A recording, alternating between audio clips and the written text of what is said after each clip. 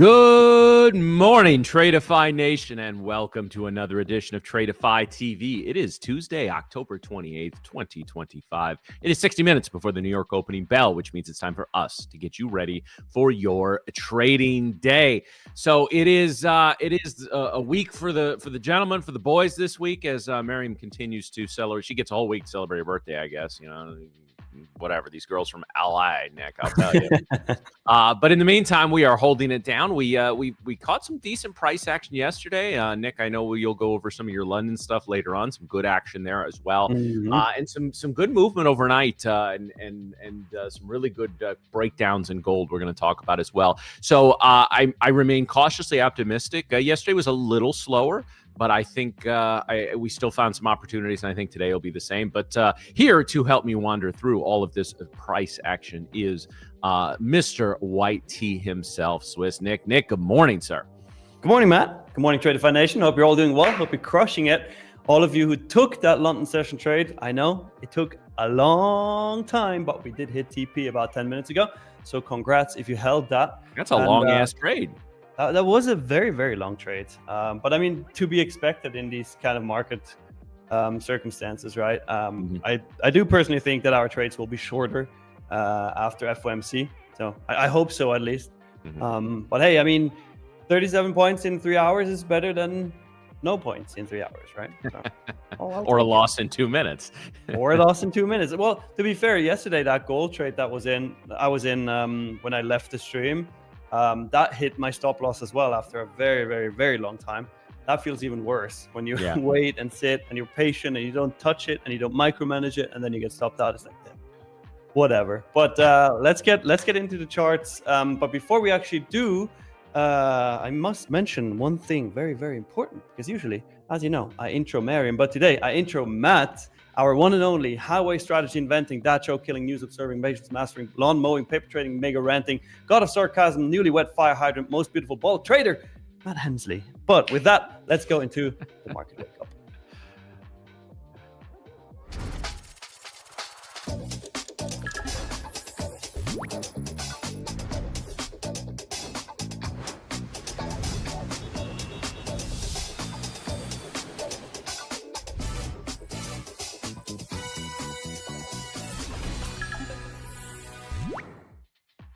Boom! Flashbang! Good morning, everybody. Now you're awake. Before we even dive into the charts and actually look at what has happened in the overnight session, please make sure you smash that like button, because today we're going to give away some Lightning funded accounts. You don't even have to pass an eval. You get straight to funded, which is pretty sick. So let's look at what actually happened in the overnight session. Yesterday, obviously, we had this slow grind to the upside after the first 20-25 minutes of consolidation after the open, New York, right? If you went long here, congrats, because you banked. This was a mean trap for all the sellers who thought, hey, we're gonna fill that opening gap, right? So yeah, that was definitely a mean trap. When the market closed, it did close at there we go, pretty much 26K. Right, so if you had 26K as the TP yesterday, then good for you. I didn't. So what happened since then? I'll actually go to the 50-minute chart so you can see it better. We had our daily open level at 26,002. Made a little bit of a push down, a little bit of a push up. Established a new all-time high at that point, with Asia highs being at 26,018.75. Then came all the way back down and established Asia low at 25,946. Once we had the London Open, I said this on stream as well. Like it was very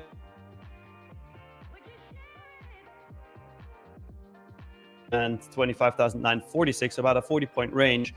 And what I was expecting was a sweep of the low and then a continued move to the upside. So that was also the setup that we took for this long here that you see on screen. I can explain that in detail after we go through the overnight session, but that was the basic idea, and it took a long time.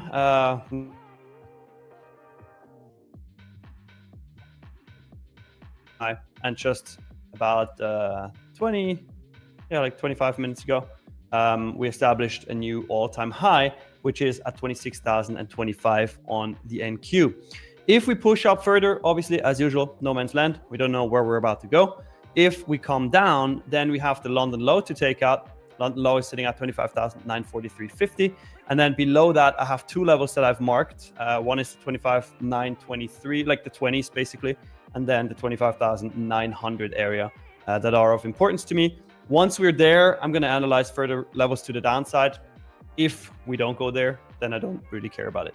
ES is moving in sync with NQ, also just made new all-time highs at 6918.25. We had the exact same move, right? A little bit of a push up, then retracement back down, established Asia low at 6,902. We're in this exact same range as NQ was, swept the Asia low, and then started our move to the upside and are now hanging around previous day high. So pretty similar movement, which is nice. I like that. And yeah, Matt, what do you see on the other instruments? Instruments. Well, I've got a camera right in front of me, and then I got some on the markets. Okay, I'm sorry. So let's go ahead and start with the one that you can trade. The ones that you can trade. Well, you're not specific, Nick. It's early here. Well, Matthew, I can be very much more specific if you need me to. Oh, well, thank you. If we're doing these accents today, that is not going to be a problem. Okay. I don't want rich people to be offended. Oh, inside joke, but not really. Anyway, so the RTY. You all right over there, Nick? I'm good.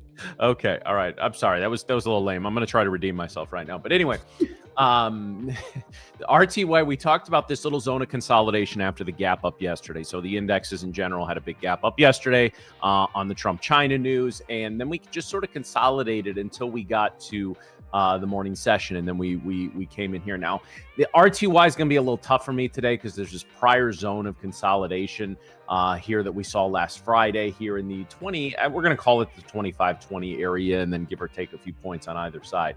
But this is at this little area here, right where we ended up before the gap up, is now acting as support at about 25.12 to 25.10. So we're going to watch that for a bounce. If we begin to move up over 25.20, we might have pretty clear ride up to 25.30. So we're going to watch that there. Oil, again, we broke down from this zone, but it is a confirmed breakdown. So even if we move back up here, I'm not going to call it a false breakdown because we did confirm we've had multiple candles open and close below here. So on the 1 hour, this is a confirmed breakdown. Didn't really maintain the momentum in the overnight session, though, as we're back up at the 60-50 level. I'm going to be very curious to see probably the first hour candle after the New York Open to see if we make a run back up to 61. But anything between 60 and 61 for me, just not really interested in oil right now. I haven't been watching it as closely. Again, guys, keep in mind something like oil is always driven by geopolitics and obviously OPEC, Russia, all of those groups. When a lot of that is in the news, that's when I don't want to be trading it, right? We want to be trading the technicals and the movement when the technicals are in control. When there's this much going on with sanctions on Russian oil companies, with I think OPEC is getting chippy again. I don't want to be involved in that because anything that comes out at any given moment could tank a position. Just like a Trump tweet in the indexes, guys. Gold continues its sell-off from highs. I'll do the math on this correction later, but we're now down. We're basically looking at, let's see, almost a 500-point move to the downside in just a handful of days. Very, very strong bullish. Seems like that guy was right about his theory, huh? It could be, and I guess we'll see it. Now, to be fair, we were on such a parabolic rise, and if we pull up gold on the weekly here, and then scrunch up our charts a little bit, this is nothing more than a little bit of profit taking. Now, if we get below, if we make that 500-point correction, we come in below 3,900. Now we're talking about not a long-term or anything like that, but a short-term bearish market on gold. But again, the weekly, we're just still so far over this breakout area of 3,500. But the rest of this week to me, and maybe even today and tomorrow, is going to be very, very important when it comes to the gold, because again, what's the next move? We've had one, down move, consolidation, down move, consolidation, down move, and now we're consolidating a little bit. At some point, the bulls are going to have to take control again. But this we're going to see what we have in store for gold this week. I think it's a very important rest of the week, and I'm going to be very curious the action in the overnight session on Wednesday into Thursday's New York session after the FOMC meeting and after Jay Powell's press conference. Jay Powell. The what now? Good old Jay Powell. That is it. Oh man. So, Nick, how you doing, man? I'm good. Let's just talk for a little bit. How's everything going? Everything going well over there in Switzerland? I saw the pictures you had of the mountains getting cold there. We got some winter on the way. Yeah. But today is actually a very beautiful day. I don't know how Miriam did that, but literally, like, out of 3 days, 2 were sunny. Like she chose the right time to come here. It's very beautiful today. It's the time of the year. It's just a lot of rain and a lot of clouds. Yeah, fog, especially fog, because I live near a lake. Right. Mm-hmm. And during the fall, that creates a lot of fog, and then it's just gray and dark, and I don't like it. But right now it's very sunny, blue sky, so I enjoy that. Yeah. What's the weather like where you're at? We finally had a couple weeks off the heat, and it's really cooling off now. We're in it's sort of cool. Not cold, but cool during the day and cold at night now. I love days like where it's warm during the day and cold at night. Like, that's my favorite time of year because I love to sleep in the cold. And I love nice, warm, sunny days and, without a whole lot of humidity. And it's a little, the highs are a little cooler now than I prefer, but the nights are really, really nice. And nice. We got some rain. We didn't get a lot of rain this summer, so it's been nice to get a little in the fall and get my grass nice and green before it freezes over. But, still haven't had our first frost. I think that might be coming next week. Nice. And at that point, it's packing up and getting ready for winter. But yeah, I like a short winter. That's one of the reasons we moved a little further south. I like about 6 weeks of winter. We got a lot last year, and I'm not nuts about that. But give me 6 weeks of winter, give me a white Christmas, and then the snow can fuck off until the next year. But I'm with you on that. I'm with you on that. Yeah. Hey, by the way, chat, we did cross 55,700 subscribers, which is sick. Good morning and welcome everybody who's new here. Keep subscribing, keep sharing, because the only way is up. Okay. Also, speaking of the only way is up, we have a poll up right now that is asking you for your opinion on the day. What do you think? Where is the market going? All-time high all day? This is the top or barcode? Let's see.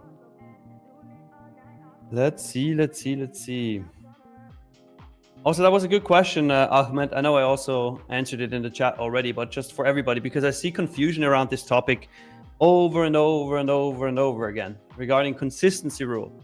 If you make more than the consistency rule would allow you, you'd still get a payout, but you just need to make more profit. So, for example, let's say 150K Lightning funded account, consistency rule is 20%. So if you don't make more than $1,800 a day, which is 20% of 9,000, then you will qualify for a payout once you reach the 9K profit target. But let's say you make 2K in one specific day.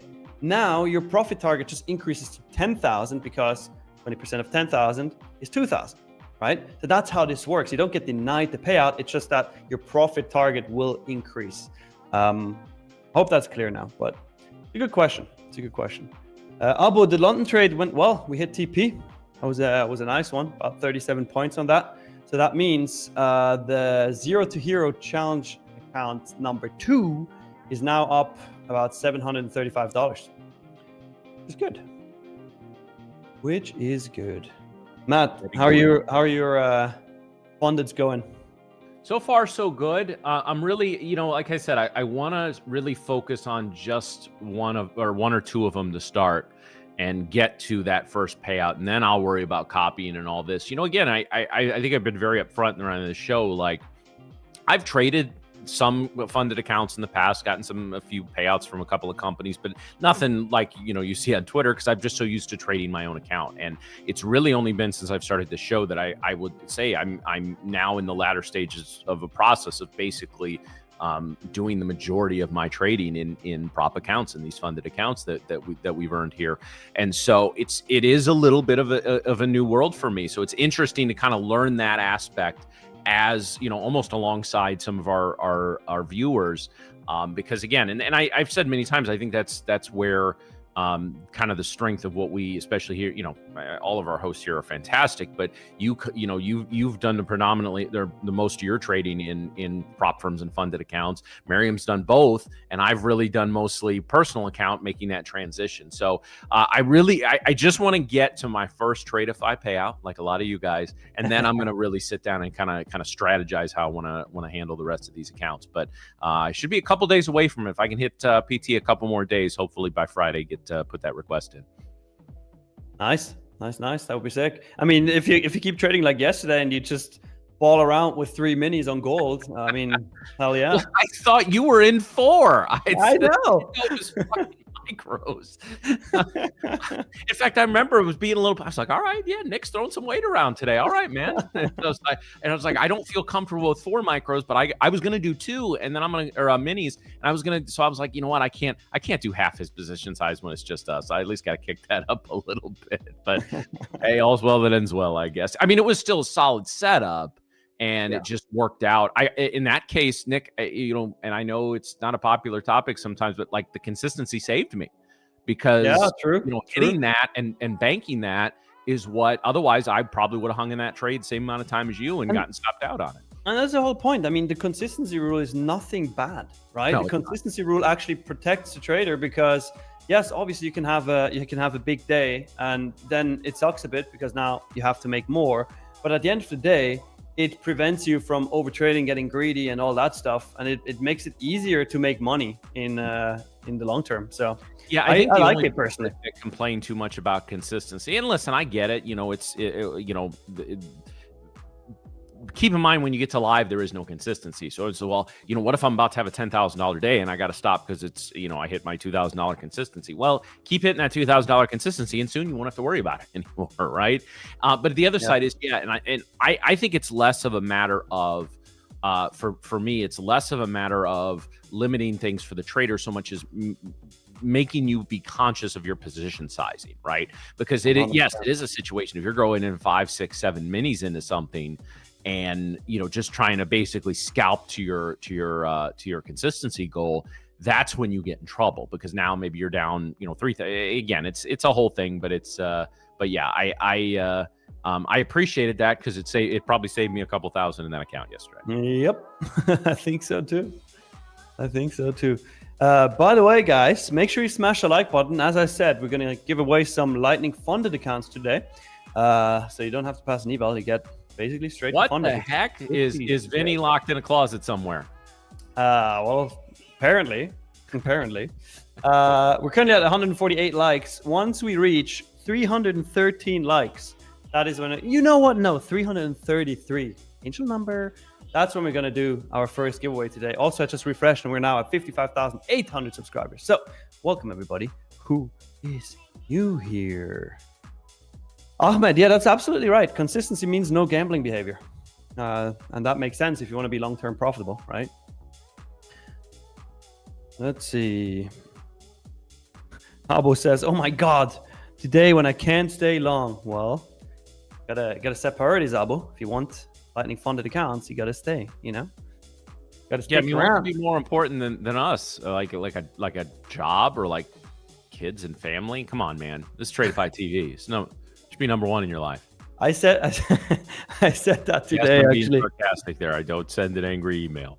I said that today, actually, Matt, in the London session. I said, like, hey, one day, and that will not be so long from now, we're aiming to do like 24-hour streams, right? And then fuck your sleep, man.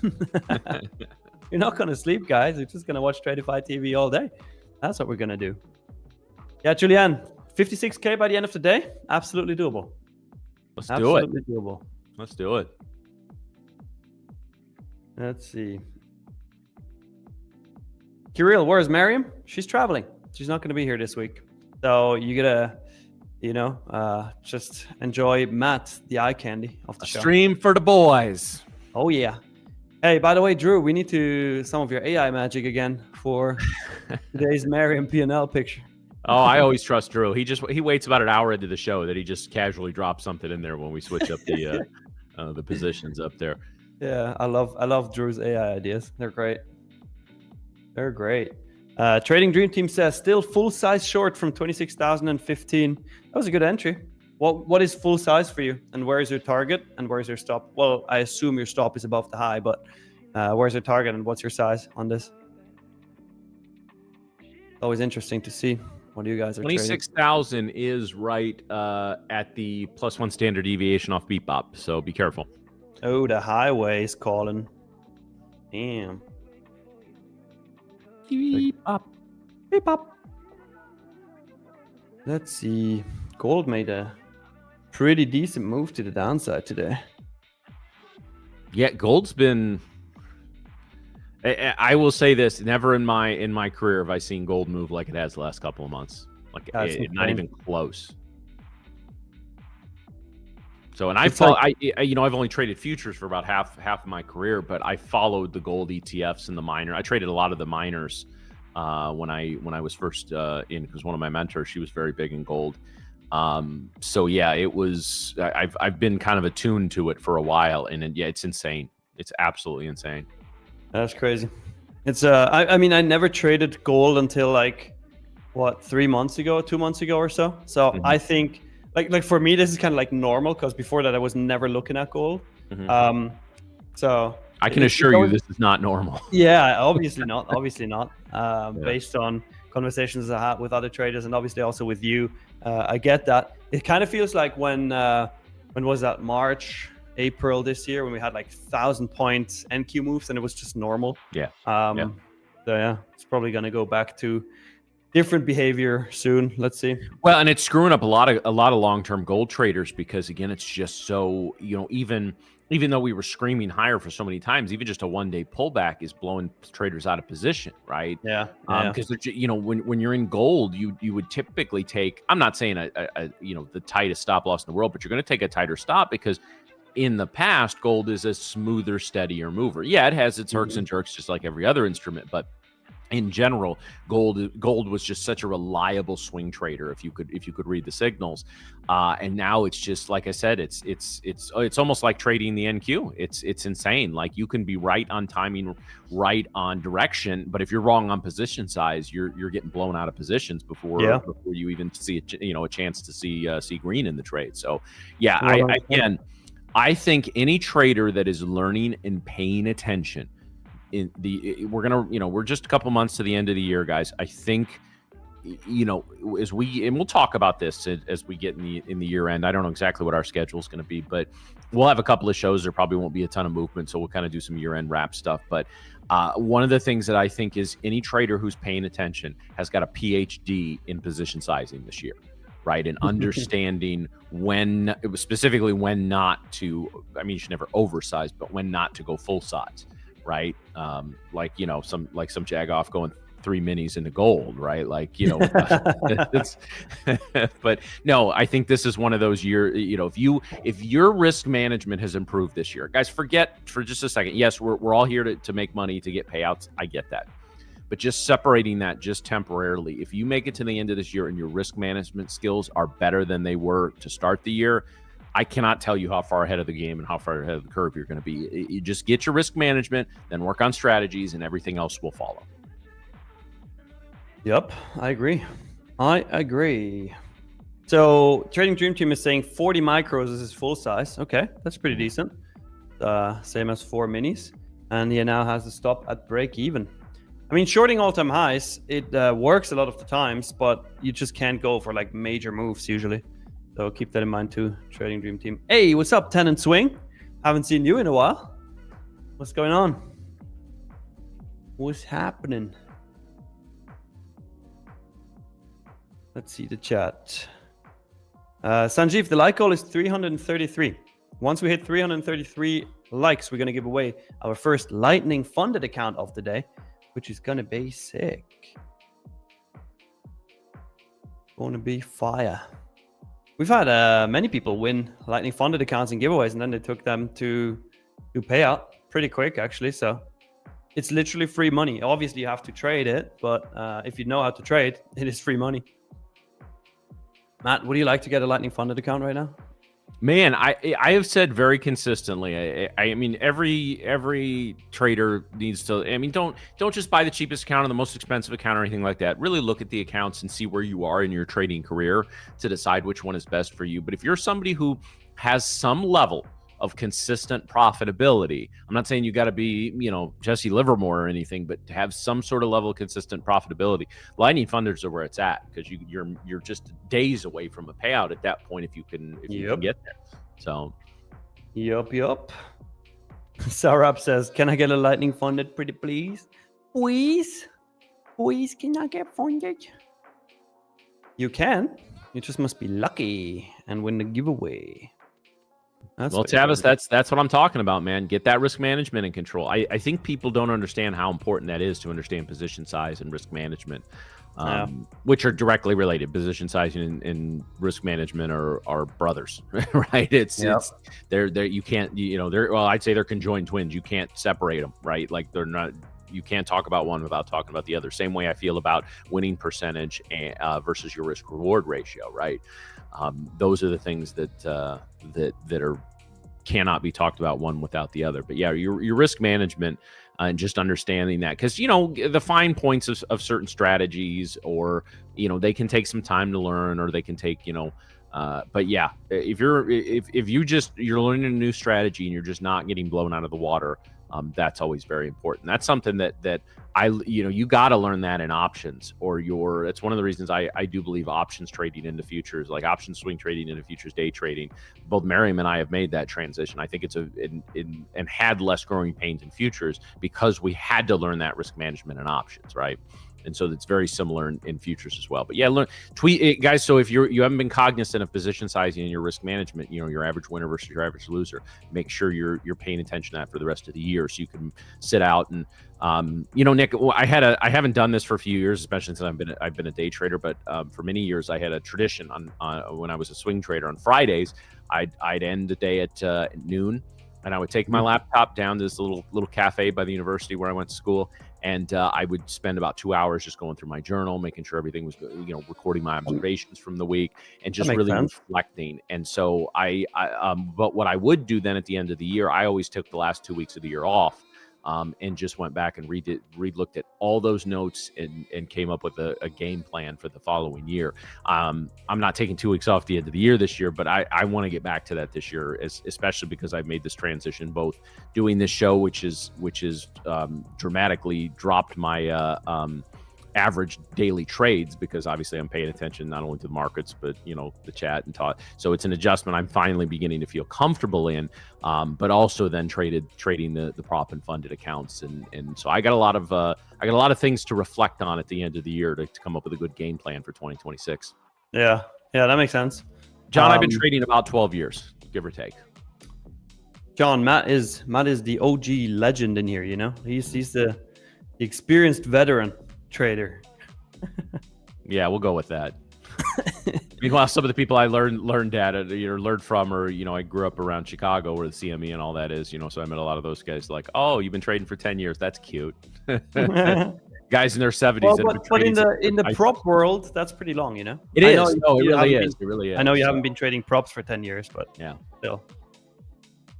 Okay, NQ is leaving now. That the train has left the station, guys.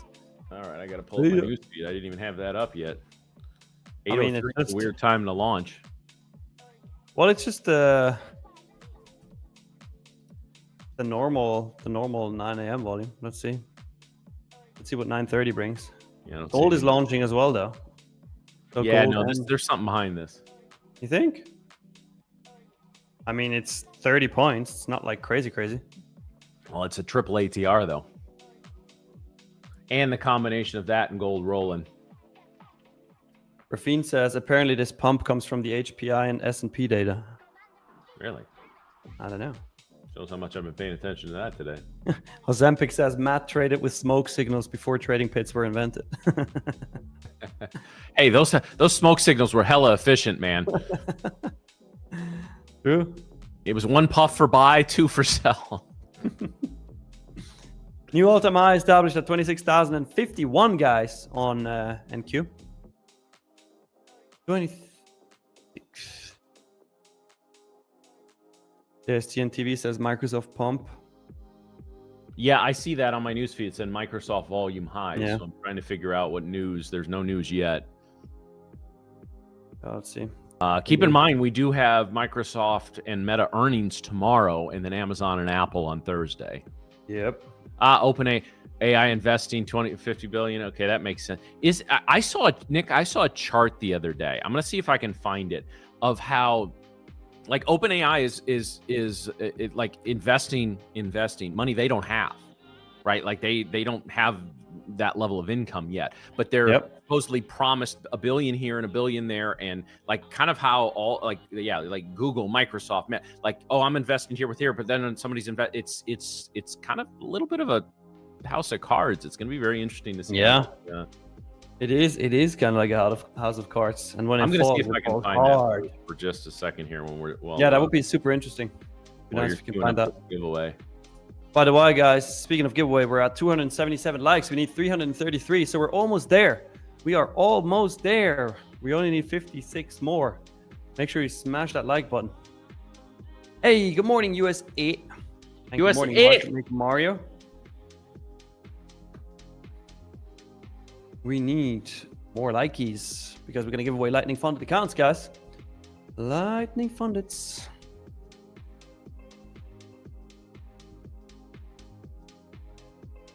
Setting up the keyword already withdrew because I know you're going to smash it. That like goal.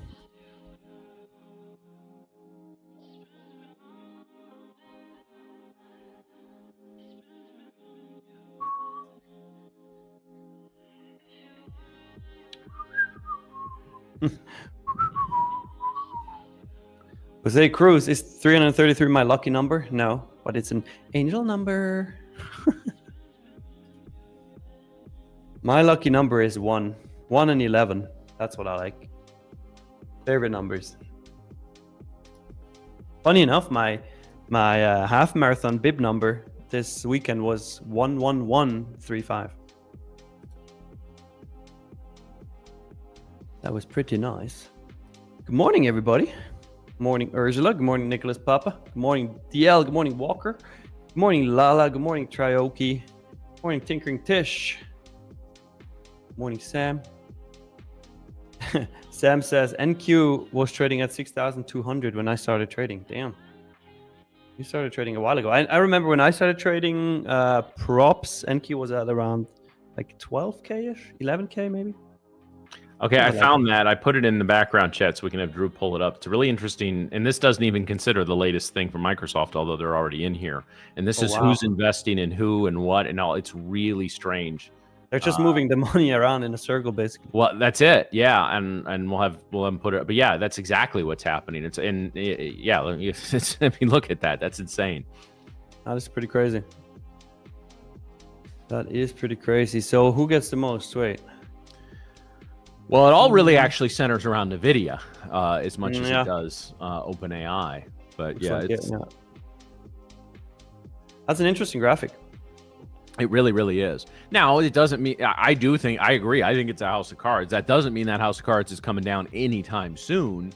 Could be tomorrow, could be 10 years from now. But there's got to be, this something like this has to have a reckoning at some point, and whether that's actual cash flowing in or a full-on, correction in the markets. But I don't think we're in the era of 10% corrections anymore. I think if we get down that far, I think we'll just go to 25 or 40. Fuck it, why not? That's pretty crazy. One more of those days where I wish I would have stick that long. Our entry was at 977.50, so would have been nice. Would have been nice. Who was it who was talking about the short in here? Hopefully you took some profit. No, he got stopped out break even. He said it before. Okay. Oh, I missed that. All right. Well, good. I'm glad it was break even and not a loss. So, Tody is saying bought at 26,000, 2 minis. Nice. You're up over what now? $2,000. Dope. You're basically done for the day, maybe.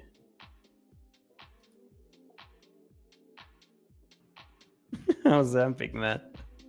You're Yeah, I see something that. else. I see that. You're something else in the chat, dude.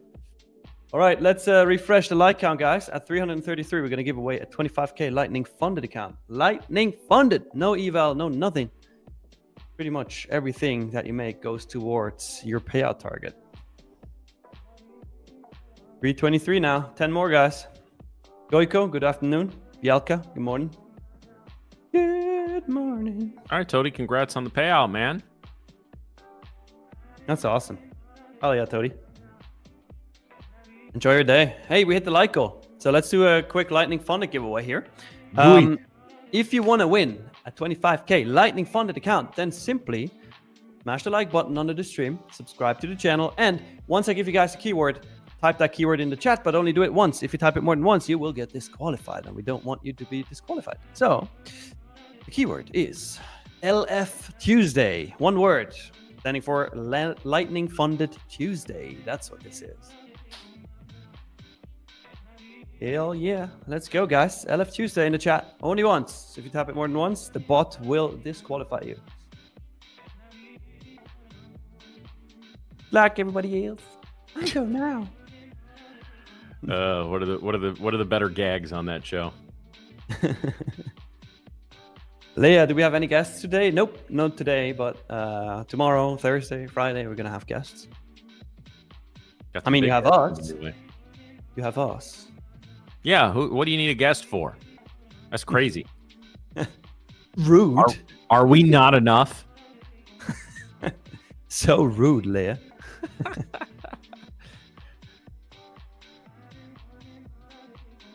Oh boy. LF Tuesday. Lightning funded account. What we're gonna do. Damn, NQ is pumping like crazy, huh? Eesh. Retested 26K and then boom. Now at 26K and 57. Kind of insane. ES, on the other hand, is obviously doing the same. Current all-time high 6927. YM is following as well. YM is also at all-time high. And gold is consolidating for a bit right now. Let's see where this takes us.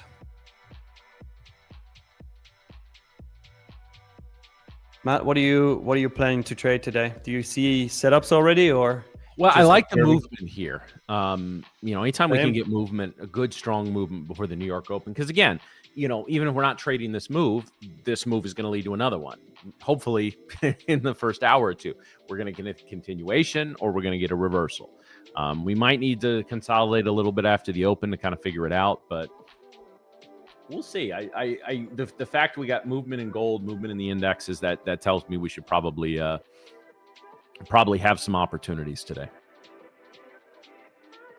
Nice. Mario, you have wait. You have 4 YMs from 40, what did you say? 47,806. Damn. Okay, nice. Good for you, man. Fire.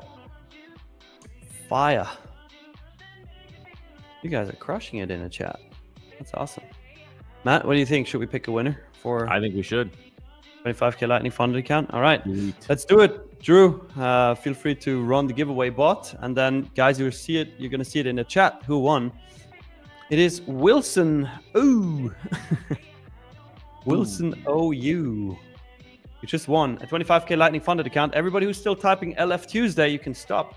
Not gonna do anything anymore.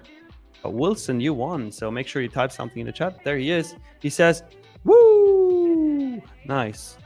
I had that giveaway yesterday after you got fired, Nick, and I had to draw it twice. The first person didn't claim. Really? I hate that. That is so unfortunate. It is Very so unfortunate. unfortunate. Hey, Wilson, make sure you add your email address to your YouTube channel description so we can actually reach out to you and send you your code for the free 25K Lightning funded account. Guys, by the way, if you did win, don't be sad because we're going to give away more Lightning funded accounts today. Don't you worry. Don't you worry. Don't worry. Be happy. Don't worry, be happy. It's Nikki Yoki. That's very that doesn't happen often, Yeah. It doesn't happen often. Nikioki. Marioki happens the second most. Marioki happens You all think the for one time. of our team buildings, Brett will take us to a karaoke bar in Miami next month? Well, we don't know, but I think an escape room is more likely with Brett. We've already done that. That doesn't matter. He escaped from prison already. He's gonna do all of them, you know. He loves them so much. We're gonna do He all was of really them. into that. That was cool. I mean, I had fun. I've done a couple of those before. Never one that loves comprehensive, but yeah, I enjoyed that. And he was like, yeah, he was really you like. Obviously, Brett's a competitor. You see that in his trading and how he runs the company. But yeah, he was really into that. Yep. Drew says they just did one Friday. See? Was Brett there too, Drew? So when they were in Chicago? Oh, nice. So see, Matt, they already did another one. That's funny. Riff Can Trade asks, Matt, did you swing long gold yet? No. I as I said yesterday, so what I was looking for here, let me pull up just the hourly on gold. What I was looking for, as I said, I wanted to see a break of 4,000, which we did obviously get. Here, I'll put this right at 4,000. We'll get rid of that one. Go away.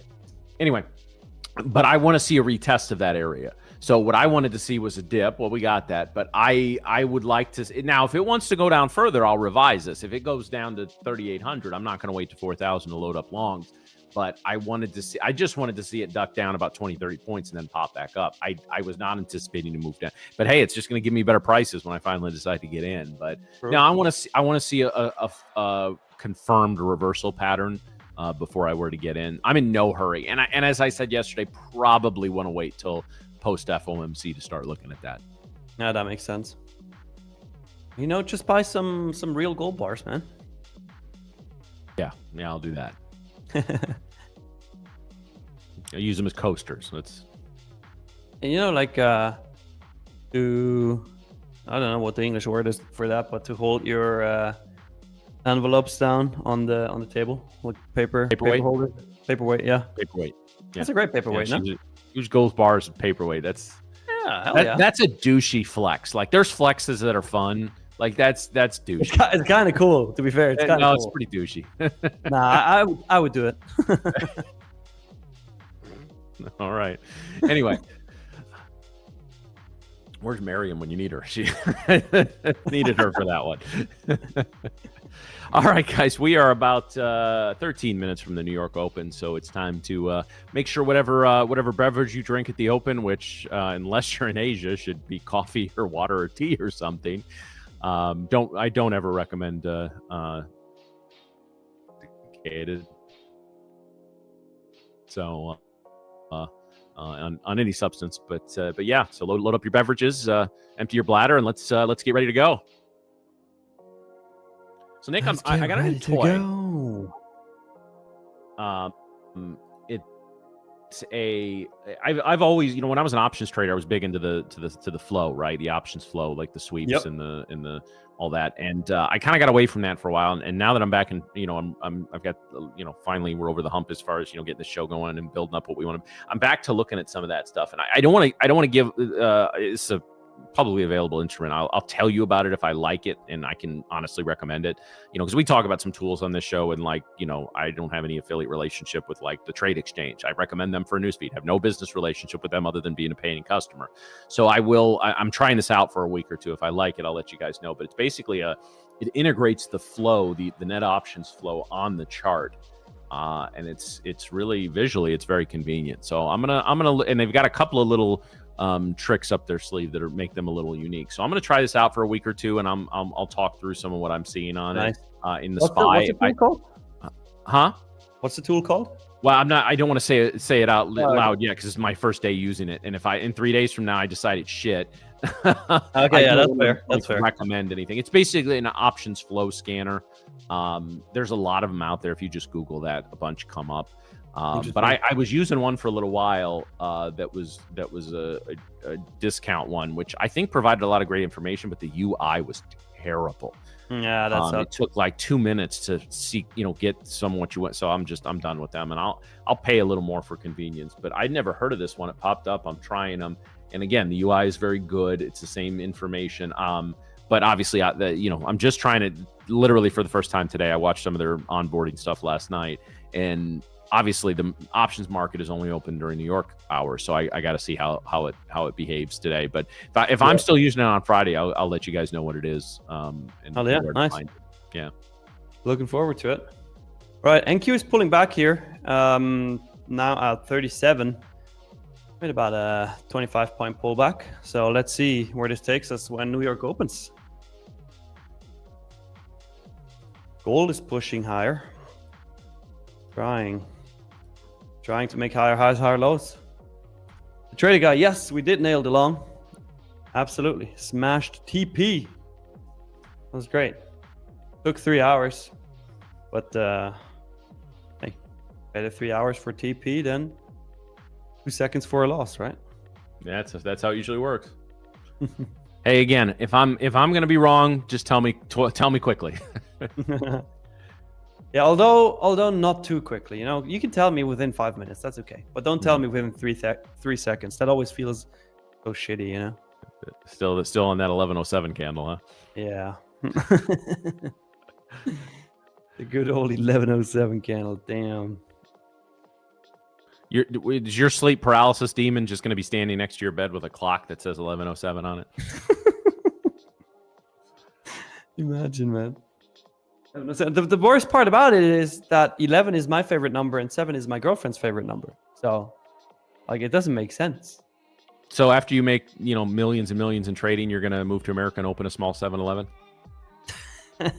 No, I'm gonna open an 11-7. Oh, okay. All right. Might have some copyright issues there, but go for it. Well, maybe it works. Let's see. Trader guy says I got 14 points after a 2-hour hold. Oh yeah. Love those, huh? I mean, at least, I feel the same way about those as I do like ties in football, but I mean, at least it's, at least it's a win, True. So, win is a win. All right, guys. So we're less than 10 minutes away now, just a little over 8 minutes away from the New York Open. So yeah, I think we're pulling back a little bit in the NQ, but this is this new all-time highs, pushing far away from 26K. Let's see, 5-minute ATR on the NQ2 before we start the session is 13. It's not horrible, not great, not horrible, just sort of meh. So just a little bit of me. Yeah, that's it, Sam. He's going to open a Panda Express right next to his 11.7. If we're doing it'll be an Express Panda, so he won't get sued, Yeah, it's a 11.7 and a Express Panda right next to it. That's what it is. It's a good question, trading like a bot. Experienced trader, how difficult do you find it to find good setups when market keeps trading all-time highs? Again, I will tell you this. Well, first of all, yeah, at all-time highs, it's tough because by definition, buying is chasing, and who the hell is going to short all-time highs? At the same time, see a setup, take a setup. That's no different at all-time highs than it is other places. Yes, you can be a little more cautious when it comes to entries, a little more cautious with confirmation or position size. But ultimately, we trade our setups, whatever the market conditions are. But again, a market continuously traded new all-time highs. If you were trading in the summer of 2020 and through most of 2021, this has happened. We've seen this before. This is not new. So, again, that's where that was a lot of longer-term traders were very paralyzed by that, right? Like a lot of the buy the dippers and the YOLOers were doing pretty well during that time. Many a YouTube career was made during those years. But in all honesty, it is what it is. We've seen it, but now I think this is why it feels like these moves up are almost as strong, if not stronger than those post-COVID crash moves, because again, this is not new. We've seen it, and big money has no problem plowing in at this point. But we'll see. What's the average min and max ATR you personally trade at? So anything under 15, I'm not touching once the New York market opens. I mean, exemptions for the first 20 minutes, obviously, because things are really popping up at that time. But I really like to see it in the high 20s, low 30s. That's a real nice range for me, because that means we're moving, but we're not insane. And if we got a nice 20, let's say 28 point ATR, I can set my stop loss at about 20 and feel pretty comfortable about that. And again, I can, that's going to be a little more in line with my Excuse me, R to R. That makes sense. Yeah, all the props to you guys that stayed up for that game last night. I didn't watch much baseball this year. I was a little busy over this. Like I asked you before the show, like I have no idea about baseball. Mhm. We don't really play that in Switzerland, right? So I was aware that baseball games are long, but I wasn't aware that they're that long. That's crazy. Like, Well, the average what did game you for the say? What first did you say time- the game went? How long did it go yesterday? So an average baseball game last year for the first time dipped under 3 hours when they implemented some new speed rules to speed things up.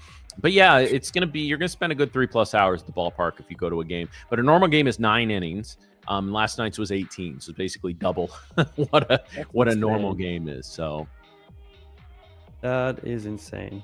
Mm-hmm.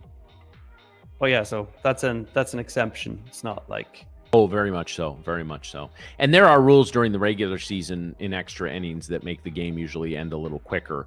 But those rules are not in place in the postseason, so they can go a lot longer. Oh well. Marco's cricket is even longer. And Goico says cricket matches go for days.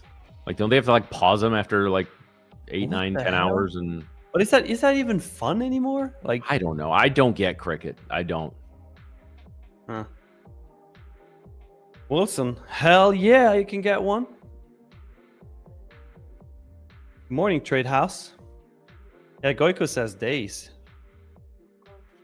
That's insane. I know. And hate each other cricket wise, and it's a huge matchup. Wait, I think we lost you for a second there, or maybe it was me. I don't know, but I couldn't understand what he said. What did you say? I said all I know about cricket is India and Pakistan have it's one of the best hugest rivalries in sports apparently. Yeah, I heard they usually redeem the trophies. They do. Yeah, they get a token and they go redeem it. So good for them.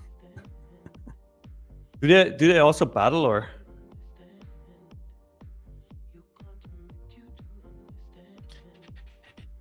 I don't think there's a lot of battling on the field and just matching of wits and all that. But yes, I heard it in the stands. There can be a lot of battling. And speaking of battles, it's time for the opening bell battle.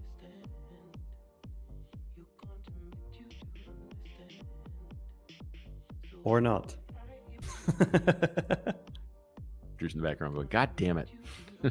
Drew's like, opening what? Opening battle who? Never heard of her. Nice.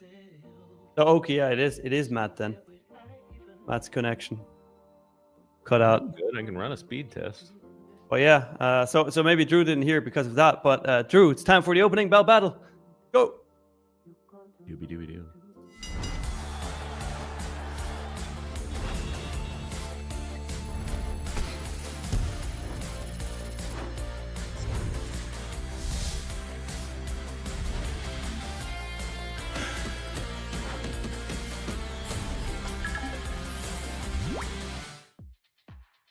All right. Matt, you ready for today? I am. I'm like I said, I'm cautiously optimistic. We have a very tradable day with the pre-market movement. Crazy. I just stopped walking, and the amount of steps that I have right now is 7,117. See that these numbers, they haunt me. Okay. But in a good way. Sometimes. Motion, I answered that question just a couple minutes ago.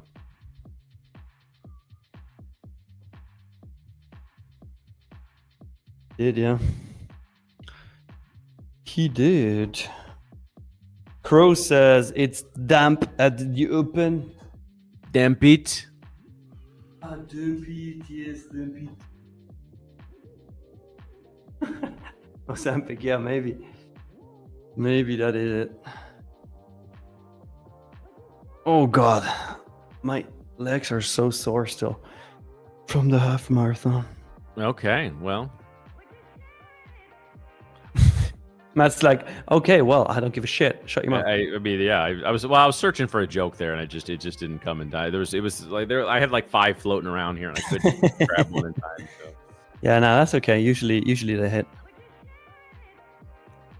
Usually they. Remember when I was in high school, they got this kid to do a bunch of squats, and we were in the weight room, and they like got him to do like squats like he could barely stand. And they said, okay, you got to do 5 more, and as soon as you do the 5th one, stand up and sprint to the water fountain. What happened? Plat. He just went face down. He took 1 step, and his legs just gave out.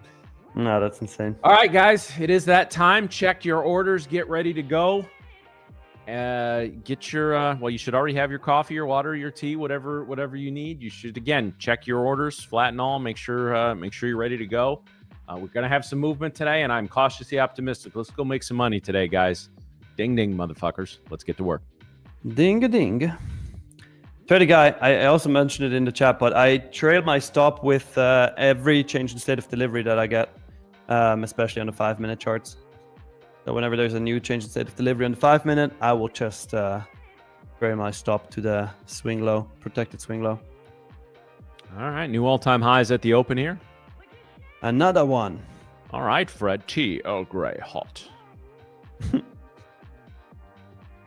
Some Earl Grey tea, yeah. That's really good, yeah. So, yes, didn't make an all-time high from this New York push. NQ made a clear one. We got a little bit of a divergence there between NQ and ES. Let's see.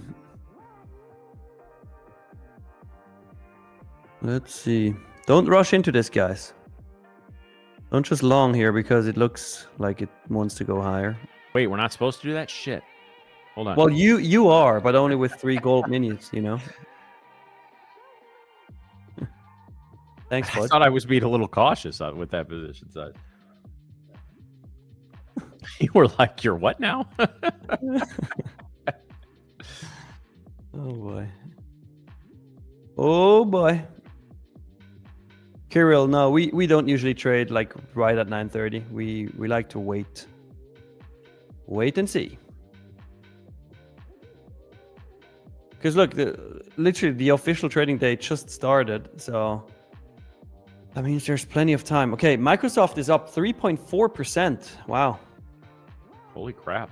I mean, was expected with that OpenAI news, but still crazy. Overall, Mag 7 all combined, up 0.9% right now.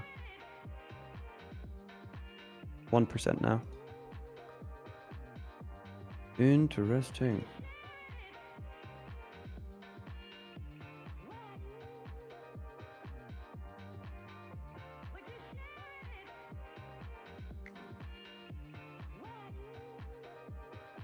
Anybody in trades already? Chat? Oh, you know there's a few degens out there already trading. Oh, 100%. By the way, chat, new like goal, 555. You know what? No, we're making it harder. 599. 599 for another Lightning funded account giveaway. Damn, you're going to do them like that, huh? Yep. The market pumps, we can pump the likes as well. Okay, yeah, I approve. Wilson, you won a 25k Lightning funded account. So you don't have to pass an eval or anything. You get straight to funded. Okay, almost at 26,100 now. Damn. In what, subs? No, Wow. no. Oh, I was going to say, I thought we're way over that. I heard 56. I'm like, wow, okay. I said 26. I mean, NQ is at 26,100. No, we're at 55,800 in subs. Let's get to 56 today. Yeah, 56 is doable, guys. Just make sure you share the stream with your brother, your sister, your mother, your father, your grandma, your grandpa, your dog, your cat, your turtle, your whatever you have. Share it with your friends, share it with your enemies, share it with the people that you encounter on your day-to-day lives, but you don't know who the hell they are. Share it with everybody. Ruben says, new here, didn't know Tradeify made lives. Well, now you know. And we're not just going to do a live stream. We're also going to make your life better if you tune in every single day at 8:30 a.m. Eastern time. All right. For being Thank you. Ruben. What's that? I said, thanks for being here, Ruben. Appreciate you. Yes, sir. Yes, sir. Gene says 5 in Thai is pronounced ha. So 555 is ha ha ha. All right, nice. But your turtle doesn't like trading. What the hell? What kind of turtle is that, man? I think a turtle would make a good trader. Slow and steady wins the race. True. As long as they limit order and don't market order, because once they hit the market order button, the market is 20 points away. Yeah, but it takes them a long time to do it. So True. Neek says, my dog is watching your stream. He's better trader than us. Well, I hope not. Yeah, Ozempic. Turtle only trades the turtle soup setup. All right, gold pulling back, NQ pulling back a bit. Ooh, NQ pulling back a lot, 30 points. yeah, that's hell of a selling tail in that first 5-minute candle. Also, ES has not yet made an all-time high in the New York session. We have divergence between NQ and ES. Keep that in mind as well. Interesting. YM is pushing up.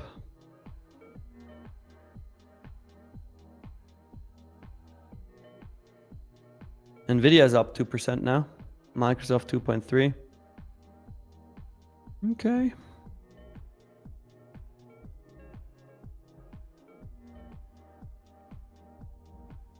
Let's see.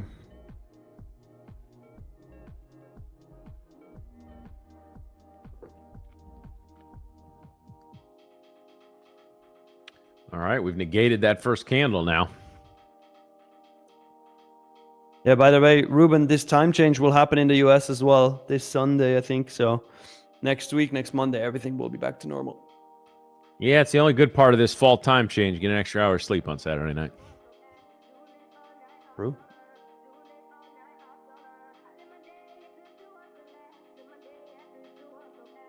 Yeah, Fudge, that's why we always wait for candle closes, right? So important.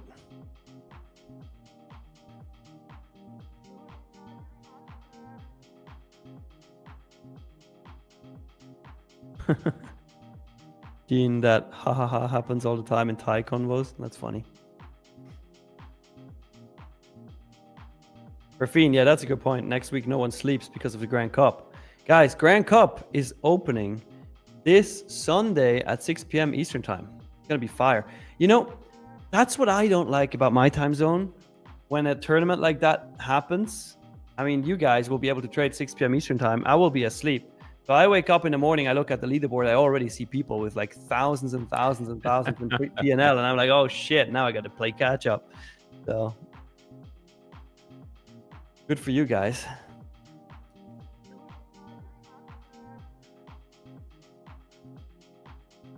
Grand Cup's going to be sick though.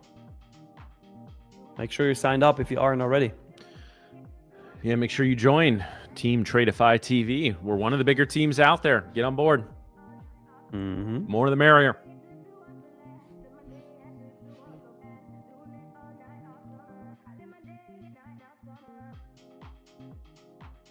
That's true, Kerry. When they sleep, I can catch up.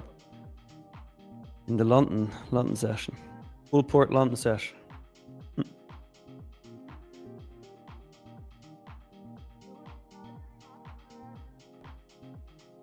Yeah, NQ made its way back down to the 26,050s. ES about to retest previous day high at 6916, almost there. Gold is just hanging around.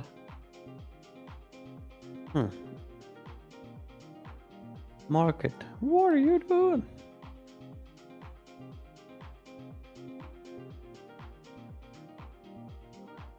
Motion arts, you know what? It's funny, I understood the same when Matt said that. I heard the more the merriam.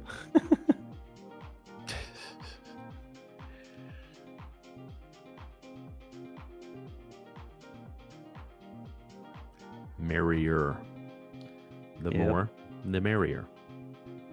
Trade House says, one day I'll make it to live stage with y'all. Hey, we hope so.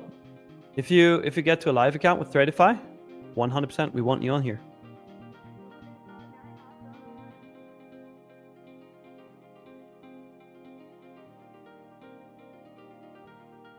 see. Yeah, Fudge, I agree. European time zone is great.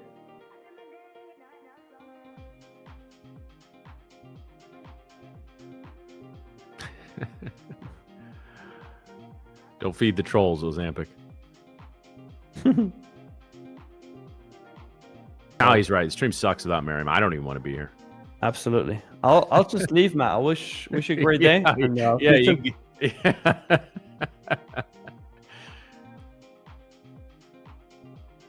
Nah, just get in. Oh, come on. You still got beautiful hair and beautiful baldness. So the eye candy's still here, guys. It's fine.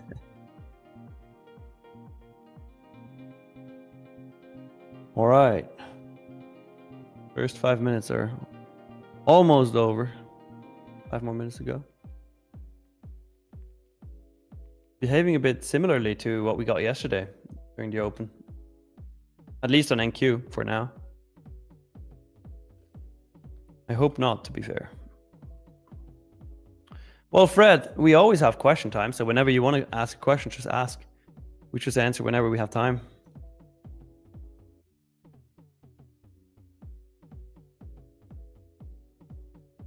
Fudge, get rid of who? The hater? Or me? Or Matt?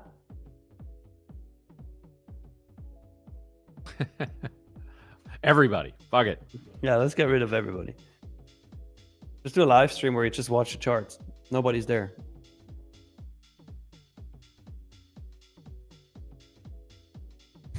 Yeah, no, Marcos, I'm good, man. I'm good.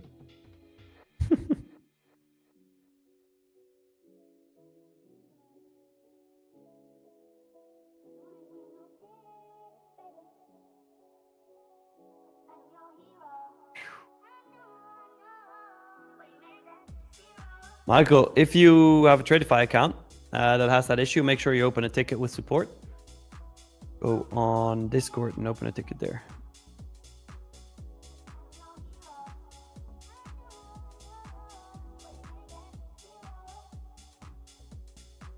Vince, would we rather continue? Would we rather trade continuation or reversal at all-time highs? Me personally, I'd rather trade continuation at all-time highs. If I get a clean setup, I'm okay with either. I don't really. I would say, well, I don't know. I mean, a setup is a setup, right? So, for me, but I will say there's an advantage to trading the reversals there because you have prior areas of support and resistance you can look at. So. Well, Fred, yeah, that's a good question. Well, again, that's the time of day to do questions because we're getting into the lunch hour there, close to the New York lunch hour. So,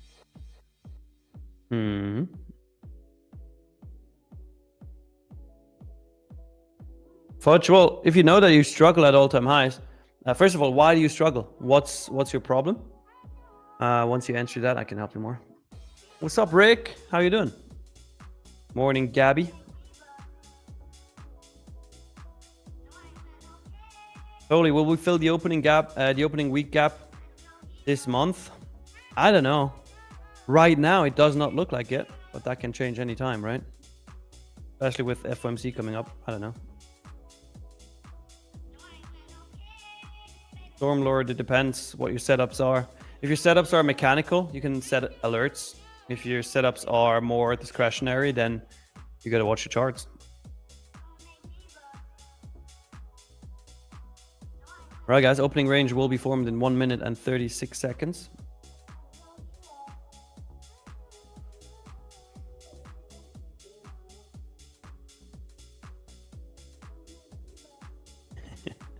That's good, Rick. Nice. yeah, by the top with no stop. Spoken like a true degen. Yeah, in caps lock. Nice. Matt, anything you're seeing in the charts right now? Any setups? I really want to see the orb put in here. Just because again, we were screaming higher for the first 2 or 3 minutes, then we kind of came back in.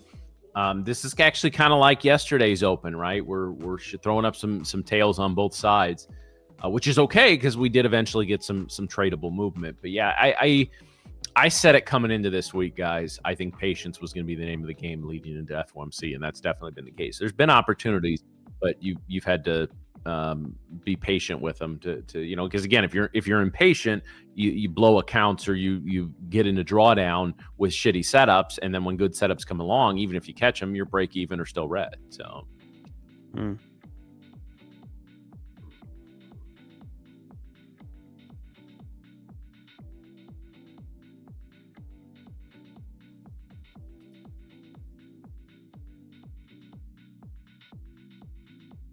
Hell is that? What? Little sound effects that are popping up there every few seconds. Sound effects? I don't hear any sound effects. Maybe from that new tool you're testing? Actually, it is. Yeah, no. I just realized that I'm dicking around with the flow here. That's a classic. Yeah. So, again, that's the thing with trading computers, guys. I got 2 platforms, a news feed, 2 different chats, and my program monitor up. And if there's like a weird sound, I don't know where the fuck it's coming from. As a trader, that's one of the more panicky moments when there's a sound coming out of your speakers you don't recognize, you don't know where it's coming from.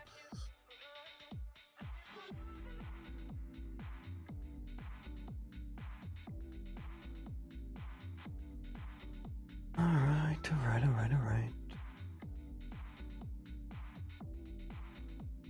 Hey, Six, what's up? Yeah, Schrodinger's right. You don't want to hear that one when you don't know where it's coming from. Order filled. That's a good point.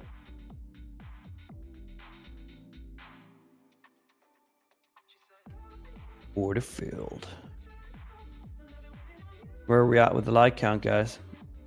Let me refresh. We are sitting at 487. We need 599. Make sure you smash the like button. Hey, Six, I did have a good London session, yeah. Made $730 on the Zero to Hero challenge account.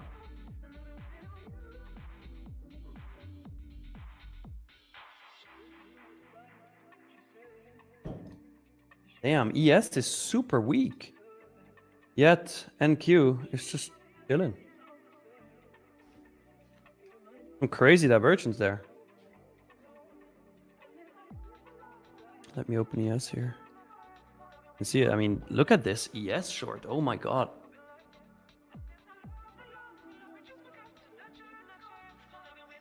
Yeah, boy, ES coming hard. Yep.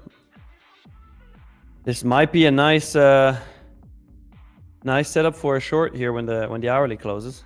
I mean, we got the change in state of delivery already. So now the only thing we need is a bearish candle 2 closure on the hourly.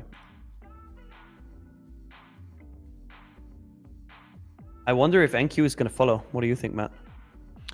Well, again, NQ, as we just said, is very much driven by the Mag 7. So, if I think Microsoft's sort of holding them up right now. But if we start to see a break there, usually one of these goes. The other one's not too far behind, but we'll see.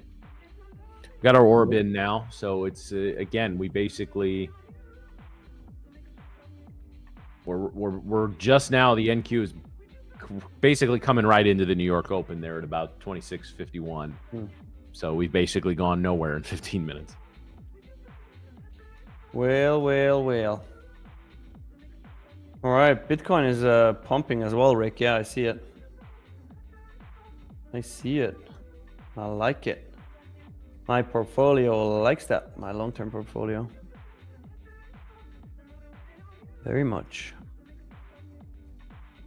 We might also get an NQ short here on the 30-minute, 3-minute.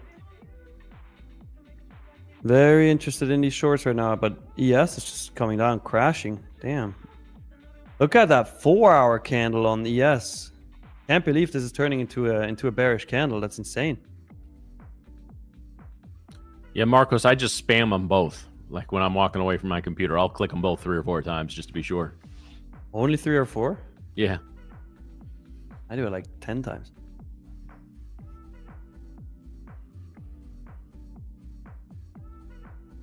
Doobie doobie doo.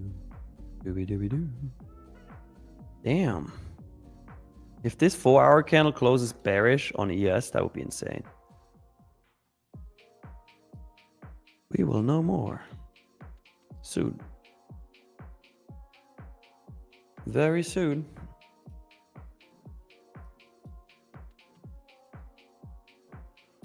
Yeah, gold. Gold not doing a ton here. Oil just kind of chopping around. RTY breaking down as well. That would show me potential signs of a multi-day move down if the RTY really starts to break.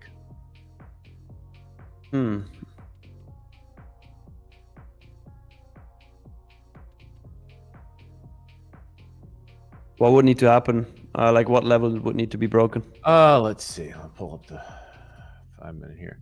Well, basically probably get back below 2,500. A strong push down below. What is it at right now? Close below there, like getting 10 or getting like 20, 30 points below there. I don't want to see it like just dicking around at that level. What is it at right now? It is sitting at 25.03. I was laughing because Market Maker Mario said this drop for some reason has the meme in my head. Chat 2 holiday. Nothing beats a Chat 2 holiday, and now you can save up to £50 per person. That is £200.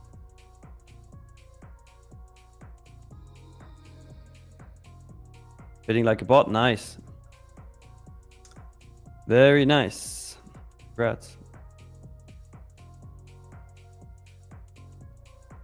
You really made $600 on a 50K? But you locked the account? Well, depends. If you want to respect consistency, then yes. If not, then keep trading. Both is fine. Just that your profit target increases. If you're on a funded, on an eval, it doesn't matter. It doesn't matter.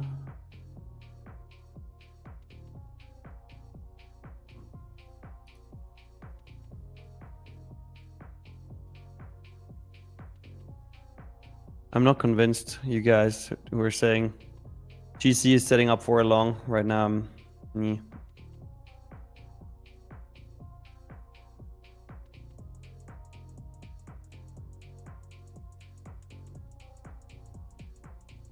$5.99 likes is what we need, guys, to do the next Lightning Funded account giveaway. So make sure if you haven't already, smash that like button.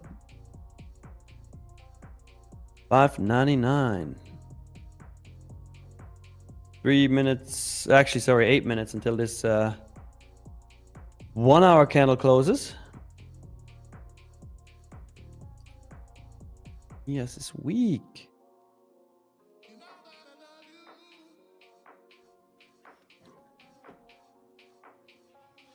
Thank you, it's just chilling up there. Yeah, it really is. Yes, looks like it wants to take out London lows here.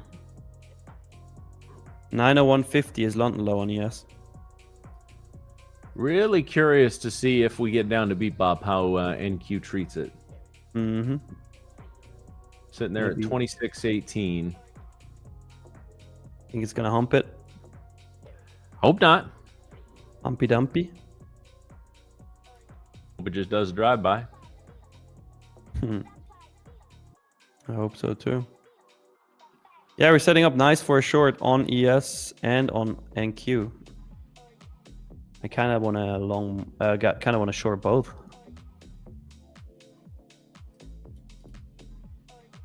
I kind of want to short ES because it's weaker, but I also want to short NQ because it has more room.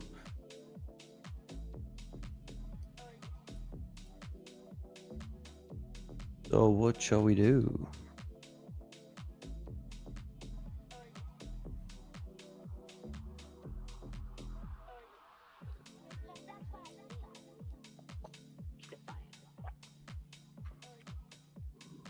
I'm liking NQ here. I don't want to take a short right here, but I'm liking the movement. Yeah, me too. Me too.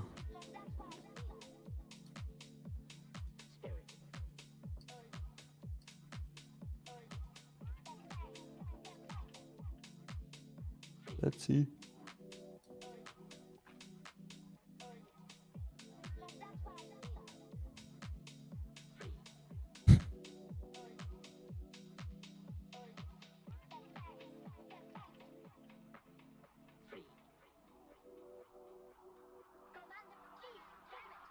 I would trade NQ on the 3-minute chart and ES on the 5-minute chart.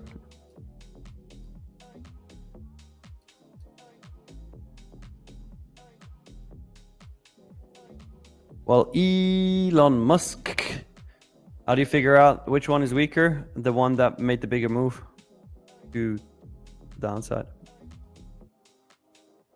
In this case, NQ has been holding up these levels here pretty nicely. And NQ ES just sliced through. Also, NQ made an all-time high during the New York session and ES did not.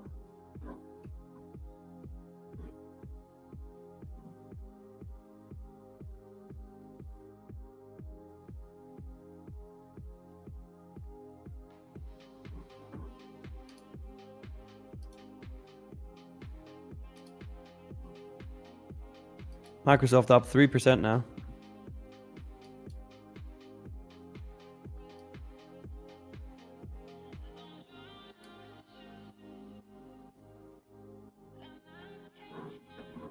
Nice, Marco Mario. That's awesome. How much did you make on your personal?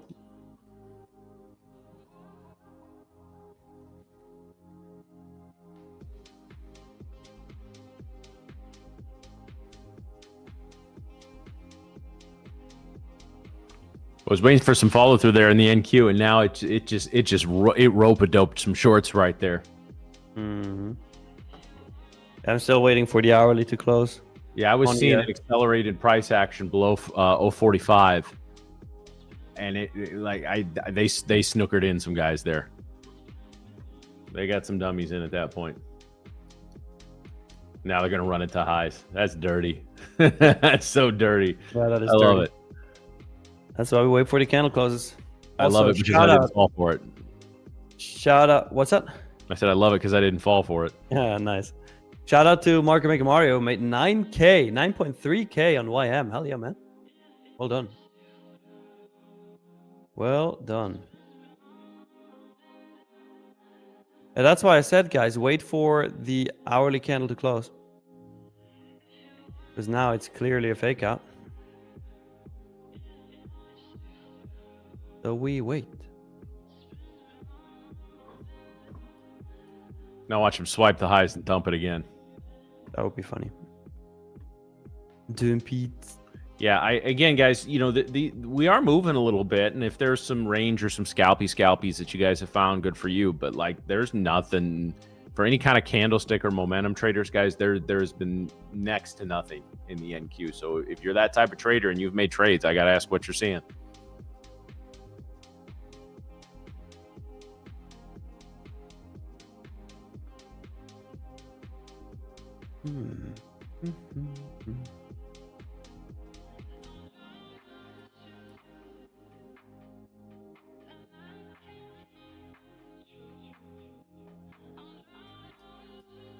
I would like to see another test of 26K. I would like to confirm that level.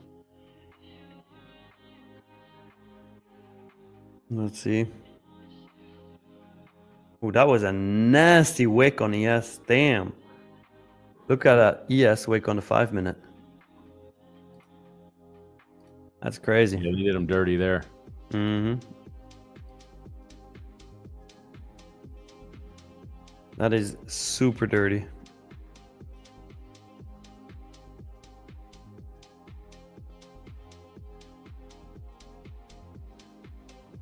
One minute and 35 seconds to go on the hourly candle.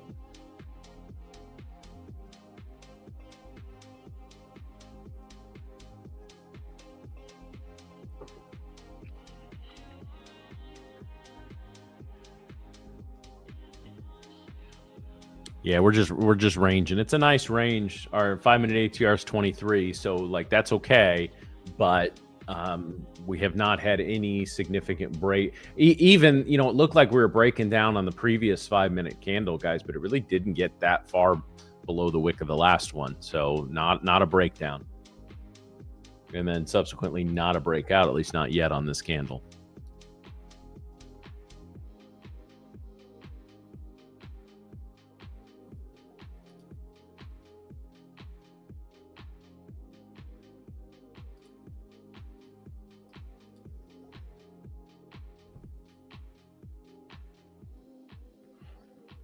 30 seconds left.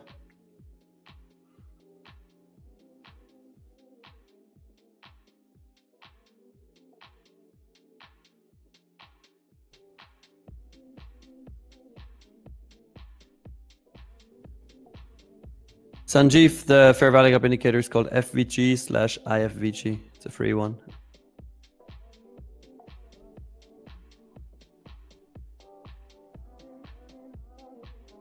All All right. Where's our first strong move going to be after the open here? Let's see.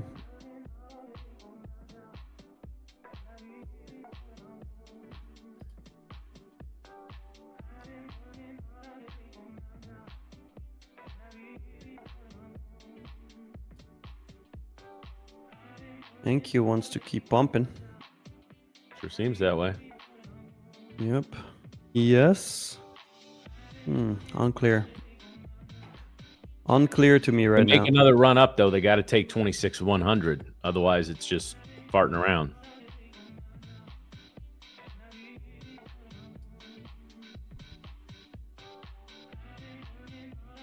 Dominic, the next like goal is 599. We're currently at 538. So smack the like button, get us to 599, and we're going to do another lightning funded account. Sanjeev, nephew Sam.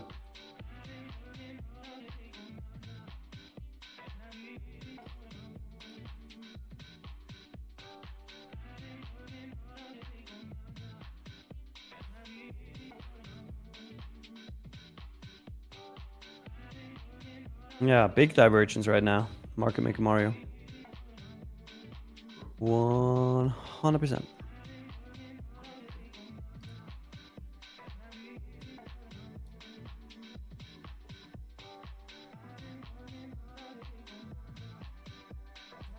Crazy. Giving us plenty to watch, nothing to trade yet. Oh, it is.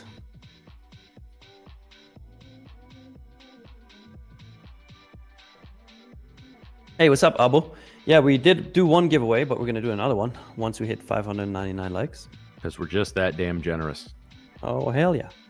And then Matt is going to do another one later, so give away plenty of accounts, don't you? They didn't want to do giveaways anymore. And you guys, Nick loves them so much. He said, if you guys don't do giveaways, I'm going to fly to the States and beat all your asses. And they said, okay, they were scared, so...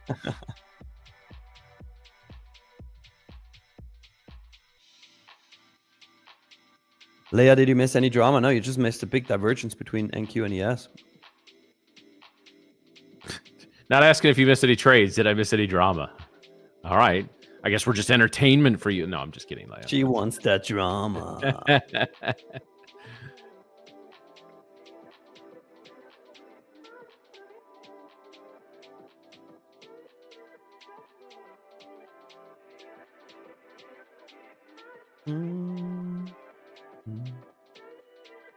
Oh, hell yeah, 6. Standing on the wings of a 747? I'm down. I'm down.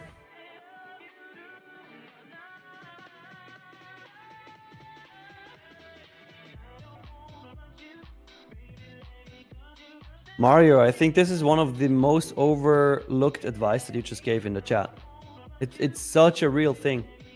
Mario just gave somebody advice and said, forget the money goal, just trade what you see and just trade your setup. Do that 100 times and don't worry about payout. It will just come. Once I did this, I just traded and the rest falls in. 100%. Hey, what's up, Mason? Morning.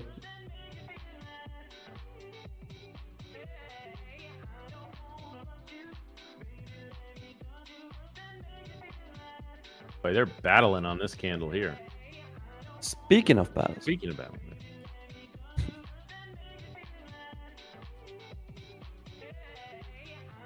Yeah, we got that movement in the ES. Now it's just kind of chopping around. The NQ's basically just been kind of chopping around for most of the day. Yep. All right, let me scan around here. Gold back to breaking out. It's making a move to beep bop. Oil ain't doing shit. The RTY has popped into the -1 standard deviation band.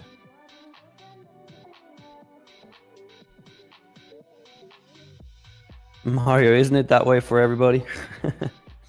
It takes years to learn that skill. Do not think about the money when you're trading.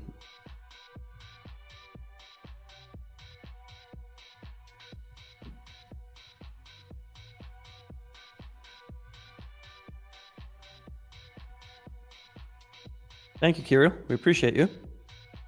We appreciate you and the kind comments. Let's see if ES makes its way back up. I can't decide if this candle's about or this candle's leading into a pump or a dump, but I feel like just watching the price action in this 5-minute candle, or the one that just closed on the ES or NQ, excuse me.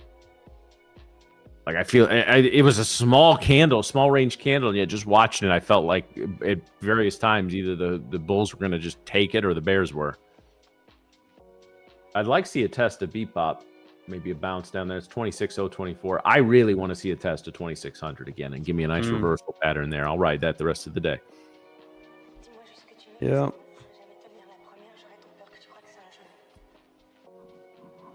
I still do like the ES shorts, honestly. But not if NQ pushes that strong.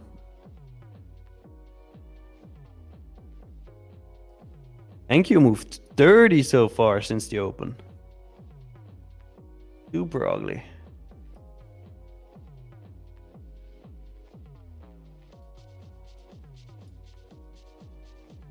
For 563 likes. We need 36 more, guys. 36 more. 599. We're gonna do a giveaway. Lightning funded account. The Lightning funded.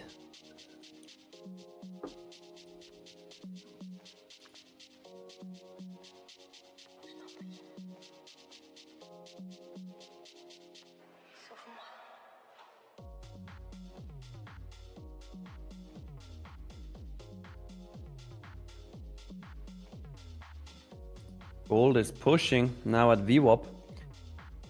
Beep up. Sorry. I almost said the wrong thing.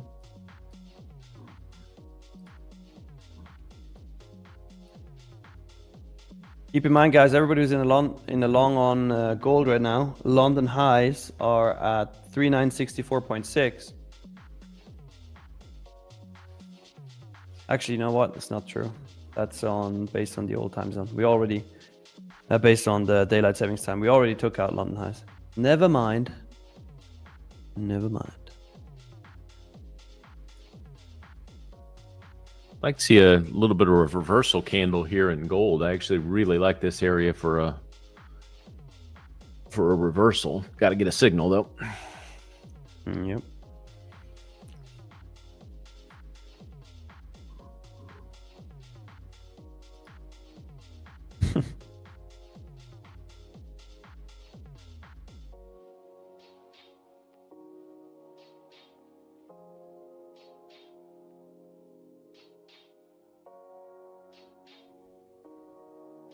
Now it starts to move slower and slower.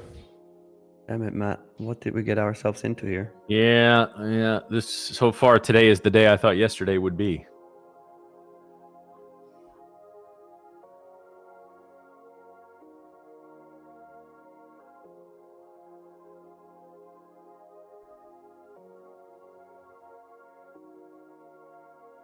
Oh boy.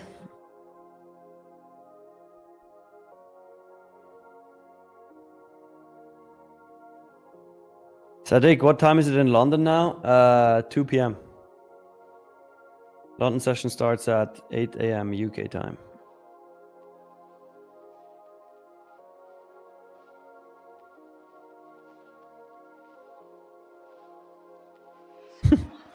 Matt, Bull Trader says, let's trade gold with 3 minis.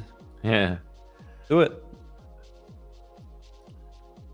I'd like to see gold go up just another handle or two, and then put in like a doji or a preferably a gravestone doji, and let's flip this thing around.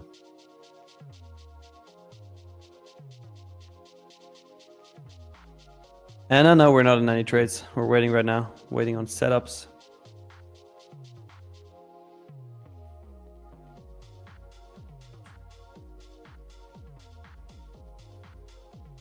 All right, we hit the like goal.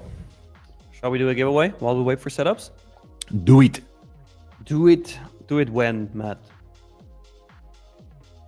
Do it now. All right. So, guys, if you want to get the chance to win a 25K Lightning funded account, Lightning funded means you don't have to pass an eval, you're immediately funded, then simply like the stream, subscribe to the channel. And once I give you guys a keyword, type that keyword into the chat only once. If you type it more than once, you will get disqualified.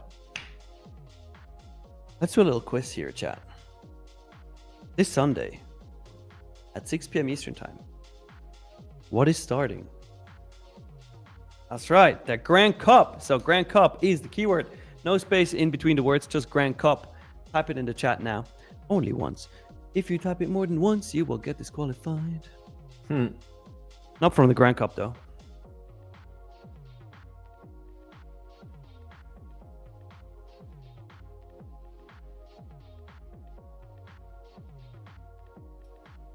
And Q trying to push back up to all-time highs.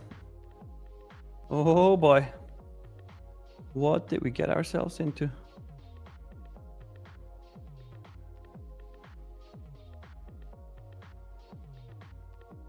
Both works, trading dream team. All caps or lower caps, doesn't matter. As long as you type Grand Cup.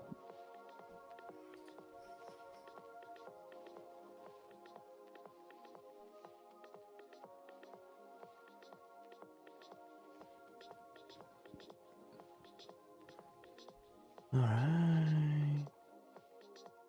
Hey, gold is rejecting VWAP.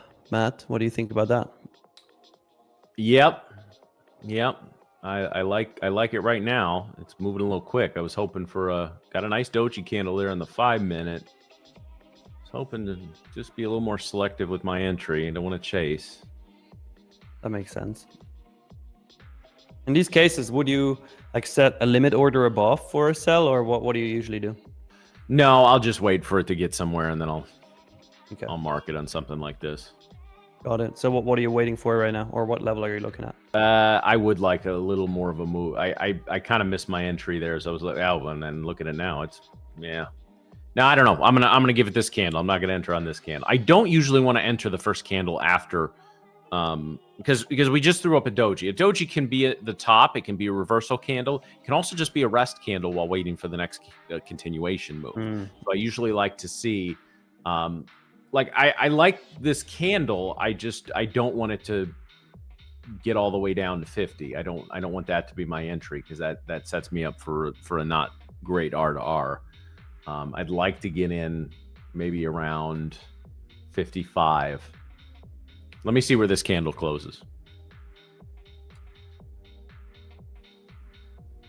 I'll make sure and scale down to 2 minis before I put in the order.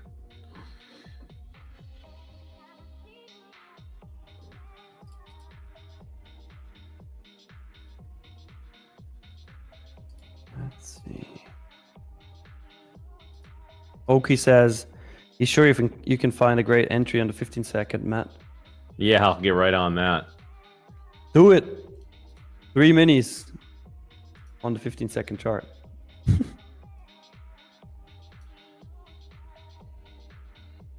Would like to see the ES go test 6,900. Yeah, but I want an entry first. I like the shorts still on ES. Sunflower shorts.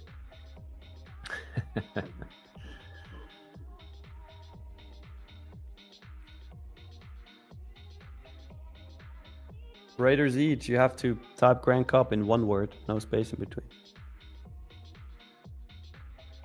Grand Cup.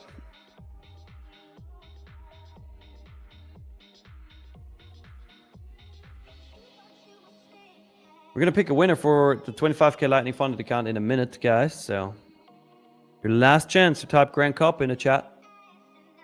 Grand Cup. Dude, Matt, I'm so looking forward to the Grand Cup. It's going to be sick. It's going to be a lot of fun. I'm looking, I'm just looking forward to the trash talk, really. Well, that will happen for sure. I can guarantee. I told you I could win the whole thing, or I could go out on week 1. I'm going to shit talk the whole tournament. I love that. That's what the trading space is for. Everybody's shit talking all the time.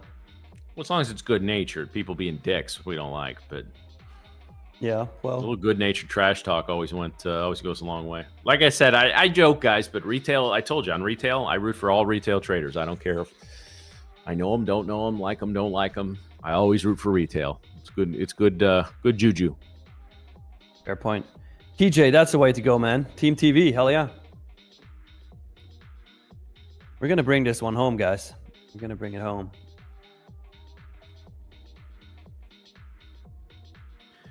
So again, this new little kind of tool I'm playing around with here is showing a pretty good amount of call selling in the SPY, which again would tend to be a bearish indicator for the ES. Now it doesn't mean it's dropping right now or even at all, but based on the little guide that I did, that's what's showing up right now. Pretty significant amount of call selling.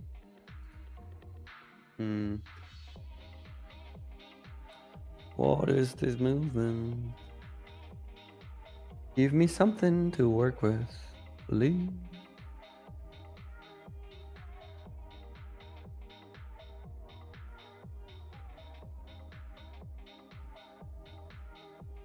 Jose, wow. Okay. Okay. Just wait. Wait and see.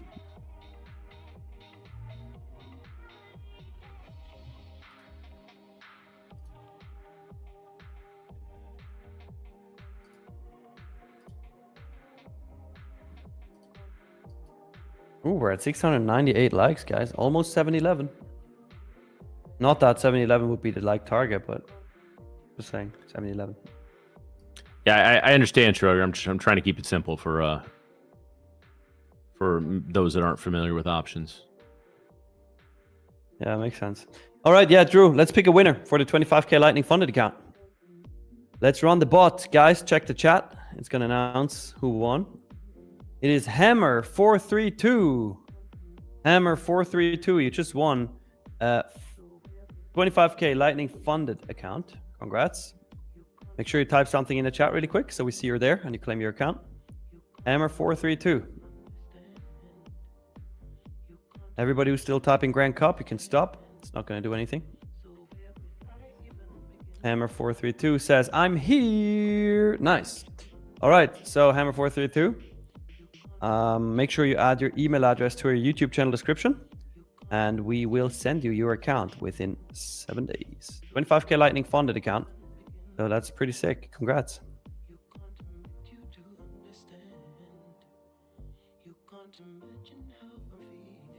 Yeah, good one, Leah. Leah said, congrats, Hammer. He definitely nailed it. That could be from Matt, Leah. Yeah. That's copyright infringement. My dad jokes. Damn, this price action. Yeah, we really kind of tightened up here. Mm-hmm.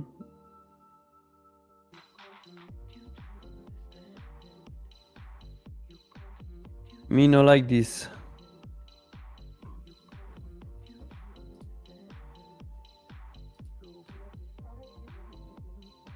There's no reason in the world the ES and the based on the patterns the ES and the NQ should pop right now, which makes me think that's about exactly what they're about to do. Yeah. Always doing the unexpected.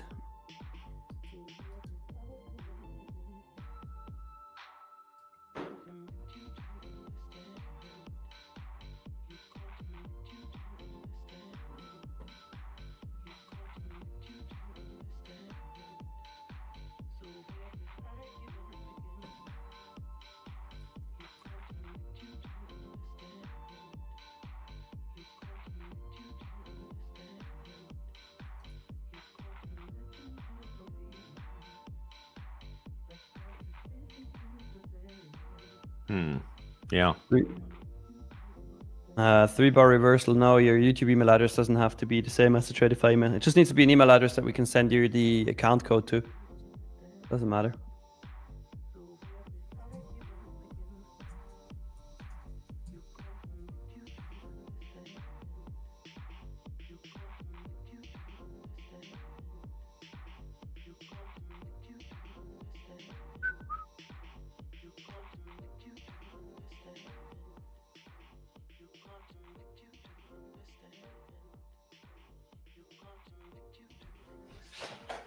Let's see what we can get, guys.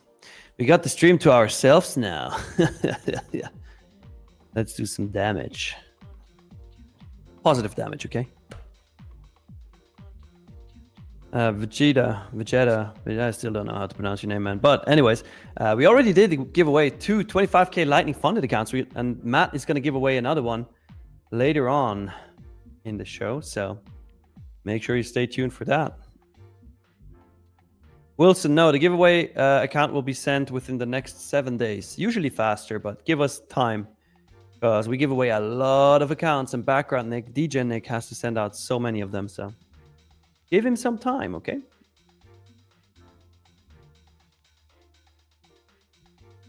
Extraordinary Cave Trader. If you go back in the stream, to the beginning of the stream, and that is where we give an overview over what happened in the overnight session. So make sure to check that out. Right now, ES is just consolidating here, building a little bear flag. Actually, a very clean bear flag. So let's see. Let's see if we get any nice setups here. Gold hanging around. Beep up. YM is consolidating as well. So yeah, I'm not convinced on anything right now. Really not convinced on anything, unfortunately.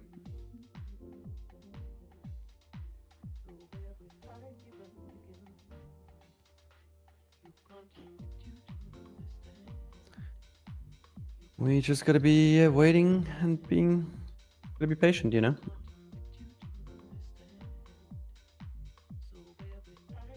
Just gotta be patient.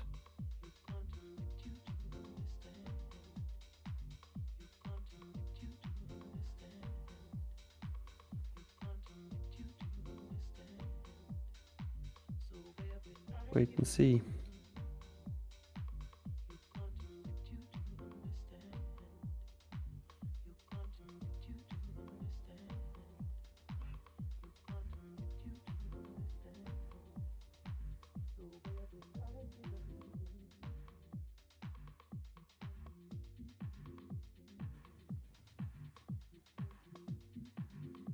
Doing a whole bunch of nothing, man.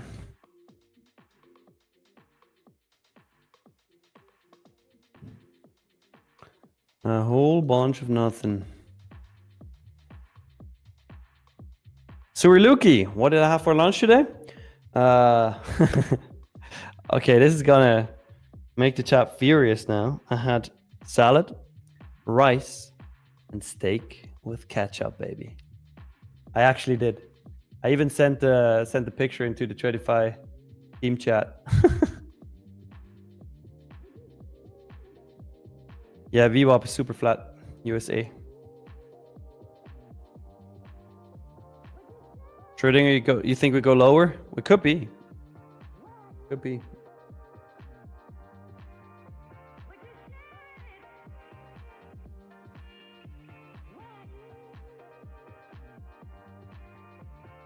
Mr. Chinsky, you like this price action? Damn. What are you trading?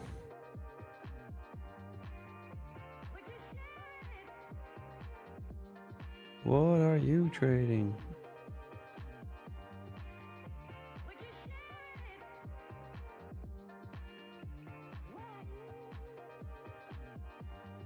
Yeah, Trading Dream Team, I don't like the price action either. I don't see any setups for how I'm trading right now.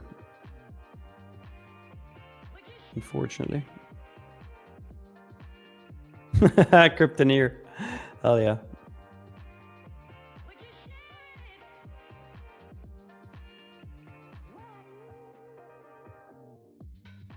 Wave Trader says typical slow grind before an FOMC meeting and mega earnings releases. Yeah, that doesn't make it better.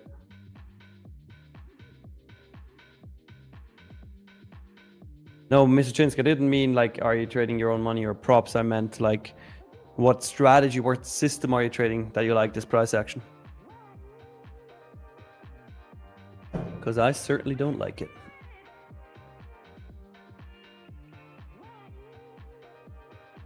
Everybody who's still tapping Grand Cup, you can stop. It's not going to do anything. Yeah, that's right. Plays with fire. No range to trade. No nothing. It's just ugly. The price action during London was nice, though. Slow, but nice. Slow, but nice. Bull trader, you think so? Lunchtime will make it move? Well, let's see. Let's see.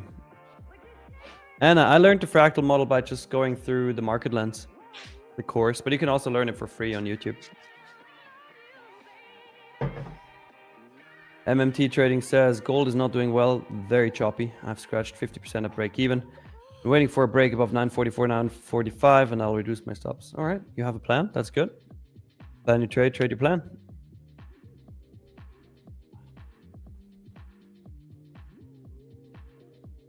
Trading for keeps. Nick, who won? I lost power, and congrats to the winner. Not you.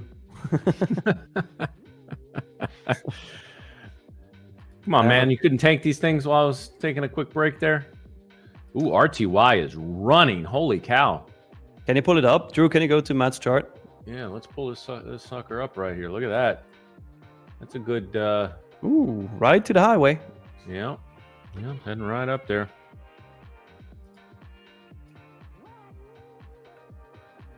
Vince, it's definitely worth it because it's way more structured. Super easy to learn that way.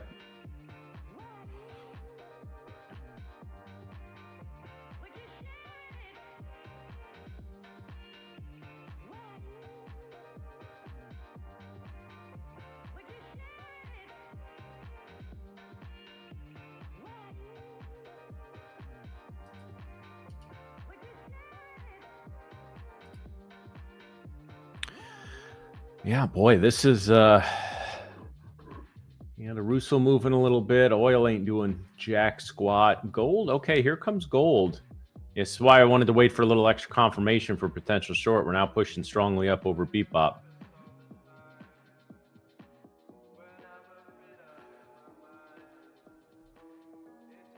Yeah, I mean, Darth, so gold is just, like I said, I wish I could sit here and break down like the fundamentals of gold and all this. I learned gold from one of the women who taught me trading.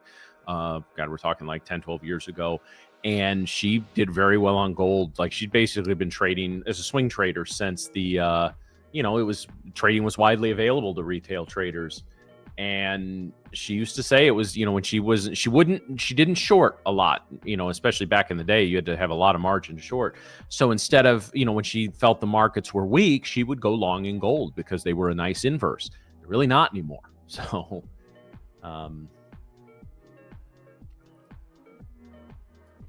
yeah, it's just another asset at this point. I don't really look, I do look at it in conjunction with what the indexes are doing, but not those are not as linked as they used to be. Plus, gold's a nice thing to learn because it trades very consistent volume throughout all the sessions. Most days New York's going to have the most volume, but it's going to be the volume difference is not, it's not as big a gulf during the New York and European and Asian sessions as it is something like the NQ or the ES is. All right. Yeah, NQ dropping a little bit. I won't consider a bearish trade in NQ until we break below view up.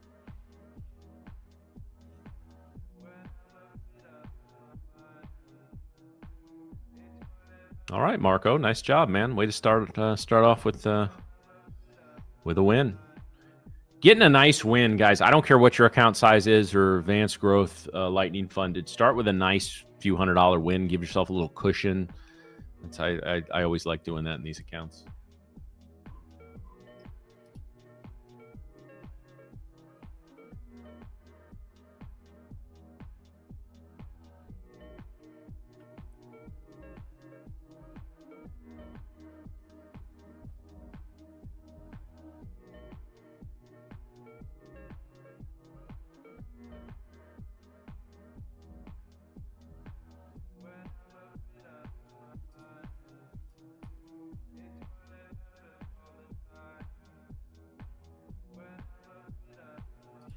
All right, guys. So we are,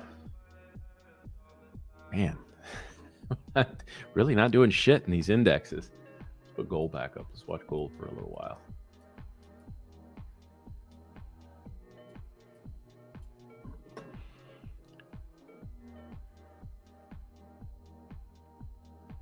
Yeah, Rico, that's you're exactly right, and we talked about that yesterday, and we didn't have great movement yesterday, but we had enough to trade. We found a decent setup in gold, but yeah.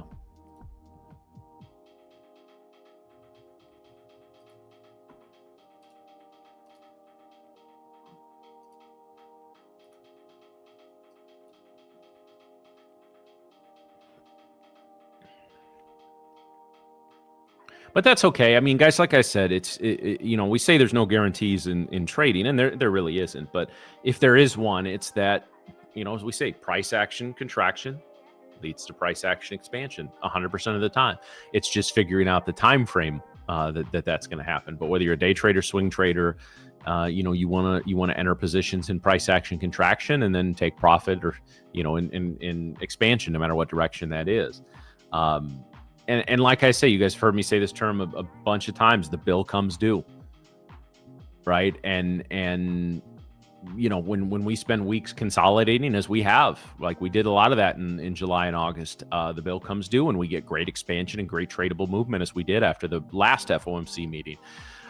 We had great movement and great trading pretty much all of last week.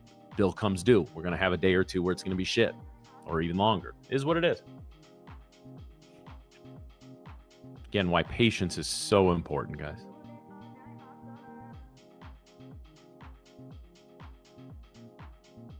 Hello. Ah, he's back. Oh, yes, sir. Shit, we got to stop talking about him, guys. I miss anything? You missed Jack Squat. Although gold is breaking out above BWAP. BWAP, I just combined him there.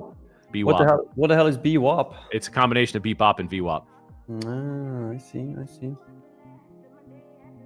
No, trade. I didn't get in it. I was saying again. This in gold. This was actually a very nice rounded top pattern here that just gave it up. So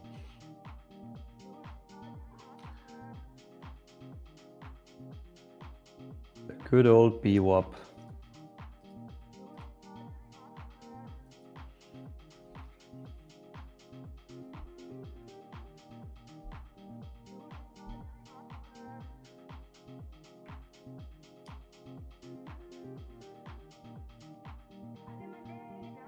Oh boy. Market Maker Mario, you have a chair with a built-in pillow? Damn, okay.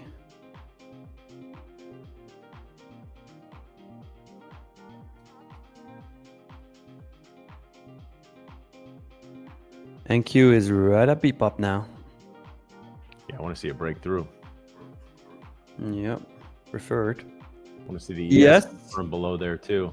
Yeah, ES formed a nice bear flag there on the 3 minute. Yeah, on the 5 minute too, but Price action feels like it's picking up a little bit. Mm-hmm.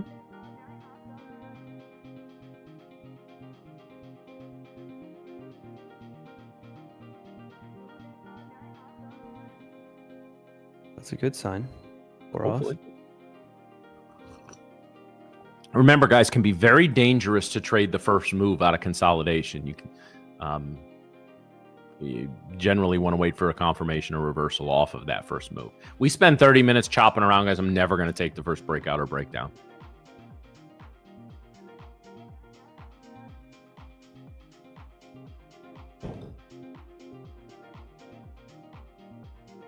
I'm still liking the shorts here on ES. Actually, I really am too. I want to see an honest to goodness bearish candle before I get in. Yeah, fair.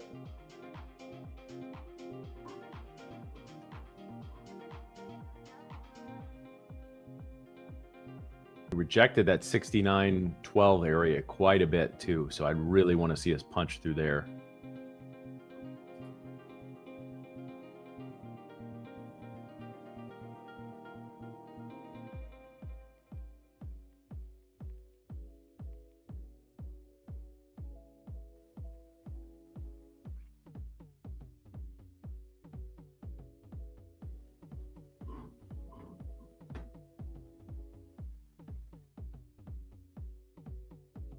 Hmm.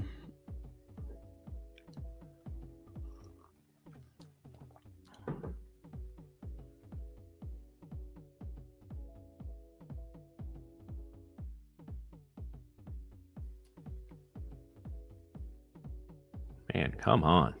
Mm-hmm. It just doesn't want us to short it. It doesn't want us to do anything. Nope.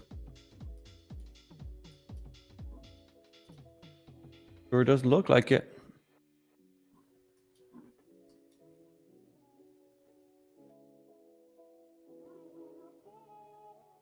Motion Arts, he's looking for a break of Bebop, not just a touch A of it. confirmed break, which means a little more than just punching through. Trust me, guys. Don't ever. All jokes and kidding and Bebop aside, VWAP is not designed to be a touch and go, right? Like it touches and you go long or short. That's never what VWAP is intended to be used. Yeah, every now and then it'll work that way, but I have to have a strong conviction and at least a couple other points that are going to have me look at something like that and say, okay, just on a tag of it.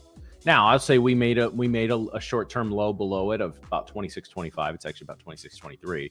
So if we get back to that level, I might be interested, but I don't know, guys. I've taken about 10 trades in my head, and all of them would have been like break-even trades. So that tells me there's just not a lot of opportunities out there. And the fact that ES is showing every sign in the world it wants to break down hard and it's just not doing it, that tells me there's just not opportunity there right now. It's a big fat red flag. That's what it is. It is. Big fat red flag. You're gonna get chopped to death in trying to trade this stuff, guys. Mm-hmm.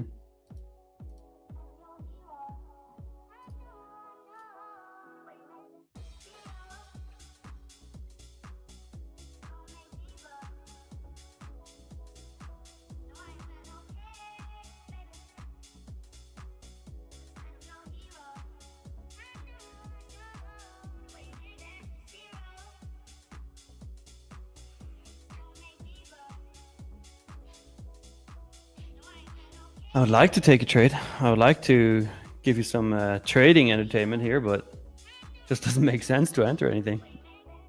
Well, and the NQ is a great example, guys, right? Like you look at the NQ, this is an absolute breakdown pattern here. And we got through VWAP, charged right back through it, and now we're basically at the half standard deviation, okay? That tells me big boys not participating right now. They are on the sidelines. So this is algos, this is arbitrage, this is bullshit, is what it is.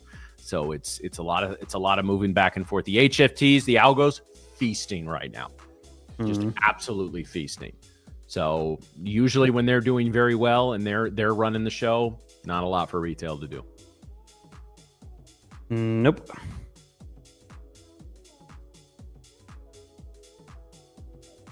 But you know what? I just refreshed, and we are at 55,900 subs. All right. So we are less than 100 away from 56K. Guys, yes, very guys. close. Yes. Getting closer.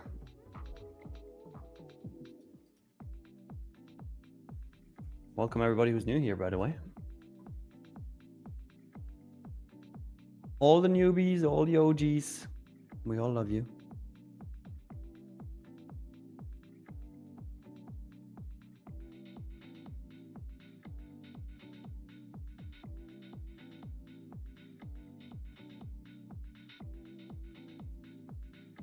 Mitchell trades. How many traders are participating in the Grand Cup? I don't know the exact number, but thousands.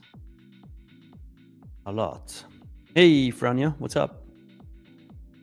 How are you doing?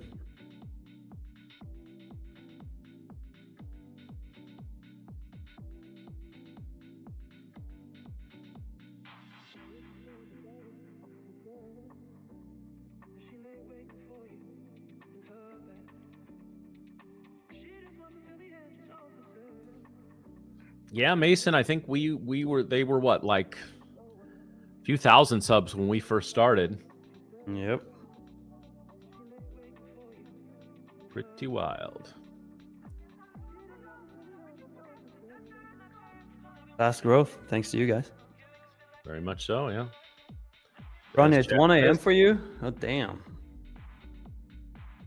I would be sound asleep at 1 a.m. All right.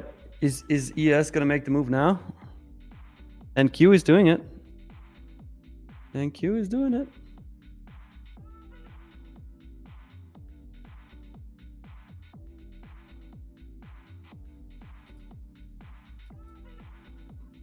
Oh, Keepa, 100%. Grand Cup winner, 100% will be on stream. Oh, without a doubt.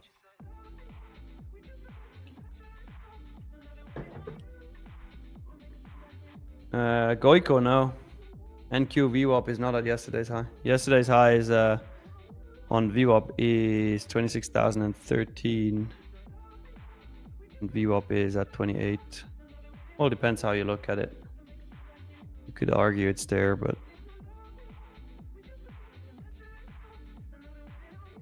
NQ is doing the move. Matt, what are you thinking about it? Yeah, right now I don't trust anything I see, and I've gone back and forth in my head a couple of times about bouncing. So at that point means I'm not reading the price action, and it means I need to take a candle or two and reset. That's fair. And you're going to do that, and guys, it may go without me, right? Okay, guess what? Part of the game. That's fair. I still like the ES shorts though. Still like the ES shorts, but I don't see an entry yet. Maybe after we get change in state of delivery here on the 3 minute, we can try it. Actually, what is it like on the 5 minute? Okay, yeah, that would be nice. 5 minute change in state of delivery. That would be good. So 5 minute candle closure through this level right here, 6,913. That will give us a good entry. It's still going to leave us with like a 7-point stop though, so keep that in mind.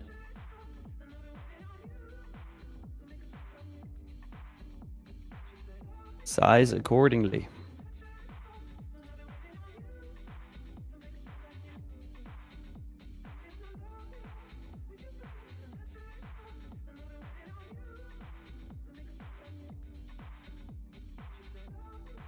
Charles Pope, does anyone ever trade here besides Merriam? No, only Merriam trades. Ever. No, never happens. Nope. We don't. Never. Mark McMurray says, Trump, get on Truth Social and say something crazy, please. We need you, Trump.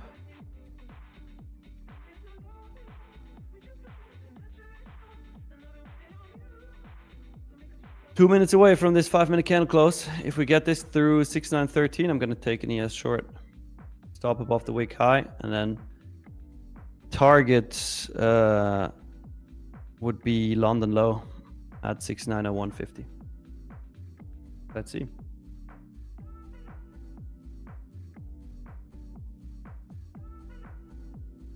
I hope we can get that.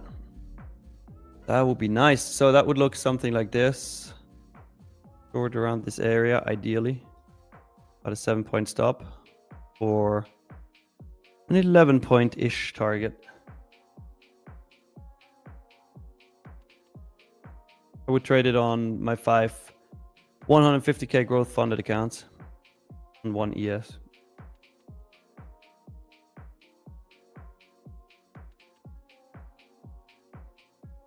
One minute and 20 seconds to go. Trade house London low on NQ is 6,901.50. Sorry, no, wait, that's on ES. On NQ, it is 25,943. 943.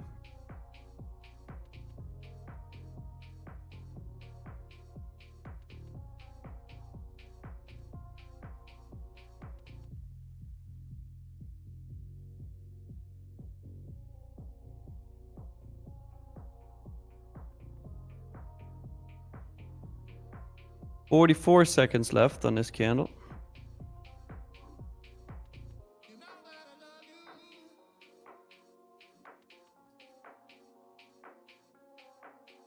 The ES is just right in that area where it was chopping around for a while. That's why I'm waiting for a candle closure through the 913 area.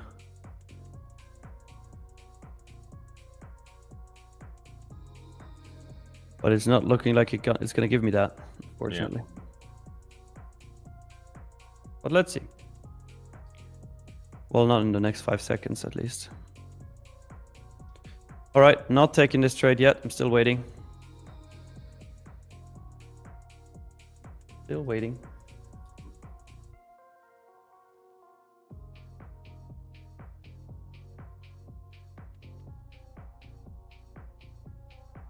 Just doesn't want to give us a follow-through, Matt, huh? No, it really doesn't.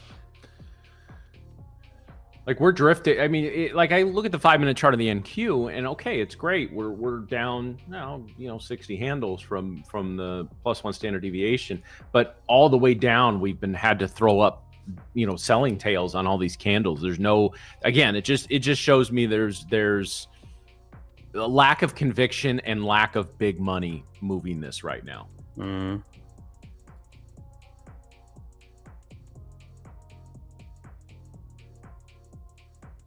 So at this point, if it goes, it's going without me. Well, if it stays around here and closes the 5-minute, I can still get an entry, but I doubt that's going to happen right now. Let's see.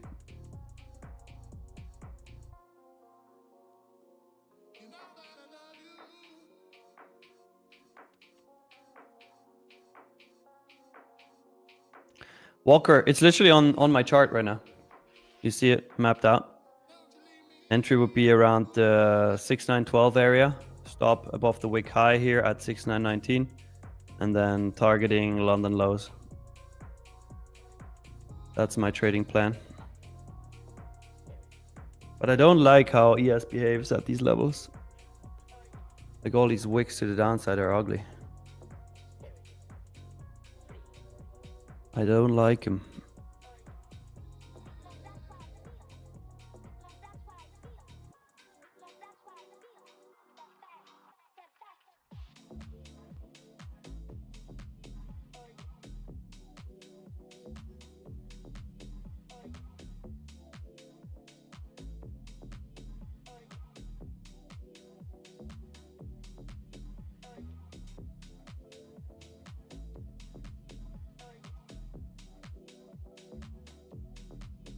Yeah, this is some dookie right here. Straight dookie. Yep.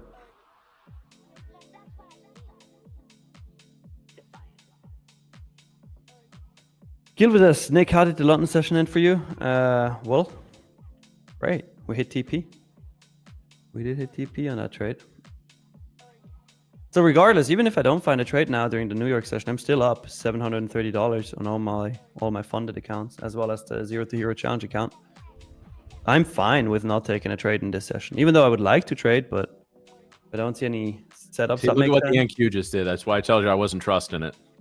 Yep. Previously I had rejected like it's gonna be a choppy mean reverting day. That's in barring news, that's what we got. Mm-hmm. Everybody else not throwing good money after bad on a day like today, are they? How's everybody hanging in there? Yeah, let's get a poll up. 1 sec.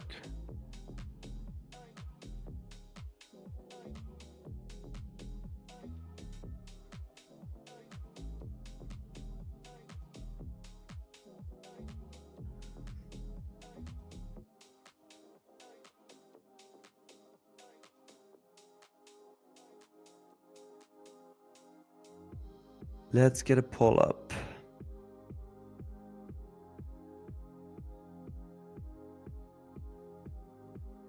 Yep. Mama said there'd be days like this. Here we go. Here they are. Yeah, now we're humping bebop. Humping the bebop? Humping the bebop. That's awesome. I love humping the bebop.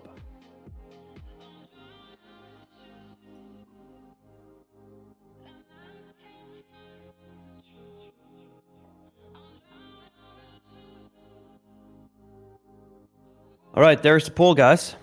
How are we doing, chat? Green, red, flat? Let's see. I'm assuming most of you are green, as you usually are, or lying. Mm-hmm. Who knows? Who knows? All right. Yeah. ES worthless. NQ worthless. CL moving a little bit worthless. Gold popping the highs. Yeah. Hold and beat bop. Hold beat pop. Platinum actually moved nice today.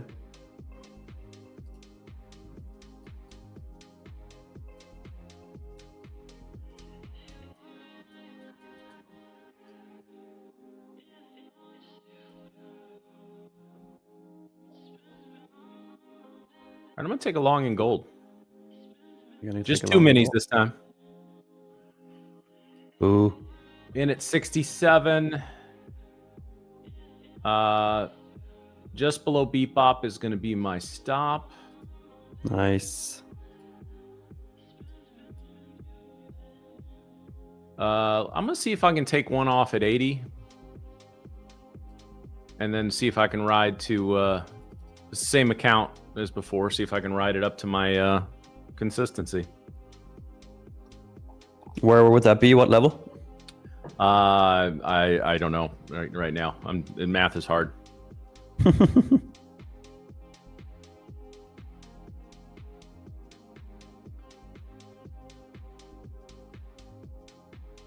Let's see. Drew, if you can switch to Matt's chart, that would be sick, so we can see his trade. I will say this. If this 5-minute candle closes back in this range, I might get defensive on this trade. But right now, if this candle closes above 66, this is a really, really good setup, really nice pattern. But if we throw up a selling tail on here, kind of all bets are off. I'll probably ride it out, but I need to see this candle close above that yellow line. Let's see. Because again, I don't want this to be. I mean, gold's been moving, but we've been chopping around a lot. I want to see a definitive bullish candle here. Yeah, that makes sense. That makes sense, Matthew.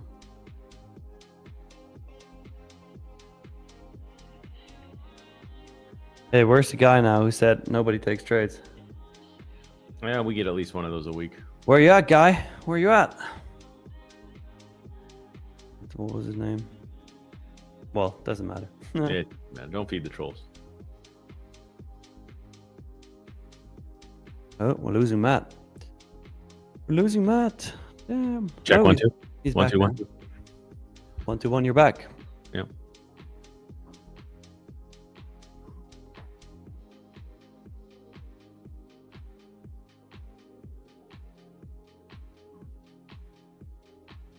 Well, let's see. Quick pop there on gold would be nice for you. I would like that very much. See, I do not want this candle closing back in here. This would be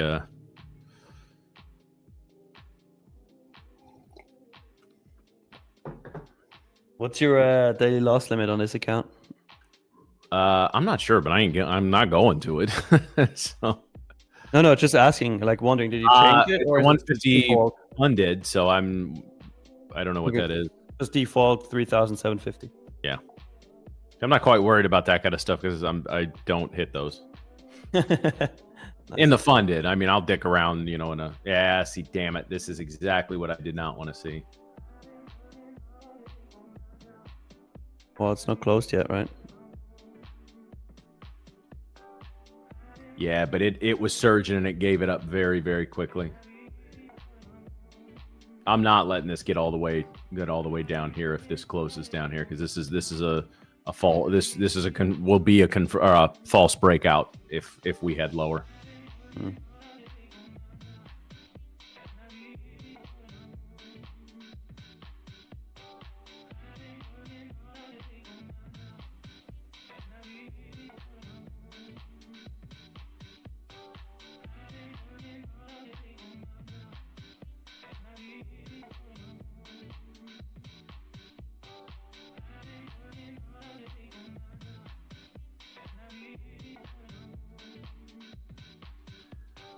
Okay, Google, usually speak our mind is like, you know, I shouldn't engage with you because you're one of them, but speak our mind is usually code for I want to be able to be an asshole and not held account for it.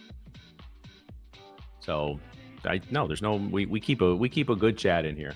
You want to say, hey man, I disagree with that, or hey, I'm fading you. Cool, no problem. Matt, you totally just activated my Google Home because you said, okay, Google. I just did it. I just did it too. Damn it. Hey Google, tell me a joke. What happens when a frog's car breaks? Wow. It gets towed. But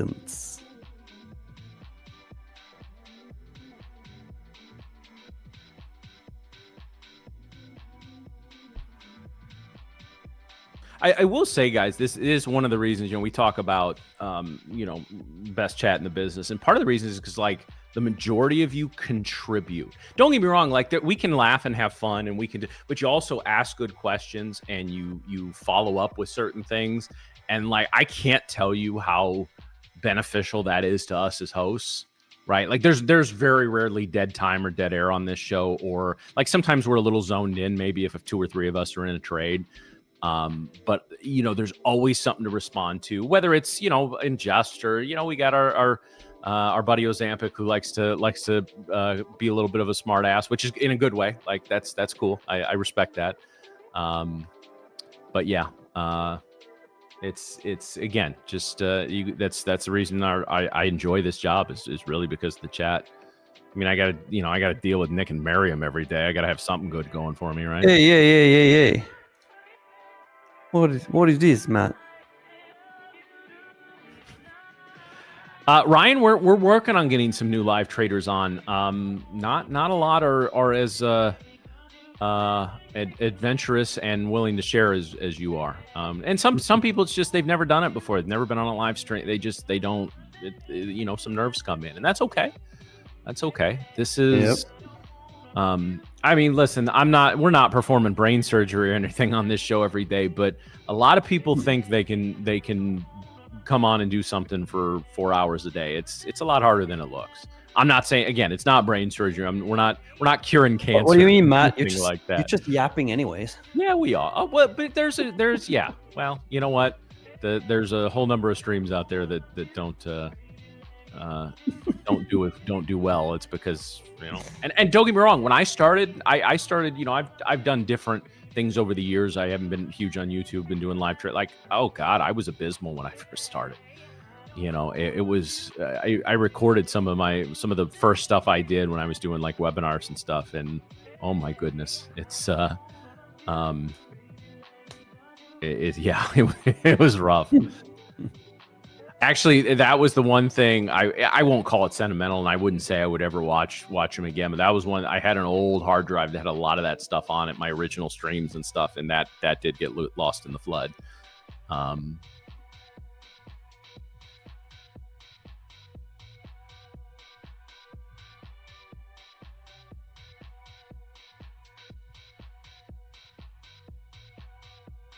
All right, Google, let's move on, man. Let's move on. I have a long memory on things, so let's just move on. Had a good stream today. Hey, Jinsky, actually a great question, and you know, some people would shy away from that. Fred, you dick.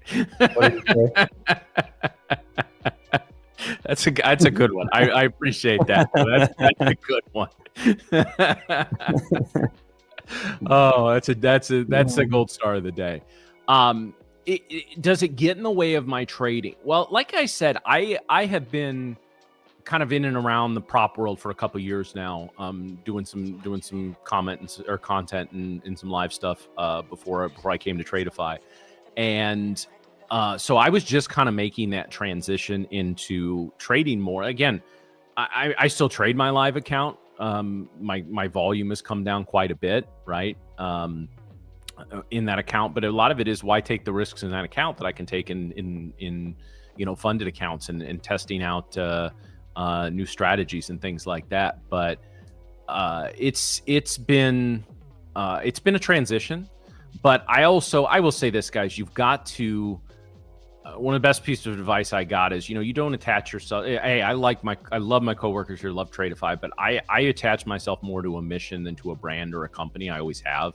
And I've always been very upfront. Like, I'm going to say what I think traders need to hear, right? Like, we're going to tell you this is difficult. We're going to tell you that this takes a lot of hard work and you got to do the work. And if I, to Tradeify's credit, they have never put muzzles on us for anything. In terms of, hey, especially when it comes to that type of stuff, right? There's times, hey, let's concentrate a little more on this, less on this. But as far as, well, you can't say that this is hard. We want people buying account. No, they've never done that. They've said, go out there, share your life experience and be real with people. And so all three of us have, obviously it's way more than three now. And so there's been that adjustment with it. It's been a little bit of a haircut in terms of some of the income with some of that, but that's okay. It's not so much that it's prohibitive, and if I can scale up some of these funded accounts and get used to trading them, that'll go away very, very quickly. But it is again, I want to be what I needed to hear when I first started. Right, like that was one of my the woman I work for at TradeStation used to tell me, when you're sitting down to put together a webinar or a course, or you're doing your live room, don't direct it at the people that are there. Direct it to yourself when you first started. I've been very upfront about how bad I struggled my first year and a half of trading, and so I owe that to you guys to be very real with that. So no, it's like I always say, guys, having multiple income streams is very important. But to me, being able to the mission is so. Listen, guys, trading is great. I love, I'm not a huge things guy, but I'm an experiences guy. I love, moving around, doing things. Got my hockey season tickets, all that kind of stuff. But like, what is truly fulfilling is when you can, attach yourself to a mission. And you guys know we laugh and we joke, right? Buy my course, do all this kind of stuff. But if we can provide a nice, free, sort of entry level discussion for you guys to help launch your careers, that to me is accomplishing the mission, and that me personally, but in conjunction with my fellow hosts in Tradeify, try to do. So it was a 5-minute answer to a 30-second question, but I hope that answers. But it's a good answer. Now I'm going to shut the hell up and talk for a little while. It's the right answer. Corey, I just trade my strategy. The only time I actually scalp is when I'm passing evals. Then I full port and scalp. Ooh, JPD, good question. Yeah, and the answer to that is a resounding yes. Yes. A resounding yes. Rips, I loved Rips' story when he shared his last appearance, if you want to go back and check that out, where he says he was literally on the floor in a ball crying. And I was sitting on the edge of my bed, tears streaming down my face because I had lost $40-some thousand, and I was wondering if I could ever, am I ever going to do this, right? And I was, when I left my previous job, I was like, hey, I'm going to do this, et cetera, and which I ultimately ended up doing. But it was a tough journey, and there were times I would stare at the ceiling, wondering what the hell I'm going to do the next day. Right. I had a week I took 4-figure losses in real live money option account all 5 days. And I was on the brink of quitting and got over it. So I had the right amount of stubbornness, as I said. So Arwen, good question. Yes. I punched a wall a couple times. I almost broke a mouse. I never broke anything. Well, I broke that mouse, but that was about it. Yeah, no, I almost broke my hand. But yes, Arwen, the answer to that question is absolutely yes. You don't doubt if you're ever going to do this, guys. It's part of trading. All right, I need to give more advice. It's working for my trade. So somebody asked another really good introspective question. Wait. Okay, I'll ask one. Nick, what's the meaning of life? 42. Was that the number from Hitchhiker's Guide to the Galaxy? Yeah. Okay. 42, my friends. Yeah, Jinsky says ketchup on steak. That's Oh, that's the meaning of life. That's actually very true. Insky, that's actually very true. You have no idea how good my lunch was, man. Ooh. Damn. Oh, did you put ketchup on the lettuce too? No, just on the steak and on the rice. No, that would be no. The way you said that, like, no, that would be ridiculous. Like, That would be ridiculous. Like on a salad, like what the hell? putting it on a steak is ridiculous. No. On a I have a steak. feel, I sincerely hope that we're on this stream and show for a very long time, Nick, and I feel like you and I are going to battle about this for years. And speaking of battles, let's put ketchup on a steak. Yeah, I think so too. Signal Smiths, do you need a live account? No, not necessarily. No? Our producers in background, Nick, vet anybody, you can welcome to reach out to him.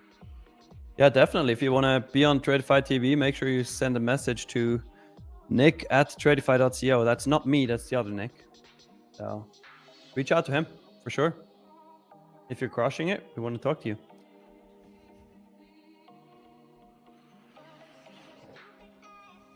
Absolutely, Nick, Alex. Smash that like button.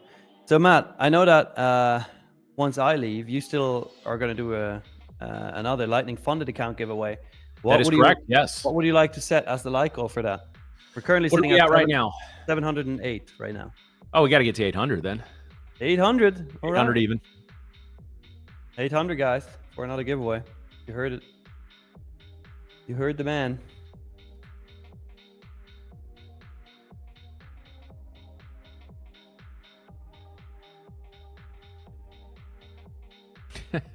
Corey.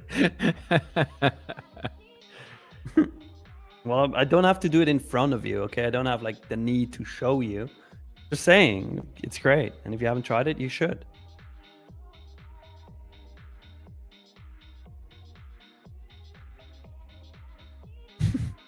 Alan. Grizzly, you don't need a second like. We'll get more. And don't go creating spam accounts or any shit like that. We want all our stuff to be legit. Some of our competitors may not share that, but we do. Ozempic is asking, are we going to skip the 777 mega power angel number? Yeah, we're going right through it. Yeah, I just got to smash that like button now. Hey, we're so close to 56,000 subscribers, guys. So close. Come on. Make sure you're subscribed if you aren't already. Make sure you smash that subscribe button.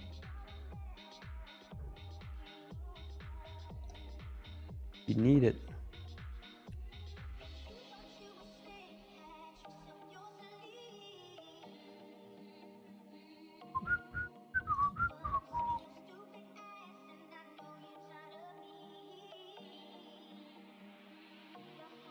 Yeah, that's the rumor I'm starting, Cave Trader. Nick likes ketchup on his salad.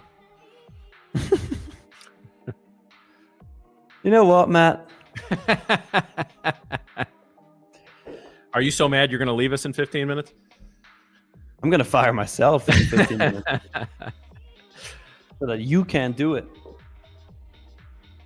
Sniper TRD says, I've had the worst year this year. I don't know what happened. Last year I took multiple payouts. This year I haven't even made one, and it's messing with my psychology. Well, do you know what the reason is? Why you're not taking payouts this year? Like, are you realizing that you probably, like, are you breaking your rules? Are you trading a different system? Has anything changed in your trading? System-wise, strategy-wise, you're breaking your rules, sticking to your rules. Let me know about that, and then we can help you. AK, you mentioned before that it took you 3 years to reach profitability. I wonder if that's a good average. I mean, define good, right? Matt, how long did it take you to become profitable? To get into where I was consistently profitable, it was a little over 2 years. Okay, so a little over 2 years. For me, it was 3 years. For others, it's a month, right? That's rare, though. Very rare. For most people, most consistently profitable traders I know, it's 1 to 3 years. Pretty normal, I would say. What would you say, Matt?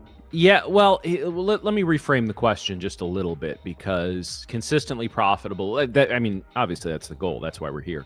But to me, it was about just a little under 2 years, about a year and a half to 2 years, where I could sit down, watch the markets, and kind of feel like I knew what was going on. As weird and stupid as that sounds, right? I didn't feel intimidated. I didn't feel overwhelmed. I didn't feel like I didn't understand what I was seeing. Now, then acting on it, and refining what you're seeing into tradable setups and acting on said setups, it was the last step of that process, right? And then it's about sizing, risk reward, and the stuff that we talk about. So, yeah, but I honestly, 2 to 2.5 years, I think, is a really good time frame if you're watching the charts every day to kind of understand what's going on, if that makes sense. New to Tradeify, what are the rules and steps to a payout? Well, Mike, there is a wonderful FAQ on tradeify.co on our website. Please go check that out. If you have any questions, pop into the Discord and ask.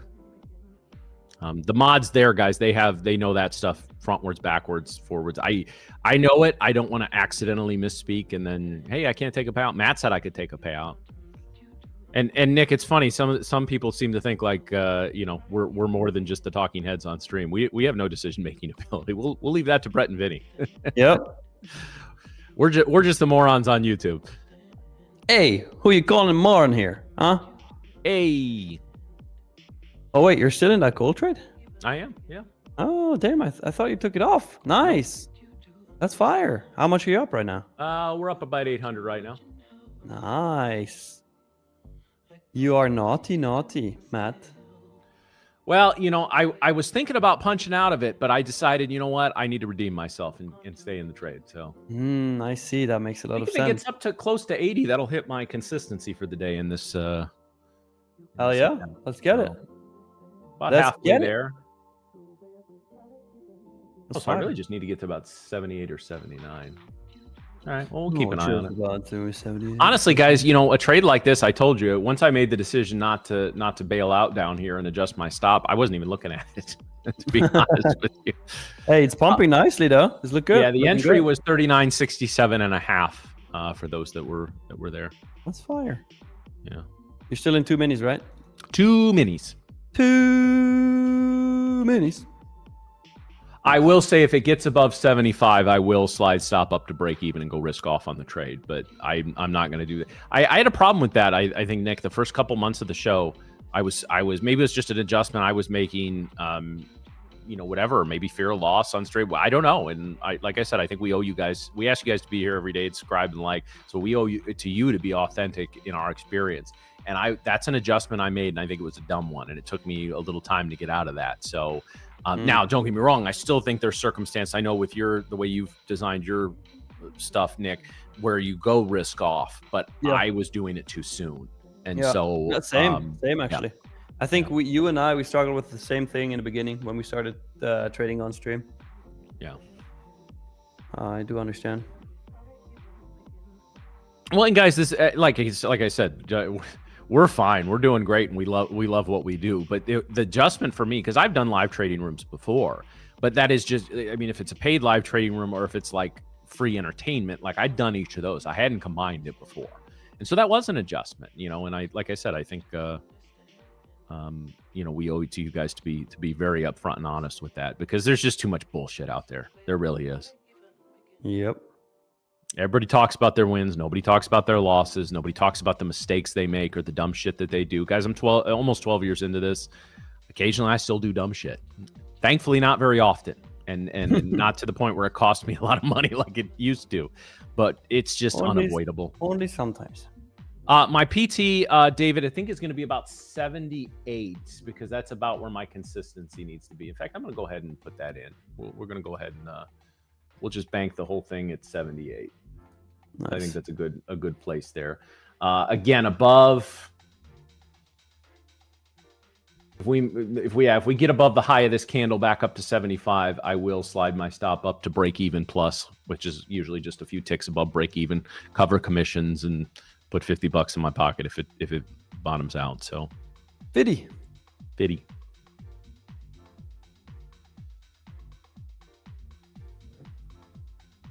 Yeah, we'll try to update the positions the guys there, but it's on the screen, so you can clearly see. Yep.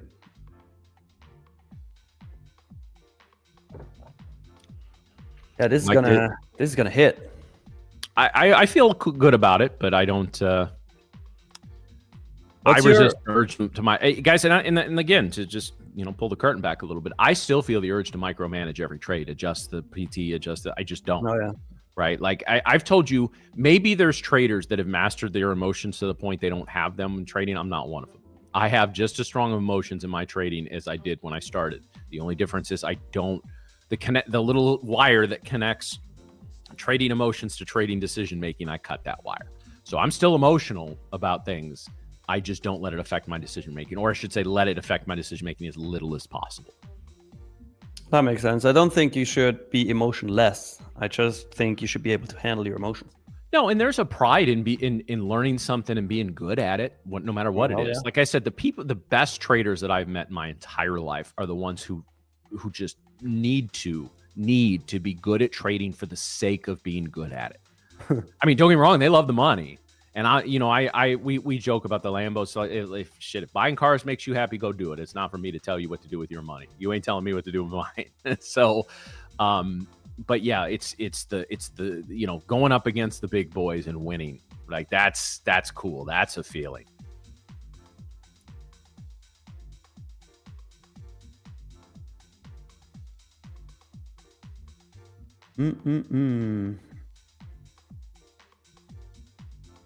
What state do I live in? I am in the general St. Louis metropolitan area, Anna, which includes Missouri and Illinois. So I want to get a little more specific than that, but can you drop your full address in the chat, please, Matt? Yeah, exact address, coordinates, Google Earth, yeah, all that. Nice.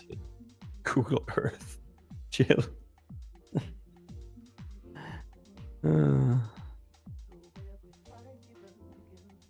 Okie. Step Brothers is a good movie. I like that one. Sniper. How does one change their system? Whenever I try, I tend to see a lot of things and get confused. The system I've been using in the past year completely shut down this year. Like, where do I even begin? Well, what are you trading, first of all? Just a quick update, guys. We did poke back over 975, so I am break even plus on this trade now. So risk off. How much plus? Half a handle. Okay. No, that would still be 8 tenths, 8 ticks. Okay, I mean that's still a couple $100. Yeah. No, it'll be fine. It'll be either way. It's an okay trade, but just need one more push up to 78 there. Mm-hmm. Yeah. There's my address. Was that the White House address? Yeah, I set up a tent in the rubble of the East Wing. Secret Service must be loving that. Yeah, they must.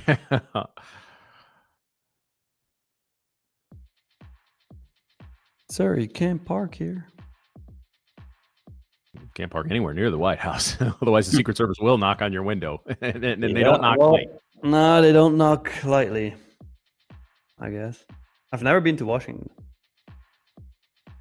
I went as a kid. I think it's something like, well, especially people in this country should experience once. It's a mess and it's just overrun with bullshit now. But like the museums are cool, and I do think like seeing the Washington Monument. I took a White House tour years ago. It's always worth doing. It's just like there's so much traffic and congestion, and especially when like Congress is in session, because for every Congress people, you have 200, 300 leeches that follow them around. So yeah, Oh well. Yeah, it is what it is. Worth seeing one. It is what it is.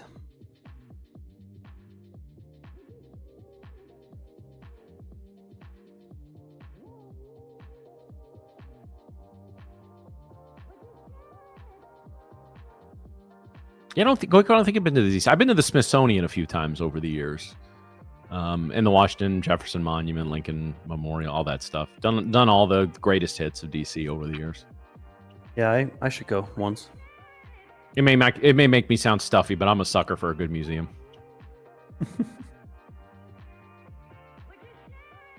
Every single time I come to the US, I go to Miami. Miami's fun, but there's a whole lot Miami's more to cool. the country, man. Yeah, You gotta get to I mean, Chicago or something. Chicago's a beautiful city. I've been to LA. I've been to San Francisco. I've been to Hawaii. I've been to San Diego. I've been to Las Vegas. I've been to what else? New York, Miami, obviously, but I've never been in Washington or Chicago. Chicago's fun. You gotta go to Chicago. So, chat, what is the best place to go to in the US? Give a Swiss guy some recommendations. Fred, many years ago, haven't been down there since I moved here, but yeah, I've done most of the stuff in St. Louis over the years because my whole family was from the area, so I've been down here my whole life, and then as a family would come down to see Blues or Cardinals games, and that's why it made sense. And especially once I looked up the cost of living here, that's where my wife and I decided to move.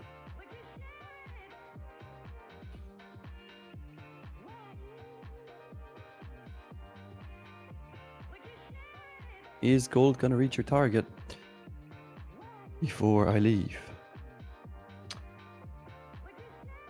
I see a random pumping coming now. Trump gold pump. Well, I'm hands off on this trade, guys. So for those of you that are late, I got in at 39.67.5. We pumped up a little bit. I'm trying to hit my consistency on this. I do have a my profit stop is sitting there at 968.3.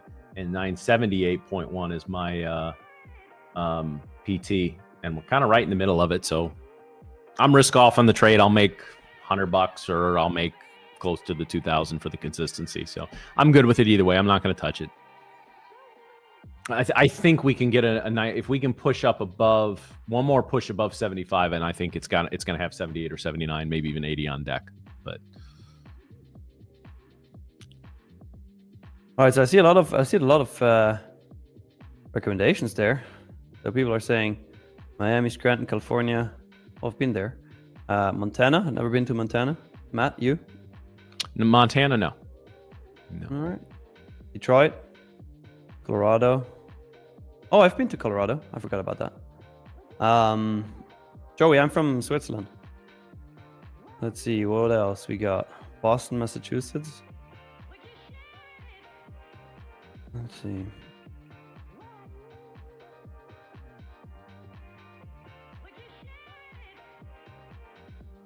Been to New York, Cali girl, but not to Wall Street. You mean you didn't pat the bull in the area where everybody pats the bull? No, I did not, Matt. Well, next time you're there, make sure you do it. Well, at the time when I was in New York the last time, I didn't even know what trading was. Well, yeah, if you're not a trader, there's no reason to go down to Wall Street. Especially not to pat the bull where people do it. It's all shined up there. It's hilarious. It's so The bull is one color. The bull's balls are another color. Hey, Trade House. Yeah, Zermatt is nice. Zermatt is beautiful. Very, very iconic place.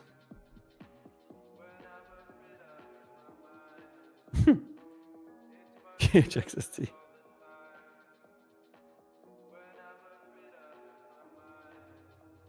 Hey, Corey. Yeah, I see you all the time in the London session. Great. A lot of volumes kind of dried up a little bit across the board here on some of the indexes, guys, which kind of makes sense. It does, yeah. All right, guys. So in just a minute, we're going to take a break, and Nick's going to fire himself today. Yeah, hell yeah. You see where I'm at in this trade. I'm not changing anything, and I definitely won't while we're on break. But we're going to take about a 5-minute break, and then when I come back, guys, we will continue to manage this trade and watch this trade. I'll take your questions. We're on a good kick with some of the early struggles with trading. So any of you guys that are really going through it, now's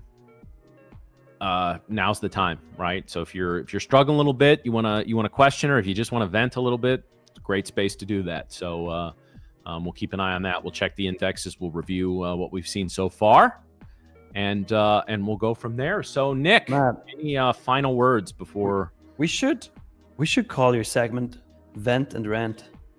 Vent and Rant with Matt. Well, normally it's not just me, so it's tough to do that. So no, well, but this week it's Vent and Rant with Matt. That's what it is. No, I mean, Here's what's pissing Matt off today. same thing from me, from mine. Same thing as usual. Stay patient, guys, especially in these markets. Like, touch some grass, go outside.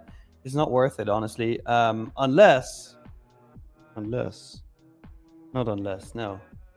I didn't want to say unless. What did I want to say? Well, what I wanted to say was, don't go outside, but watch Matt, but don't trade, okay? But learn from Matt. That's what I wanted to say. Well, anyways, I'll fire myself for that stupid shit. See you guys. Peace out. All right, guys, we'll be back in 5.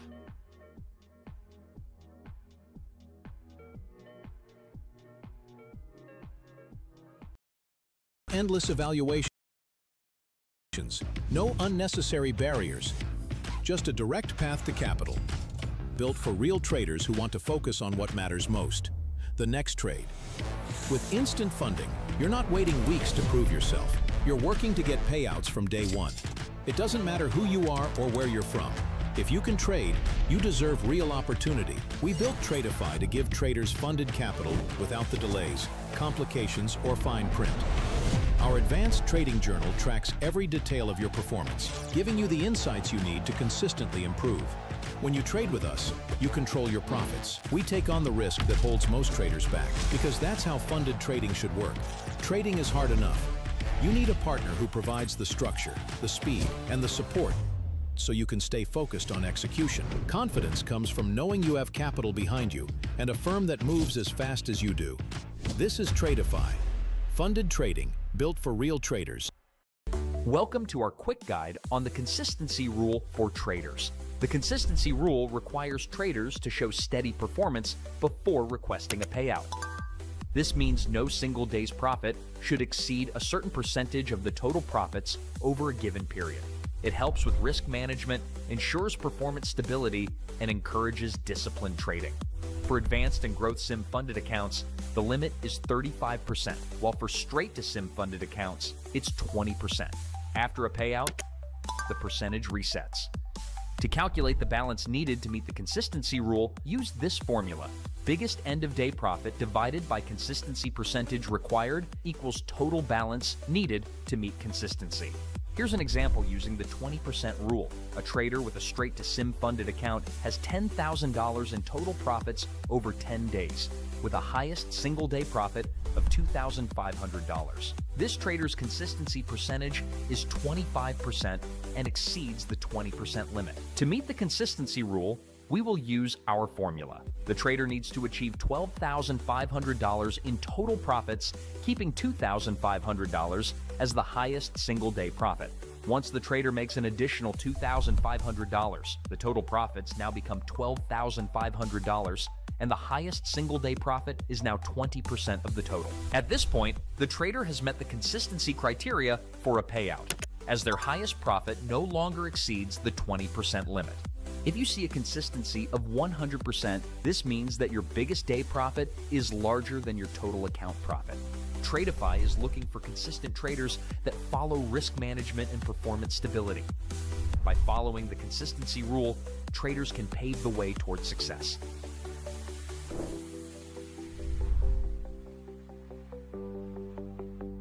My name is Matt Hensley. Miriam Rushdie My name is Nick, I am from St. Louis. from Orange County, California. and I'm from Switzerland. I'm a Midwestern homeowner, which means I spend at least 7 hours a day in my yard. I like to explore new foods, different cultures. I do a lot of sports. I go to the gym a lot. I play paddle tennis. My first ever trade was actually Peloton. I got into trading originally, honestly, through a Facebook ad. I bought 10 shares of Apple stock. Read some hype article about it and decided to just go all in. My first trade was a Tesla call option from Signals Group. After COVID hit, they just skyrocketed. And I sold it a couple days later and I made $37 and I felt like the shit. Beginner's luck. Probably about 75% of my trades are in the NQ futures contract. NQ it is. I'm a NASDAQ junkie. Other than that, I just trade oil and gold, CL and GC. I just love trading NASDAQ just because of the volatility, the chaos. Why? Because I love simplicity. Like just sticking to one thing, focusing on that, and really becoming an expert at it. Trading has really taught me a lot about myself. Have a protein shake, I eat some beef jerky, and then I start trading. I sit down and I get to business. I'm ready to hopefully make some smart trading decisions.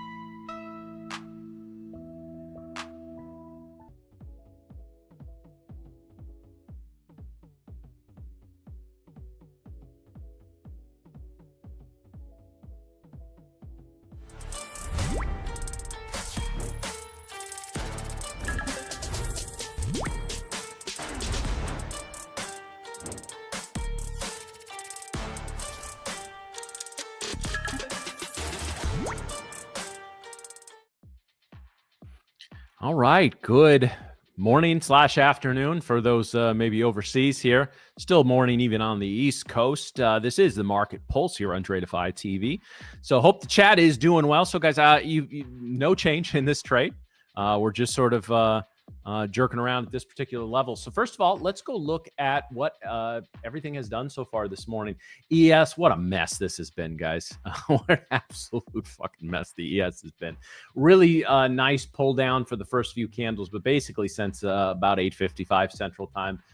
It's not just that we're not moving, guys, but when we have small candles here, and then we're throwing up buying and selling tails and multiple candles in a row. It's just just fuck off. Yes. Anyway, the NQ very similar. Not a whole lot going on. The indexes have been choppy. If you guys have been trying to trade this, maybe you scalp a little here or there, but in general, just not a whole lot going on. Obviously, GC we talked about. Oh, GC running a little bit. Okay, I got to get it off the screen so it'll hit my PT. But CL, I really like CL below 60 here. Now I'm not going to take the first drop down there, guys. Right? I'm going to want it to get below this low, and actually probably below 59.90.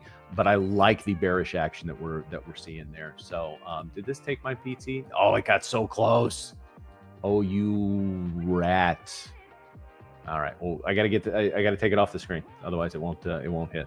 So, all right, guys. So let's look at the hourly here on pretty much across the board here. So on the ES, again, this interesting candle here, which encompassed the New York Open, very very non-committal candle, right? Didn't get us, looked like it wanted to power higher, didn't. Look like it wanted to drop, didn't. Although we're looking like we want to test the lows there. NQ, very similar, guys, right? Actually, let me draw into this a little bit. To me, we're kind of at the midpoint of this candle when we just threw up a selling tail or a buying tail on the last 1 hour candle. But even as we drift back into that tail. So again, not a lot of analysis to do on the 1 hour. GC, let's see.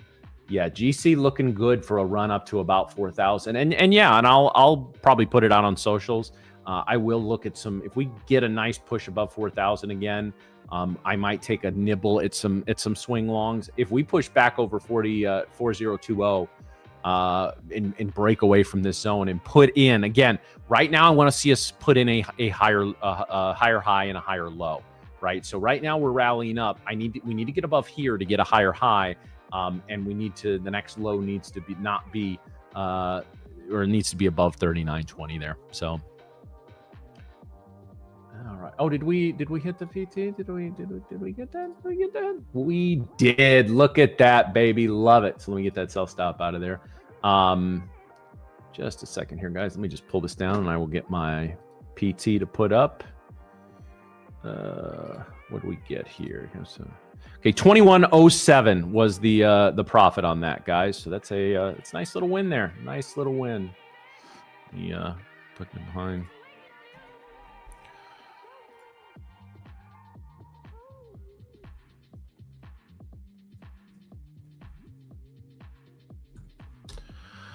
All right.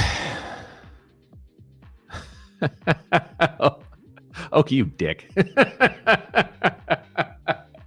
Oh man, yeah. See, we come in here and crack some jokes. You can crack at us. I don't even care. Yeah, no, actually, it's been gold has been nice. Gold has been good to me over the course of the last few sessions there. So certainly can't complain about that. So that's a couple of nights. Those are the first two trades in the funded account. One of the two funded accounts. I've nibbled around the other one. I think I'm up like 800 in that. I'm just sort of doing that one behind the scenes. But this is the main one we're trading on stream. So that's 2 for 2. And we hit a gold short yesterday, a gold long today.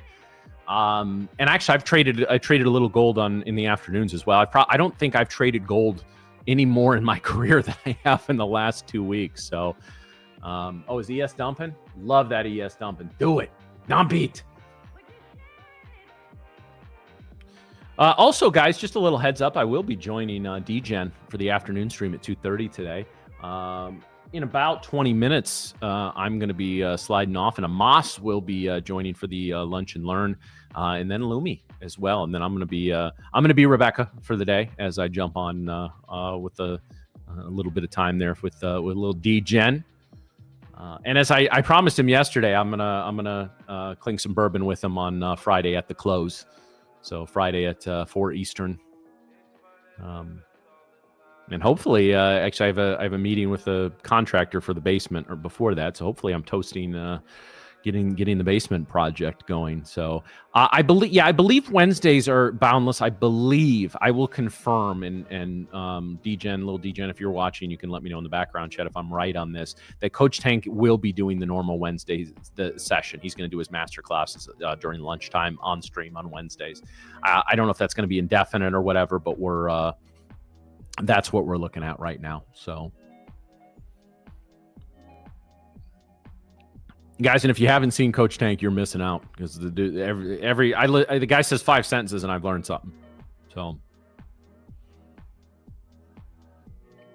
and also as we told you guys, so we will be doing a live show from Miami in a few weeks. So we're still nailing down all the details and logistics and all that, but we will be.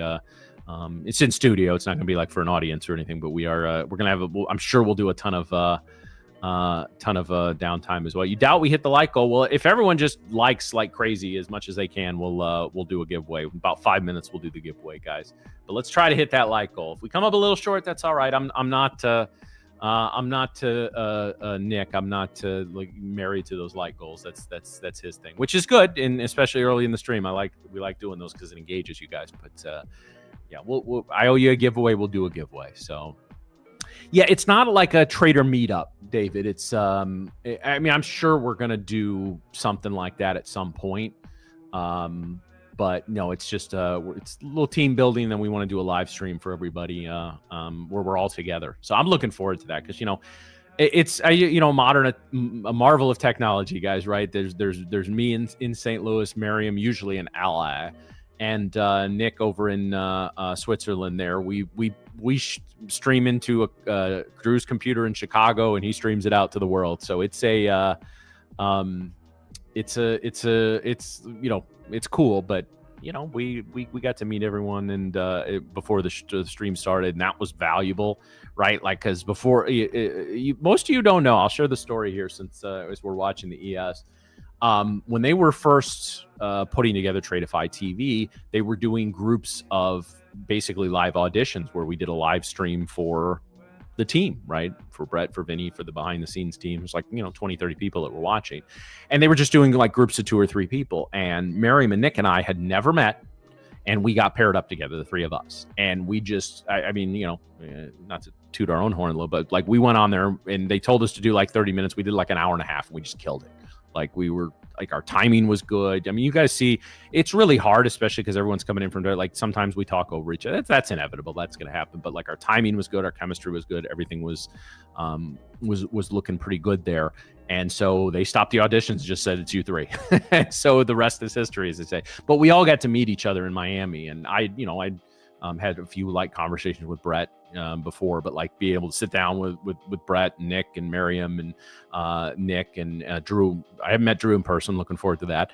But like, just chance to talk about like, hey, here's what we're doing. What's, and to Brett and the team's credit, they gave us a lot of ownership of what we're doing here and allowing us to, like I said, kind of do what we do.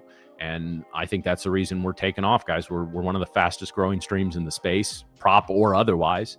And it's it's because of you guys. So who's Drew? Drew is the brains behind this entire operation. He is our producer, and so when like you'll hear us say, hey Drew, can we pull up so and so screen, or if I have to go to the men's room, I tell Drew and he'll take me off stream, right? Drew is, this show literally does not happen without Drew in the background. And he's also now not only producing the majority of our streams, but he's training a couple of other producers to take over certain aspects of it and go from there. So yeah, Drew is, guys, I've been a part of a few different little ventures, not quite this big over the years. And they always have tons of major hiccups. We have really not had any. A few minor ones here or there, but nothing here. Yeah, when do you get your superpowers? Yeah. I don't know, Drew. I'm trying to think. Your superpower would be to deny Nick ketchup whenever he puts it on a steak. Snap your fingers and it goes away. So people were asking for a breakdown of that gold trade. So let me go ahead and do that for you guys. So Guys, one of the main patterns that I like to trade is, and it's not always tradable, but you hear me talk about this. It's break, retest, and go. So look at this, guys. And actually, so this is two and one, a very strong confirmation. So here's a line of resistance. There's two ways we can go. I mean, sure, can we charge right through it? Sure, of course. That happens all the time. But there's two specific patterns that I'm looking for at areas of resistance. Doesn't matter the time frame, doesn't matter the chart, doesn't matter the asset class. This is what I'm looking for. So we either have a test, rejection, break, and go, right? So we reject an area, we pull back, we make another run at it, we break and go. The other one is my favorite pattern. It's called the break, retest, and go. This is a little more powerful pattern to me, right? Because I want to see the initial resistance fall. Now, at this point, the bears will step in and try to get it back down, and it may actually drift a little below, and that's okay. But then it confirms the break by the buyers taking control once again and pushing it even further, and especially when it pushes it above that short-term high. So look at this gold chart, guys. We actually did both. We tested, rejected, break, retest, go, right? And so that's basically exactly what I'm looking for right here. Now, it was not looking good in here. I actually thought I thought this was going to give it up, right? And so it wasn't in the trade at that point. But once we got back up and confirmed this, the probabilities were very good, still very good, that we at least go make a run at +1 standard deviation. Now I hit my consistency. Otherwise, the guys, I probably would have taken one contract off, and I'd see if we can get the rest up here. Okay. So yeah. So guys, that's basically it as far as that trade is concerned. And also, again, not that we trade everything in conjunction, but the fact that the ES was, and the NQ weren't doing a whole lot at that point. Now we're pulling in a little bit. That has me it had me cautiously optimistic on the trade. There's also, I don't see, I'm looking at a couple other things. Yeah, there was a couple other things that I was. Oh, the purple line. So that's BPOP. So the tool that I use for VWAP is called the VWAP-intraday. This is free on TradingView. The other parts of their indicator are paid, and I bought. A buddy of mine used well, it still does over there, and I've had this indicator basically since I've had TradingView. In fact, I got TradingView to use this indicator, but it's so when it changes based on kind of where price action is, right, and where we confirm break. So it's turned to gold as we've pushed up a little bit. It's not just on a break, but as I believe it has to do with the slope. So once it starts sloping up, this is going to be a gold, as opposed to when it's sloping down, it's going to be purple. Yeah. So basically, what I'm looking for is once these two candles closed above VWAP, that's a multi-wick rejection of VWAP. I was looking to get in on this candle as soon as it poked its head above here. That's why I have this line here, right? So yeah, these first two candles didn't have me too excited about this trade, but again, we were only in a little bit of drawdown for a short amount of time, and that was about it. Doesn't look like it based on these candles, but that's a good clean trade. No, Kelly, just this part that you're about to see here. It's flashing on and off the screen right now. That's free. Just look for the VWAP-intraday. And I have the tolerance band set up. So again, you guys, I've shown this before. Right here at 0.1, because this is how it looks out of the box, right?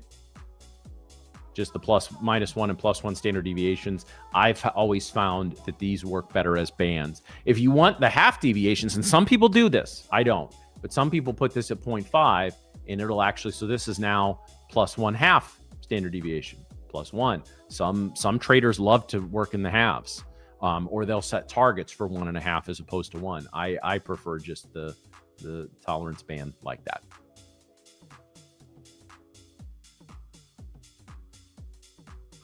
Good question. How do you separate the need to make money from following your process? Logically, I can understand that I can make money if I follow the process, then I fall off sometimes. Yeah. Okay, that's it. And it's not about separating. You just follow the process. If you put the time, effort, and energy into your process, right, whether that's a particular trading setup or, your whole thing, you can trade with confidence, right?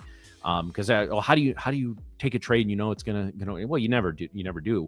In fact, one of the questions I'll do it on here at some point. I'll give an abbreviated version of it. I used to have like an hour webinar that I did called the 5 questions I ask myself before I get into any trade. Now this is still the mental framework that I use today. Now it happens very quickly. It happens in 30 seconds as opposed to taking 2 or 3 minutes to go through. But one of those questions is, am I ready to lose on this trade? And if the answer to that is no, then I don't take the trade. Right. And that depends on a variety of factors. Sometimes, where I'm at mood wise and making sure my thoughts and energy are in the right direction and position. But for the most part, it's, if I take a loss on this trade, is it gonna break me? And if the answer is yes, then I don't take the trade. But yeah, Oki, it's all about the process. I remember, in my previous career, I was going and coaching basketball, and when I was in college, that's what I was working towards. And if you want to be a basketball coach and you're a college kid, what you do is you travel around in the summer and you go to various camps, right? You work camps, like you go, if you have a local college and your coach probably runs a camp for anywhere from 5th graders to high school, right? And so they hire usually local high school coaches or college kids who are traveling around. We network, we talk, and you stay in the dorms, you eat dorm food, and they pay you like $300 a week. You don't make much money, but you learn. And again, you network, right? And so I did that. And I remember one of my favorite places to go was Wake Forest in Winston-Salem. And they had just built a new practice building and all that kind of stuff when I was there. So one of the things you do, you take the kids down to the locker room, show them the locker room, all that, right? And there's 2 huge pictures. I don't know if they're still there. This was 20 plus years ago, outside of the Wake Forest locker room in their practice facility. So that's the locker room they're going to be using almost every day, right? There's 2 huge pictures of Tim Duncan, who was, basketball Hall of Fame or whatever.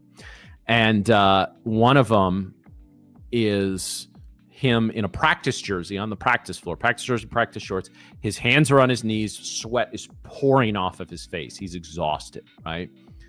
And the next one, or I'm sorry, that's the second one. The first one is Tim Duncan holding a championship trophy. I don't know what it was. They made the Final Four, ACC champs, whatever, right? And the first picture with him at the trophy says, "This doesn't make a champion." And the one of him in the practice gear, sweaty, says, "This is what makes a champion."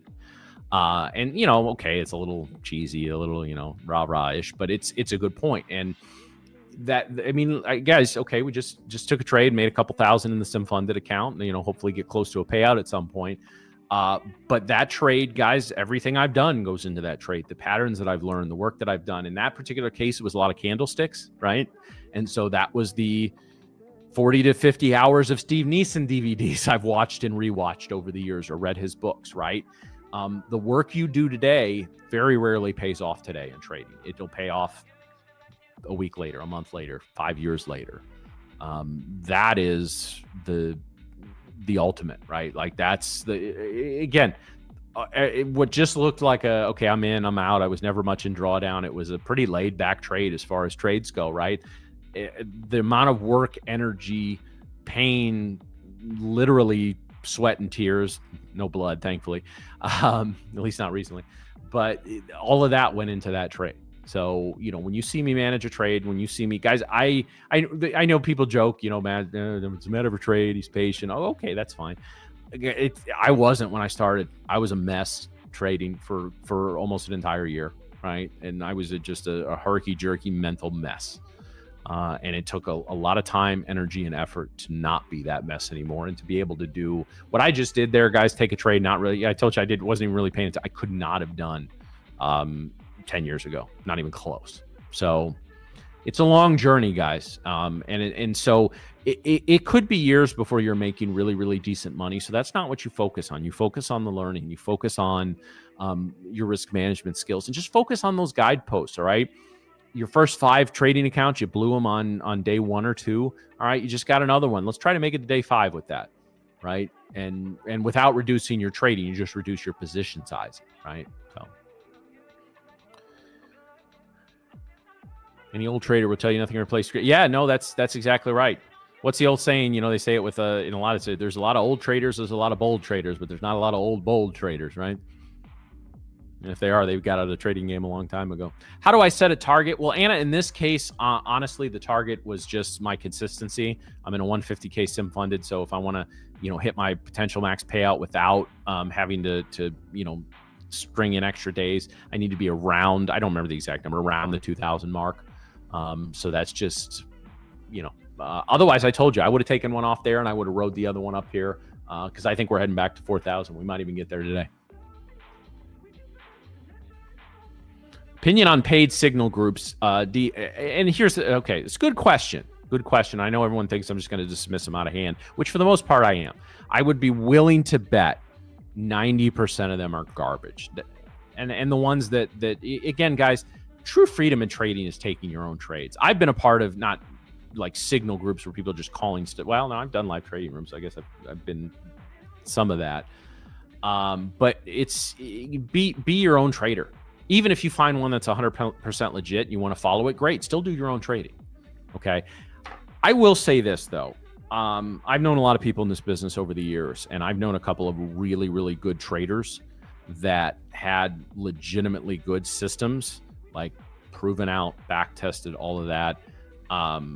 Both of them are like, because the next question is, oh, where are they? Where can I go? Both of them got hired to work for funds and prohibited from giving out signals to anybody about those funds. If this is a business, guys, and I'm not necessarily talking about the streamers and the YouTubers, and yes, I'm doing that right now, so I understand the irony of that. But when it comes to true trading success, cream rises to the top. Absolutely. Okay. And I've seen it because I've worked, again, and this is one of the uniqueness of our three morning hosts here, right? We come from very, very different backgrounds. I come from, I wouldn't call it an institutional background, but a lot more of a, teaching behind the scenes type background, as opposed to, Miriam, who's done a lot of, content streaming, social media and stuff. Same with Nick. And obviously Nick, had a successful videography business before he even got into trading.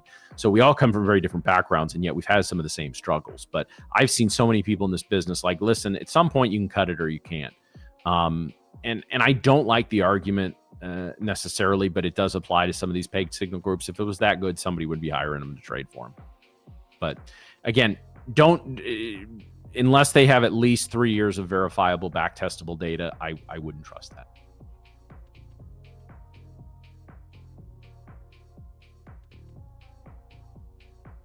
Ooh, Robert, great question. Did meditation help you to overcome those challenges? Yes, absolutely. I'm a big believer. It's not something I've gotten away from it a little bit. I only am able to sometimes do it a couple times a week now, and just for a few minutes.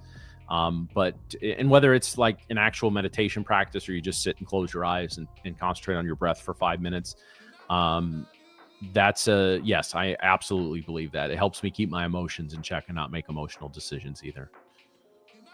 And guys, in the past year, like, it's, outside stressors, even if they're good, right? Like in the past year, I've moved, gotten married, and bought a house with my wife, right? Like, those are all great things. Wedding was amazing. The house we're making some adjustments to, but I love the house and the location. But that's all really stressful, guys. And so you've got to keep your emotions in check, and don't let that bleed into trading. So.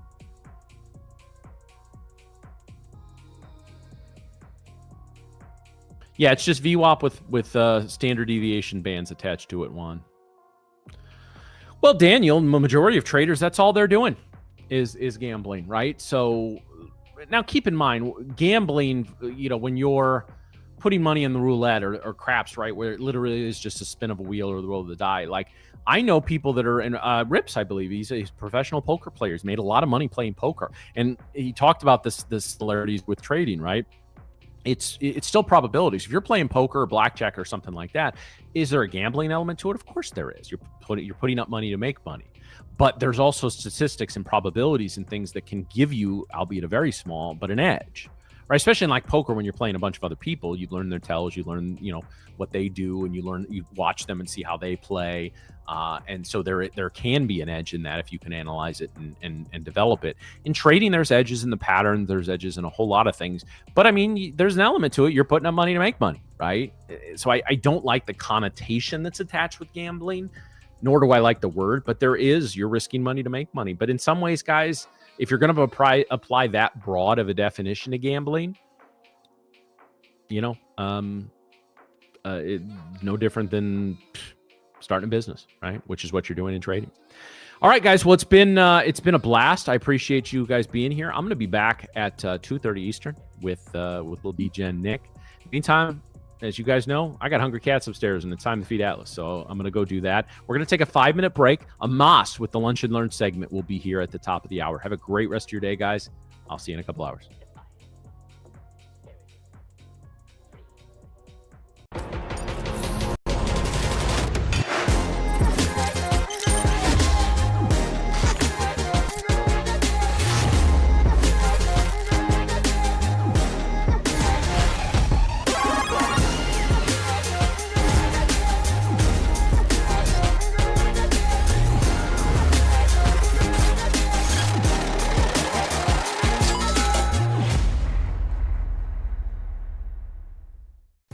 Welcome to Tradeify.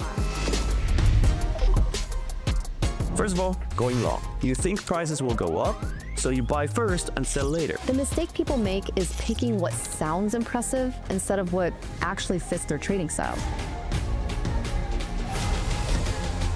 Let's start with the basics. What type of account am I actually trading? Do you want to learn more about trading but scared to risk your own money? Let's talk about the 3 most important numbers you need to watch in Tradeify.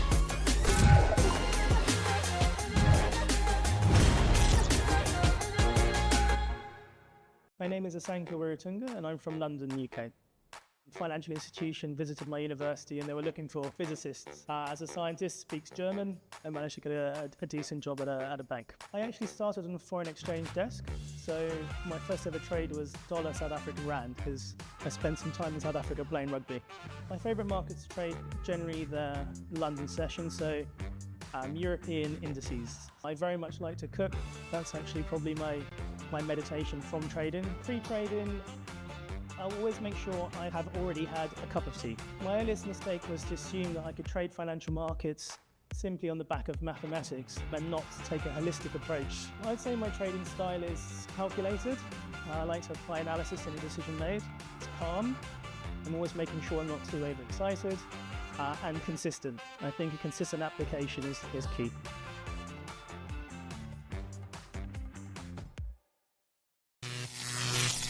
Do you want to win extra prizes in the Grand Cup? Sign up using your favorite ambassador's code to join their team. Compete, trade, and win as a team. The top trader from each team wins $5,000, and on top of that, if any member of your team takes the top spot, the entire team unlocks exclusive prizes. Don't wait. Grab your ambassador's code, join the action, and win together. The Tradeify Grand Cup. At Tradeify, we believe traders deserve a better way to trade. No endless evaluations, no unnecessary barriers, just a direct path to capital. Built for real traders who want to focus on what matters most, the next trade. With instant funding, you're not waiting weeks to prove yourself. You're working to get payouts from day one. It doesn't matter who you are or where you're from. If you can trade, you deserve real opportunity. We built Tradeify to give traders funded capital without the delays, complications, or fine print. Our advanced trading journal tracks every detail of your performance, giving you the insights you need to consistently improve. When you trade with us, you control your profits. We take on the risk that holds most traders back, because that's how funded trading should work. Trading is hard enough.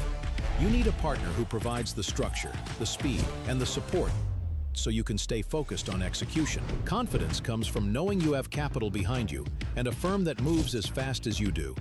This is Tradeify, funded trading built for real traders.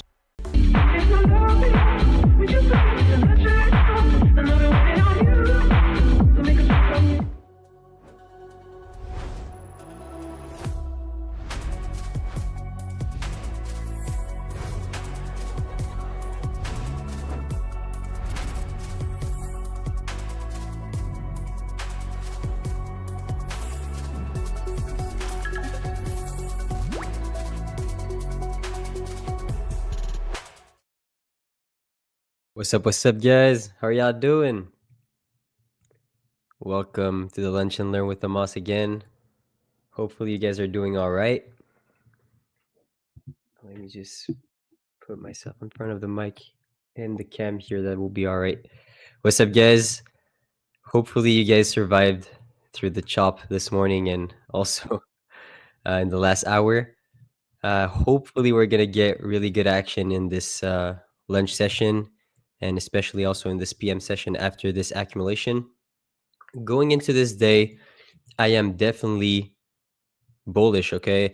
The reason why, if we go on this daily chart, I usually use the previous daily candle as my way to find the bias, okay? If we don't have any liquidity pulls up here that would potentially give us a retracement on the higher time frame, then I look at the previous candle and I'm like, okay, it's bullish. So until proven otherwise, I am still leaning bullish on the higher time frame, so on the daily chart.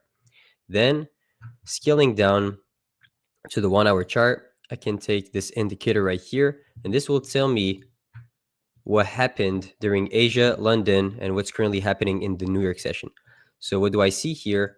I see that price was accumulating during Asia.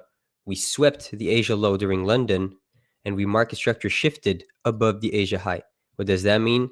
It means that we are currently in a bullish daily candle.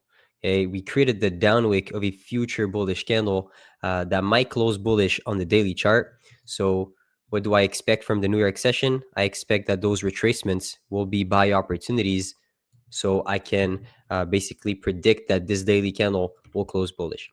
So this is my bias for today. I really think we're going to expand to the upside, which is something that I like to see here on this 15-minute fair value gap.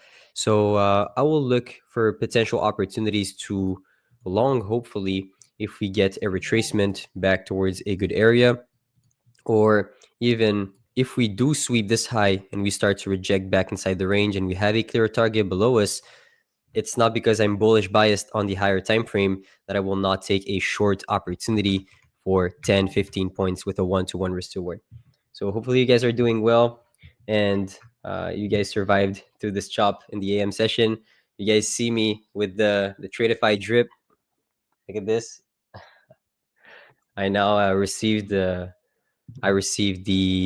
zip up. I received everything. This one, I received the white shirt. I posted a pic, not a pic, a video with the white shirt. Received this. I literally drink my coffee every single day with it. Coffee addict. So yeah.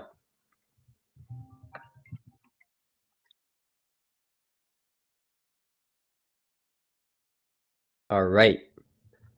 Did you take any trades yet? No. I was looking for longs when this candle closed back inside the range, and I will give you guys the reasoning why. Basically, what I saw was that we formed a bearish fair value gap on the way down. So we created a high, we pulled down, was respecting this bullish fair value gap on the 15-minute chart. And as I said, on the higher time frame, I was leaning more bullish because we were above the daily open. The London session created the manipulation, so we had an open low of the daily candle, flipping above the opening price, so creating a market structure shift above the Asia high. So looking at this, I was willing to look for longs. And here, what do I see? I see that we have a nice 15-minute bearish fair value gap, which is a really good confirmation that this is a potential magnet and a potential draw on liquidity, a potential area where I can take a trade and take out my profits right here. So I wanted to look for longs here, especially when this candle closed back bullish inside the range and we had this unfilled above us. But look at the structure here. On this 1-minute chart, we were rejecting the highs, not necessarily as clean as I wanted it to be. We were respecting this 1-minute bearish fair value gap. And basically, with all the chop this morning, I really wanted to stay cash and find a better opportunity. This was not screaming longs for me, so decided to not take the trade. So I saw longs for sure, but did not pull the trigger.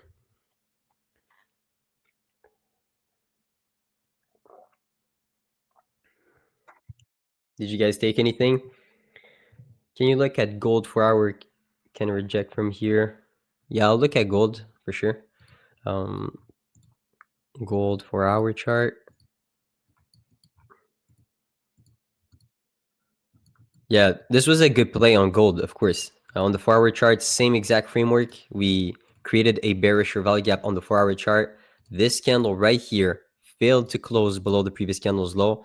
It was closing back inside the range. This is what we call an inside bar candle. So if you can find signs of aggression from those buyers inside this candle, and you know this candle is not going to close below the previous candle's low, it's a good opportunity for a quick scalp back towards the 4-hour gap, in my opinion. So this was a good potential trade. Could we bounce from this gap though? We would need to scale down to lower time frames in order to find this answer. So here, let's say we are inside a 4-hour fair value gap. The overall trend right now flipped from being bullish to bearish. If I take a look at this daily chart, okay, so not necessarily the type of trades I wanna take, let's say on gold, or I am interested in, but we could see a short opportunity, I would say, if we disrespect this 15-minute fair value gap. So usually when I look at a 4-hour chart, I look at a 15-minute candle or a 15-minute time frame to give me the entry. When I look at a 1-hour chart, I'll look at the 5-minute. And when I look at the 15-minute, I look at a 1-minute chart to give me the entry. Okay. So 15, 1, 1 hour, 5, and 4-hour, 15. And if I look at the daily chart and I have the same exact framework and I want to find my entry, I would look at the 1-hour chart.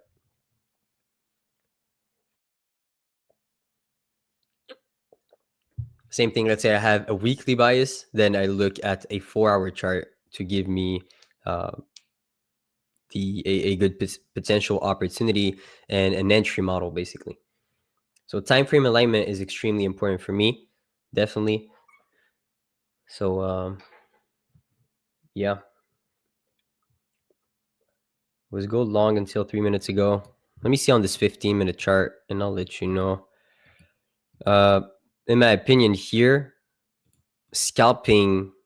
my scalping vision, it screams to go short when this candle is closing back inside the range and we have an unfilled gap right below us.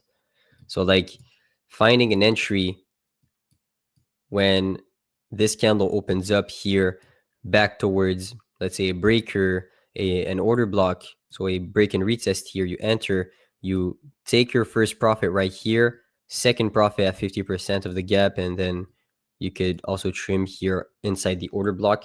This would be how I would approach things. This was a really good setup. If I see this on NQ, I'm literally stabbing all day. All right, lagged a little bit. But yeah, if I see this on NQ, I'm definitely taking it. So 100%, 100%. Yeah, time frame alignment, extremely, extremely important. So for now, definitely have this high as being my draw. Can we, the question is, can we sweep this high and then close back inside the range? If we can do this, then it's perfect. Absolutely perfect.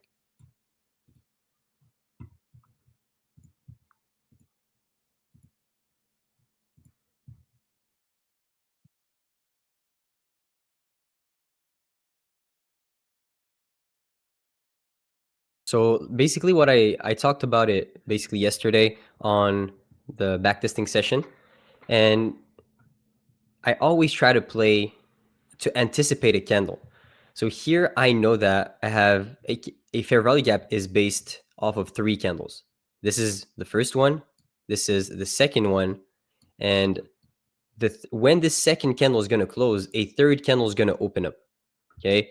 And let's say we close here and a new candle opens up, then I have my levels. I do not want to see price trading too much to the upside. And I do not want to see price also trading to the first candle's upwick.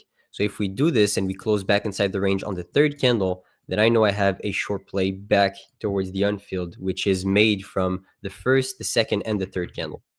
So sometimes I try to anticipate those before they even form. But usually when we have a buy-side liquidity level like this is when we get a lot of resistance, especially here. It's such a clear high at 9:30, so RTH high, we could definitely see price rejecting it 100%.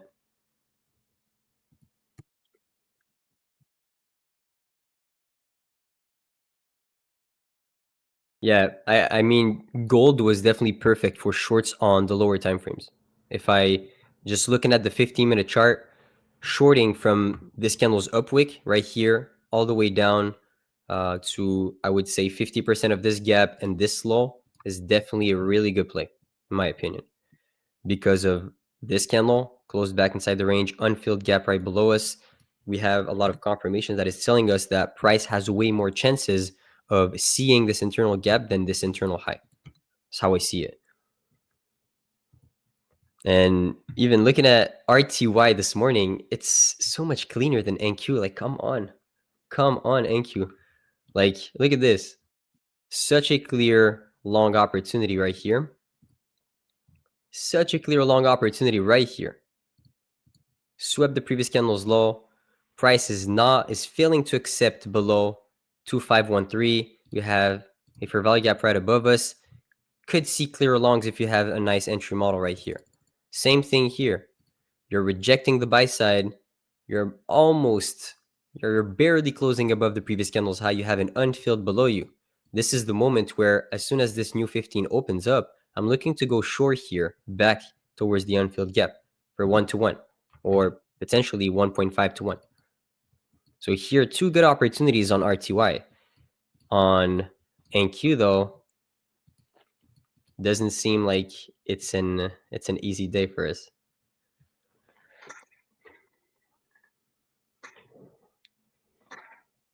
Yeah, sometimes I find myself looking at the RTY chart and I'm like, man, NQ is giving us a hard time for sure.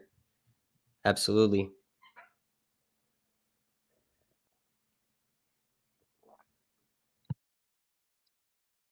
But here, you see, let's say this candle was displacing to the upside. There's 2 minutes left for this candle to close. And let's say a big seller stepped in and made this candle close back below 26,061. I would look for shorts because I know that my next draw on liquidity becomes the internal fair value gap after sweeping this internal high. That's just scalping knowledge here. Internal gaps are just magnets for me, and this is how I use them. Even the Dow was not good also this morning for sure. Yes.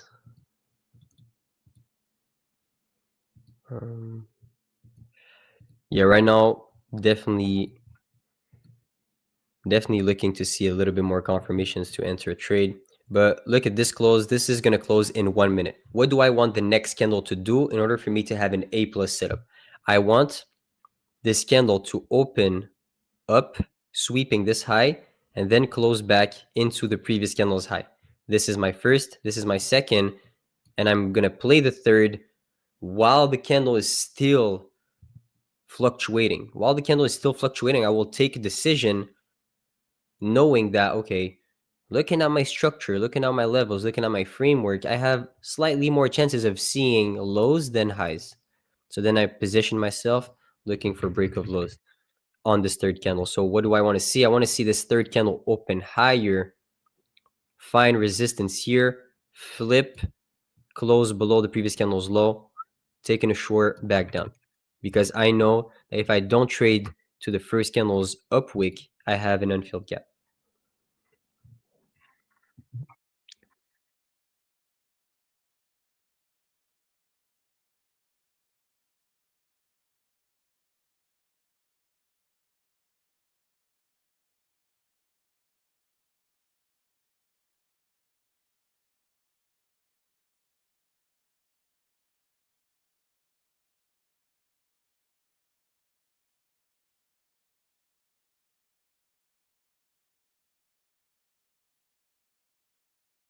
Yeah, I do want to see this candle push to the upside right now without tapping 26,062.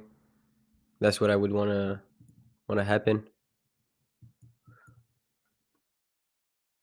So power of 3, basically TT trades. Definitely the power of 3 is the most important concept ever, in my opinion. But you can't use it at all moments. Basically, you need to time it with overall structure, and also I would say imbalances, liquidity, and looking at ES a little bit also. But overall, definitely the power of 3 is one of the best concepts. If I had to play one concept for the rest of my life, it would be the power of 3. Of course, it's because it's an overall framework. It's not just understanding going on the 1-minute chart. I hate when I see this, but a lot of people explain the power of 3 as accumulation, manipulation, distribution, and then they just go on a 1-minute chart and they're like, okay, look at this box, we accumulated. Look at this box, we manipulated. Look at this box, we distributed. The 1-minute chart is always going to do its thing, no matter what. But if you basically only need to predict one higher time frame candle in order to be right. Okay, and in order to be in a good trade. What do I mean? Let's say if you know that every candle has an open, high, low, and close, and a bullish candle, timing wise, this is why I love ICT. It's because of the timing. We understand the timing, time and price aligning. But if I know that a bullish candle creates its low first before creating its high, and then it closes, and usually it looks like this, then if I can predict, looking at the overall structure, that in the next 15 minutes, this next candle is going to close bullish, then I could potentially use the down moves as a manipulation move and a way to understand the overall structure of this next 15-minute candle. I'm like, okay, we're accumulating right now, but if this next candle is bullish, then right here should be the manipulation, and we're creating the down wick of a future bullish candle. This should be a protected low. So I could put my stop loss right here and find an entry inside a breaker to then see a distribution. You only need to predict one candle. It could be a 5-minute candle. It could be a 15. It could be a 30. It could be a 1 hour. But this is the overall reasoning of the power of 3. It's like not just the 1 minute. The 1 minute is it's clear, but it's understanding why would this next 15-minute push to the upside or push to the downside. And that's the overall framework I'm showing. It's like, let's say you're failing to close above the previous candle's high, sweeping the buy side, and you have a gap below you, then this is a reason why you would expect that the next candle would be an open high, low, close. So then every up move should be the creation of the upwick of a future bearish candle. See what I mean? So it's not complicated. It's just deeper level into those candles. So the thing is also, I see a lot of people trading 4-hour power of 3, or 4-hour power of 3 is good, but usually like when I see a trade, predicting a whole 4-hour candle is so hard. Why don't you play the 15-minute power of 3? Why don't you play the 15-minute power of 3? Why don't you play a 5-minute power of 3? That's just a scalper's mentality, though. Playing a 15-minute power of 3 for me is the most consistent for sure. You're looking at the 1-minute chart as your main structure to find where are your buyers, where are your sellers, what has more chances of happening. So I would say really the danger, a lot of people don't see, but the danger is on the 1-minute chart. If you're staring at the 1-minute chart, holy, it's literally a battlefield. It's a playground. It's really hard. But when you know when to scale down on the 1-minute chart, then you get, you can master it, I would say. Amos, do you have a video where you explain that? I do. I definitely do. It's called Power of 3. Power of 3 in my YouTube channel, possibly. You can take a look at it. Or even in the backtesting sessions, I talk about the framework a lot. This is why backtesting session is just pure gold, I would say. This is where I just fully explain the framework, fully explain what happened last week using the framework, predicting candles. So it's all about this. It's all about the timing. If I know that a bearish candle is an open high, low, close, then before even positioning myself here, I need to find what? A framework that will tell me that, okay, there is 60% chance of seeing the next 15-minute candle closing bearish. No? If you don't have this, then you're just going to enter in fake outs. You're going to enter in bullish market structure shifts, thinking that they're just manipulation when it's not. Okay? You need a framework. Then you understand how the power of 3 actually occurs and the timing of a candle. And then there's basically the entry and the risk management, the psychology, entry, and etc.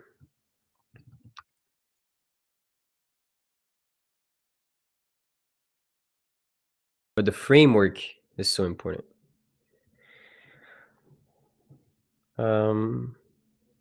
I've seen 4-hour and 15 never lower time frame. Yeah, if you like to use 4-hour structure and want to be able to predict a 4-hour candle, or just the move, a discounted move of a 4-hour candle, then using the 15-minute chart is definitely great. I don't think the 1-minute chart for a 4-hour move is really meaningful. That's what I would say.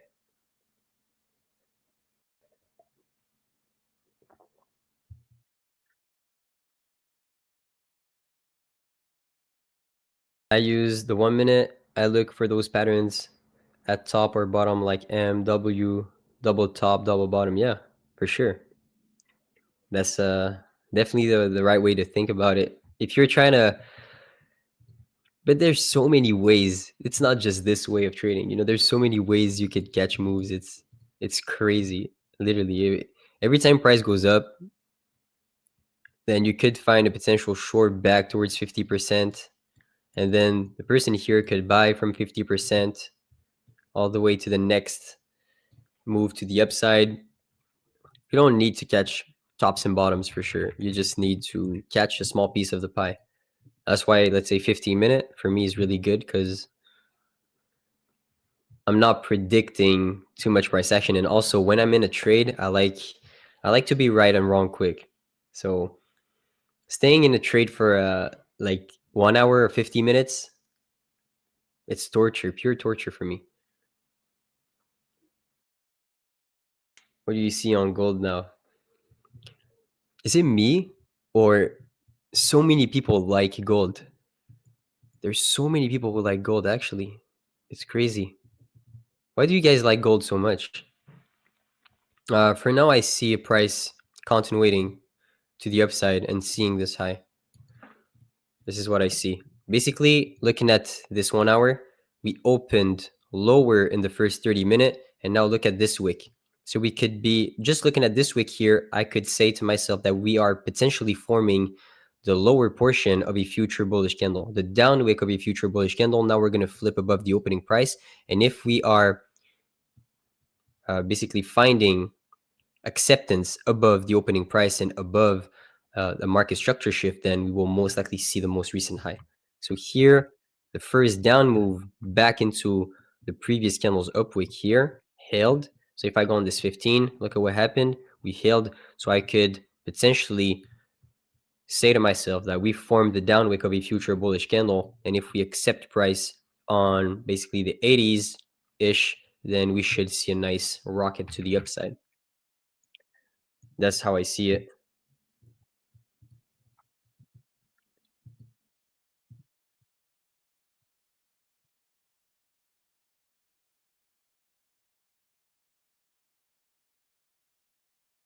I don't hate this 15-minute for sure. I really don't hate it. If we can sweep this high and then start to close back, I will definitely look for shorts. Most definitely.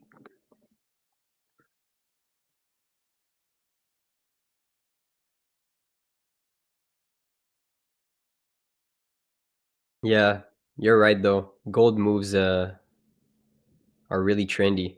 So, of course, if you're trading high risk toward, gold should be your best friend. 100%.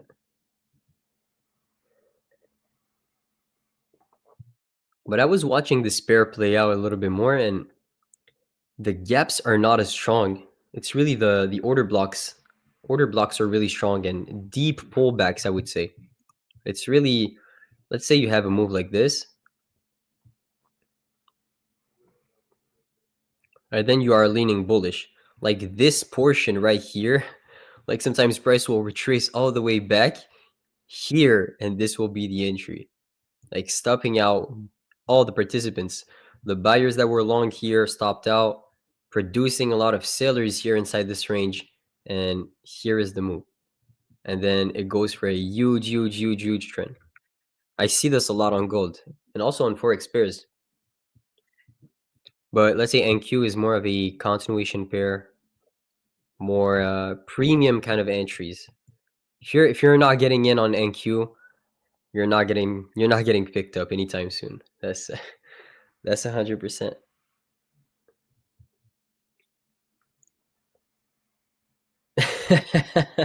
Thanks for nah, NFA. I'm not a financial advisor, you already know. It's just how I see candlesticks form. But yeah, OBs are really strong on gold. Fair value gaps are less reactive, I would say. Responsive to price.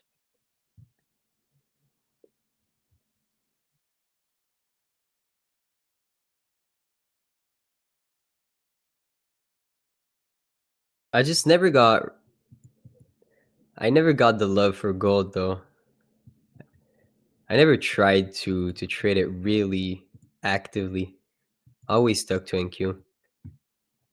So now we're sweep of this RTH high, so regular trading hour high, 9:30 high. We are currently at all-time highs, gapping up incredibly since Friday's close. So here, what can you have in mind? Looking at this, okay, we have basically a new week opening gap. Price has not traded here yet. So if you know a weekly candle is 5 days, we opened up right here. Let's say this would be the reason why you would potentially look for shorts, and you know that when price creates those kind of imbalances, those new week opening gaps, we usually tend to come back to them during the week. So now you could use the power of 3. If you know the statistics of this gap being tapped back into during the week, then you could have a bias on Tuesday, Wednesday, or predict when is going to be the high of the week. So here Monday opened to the upside. So if we're pushing to the upside, but our overall bias is bearish because of this gap, and we know the statistic of this gap being tapped into, then I could predict that this up move is just the creation of the upwick of a future bearish candle. So once we sweep, we shift below the open, not the open here, the open is way too low, but we shift, we have a market structure shift, then I could potentially position myself. Usually will be either on a Tuesday, Wednesday that we form the high or low of the week, but then potentially see a down move. We never know. Don't want to predict those kind of moves. Also, it's really, really low probability, high risk to reward. You guys know that I don't like them too much. Usually like the base hit targets, the easy scalps, easy money trades. That's what I like.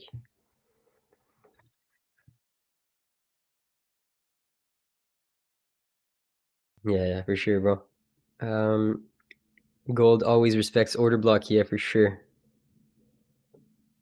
For sure. So here we could use the same framework, of course, on the 5. Looking at this, I could definitely sell the 5-minute chart. If we don't trade back into this, I could potentially sell the 5-minute chart.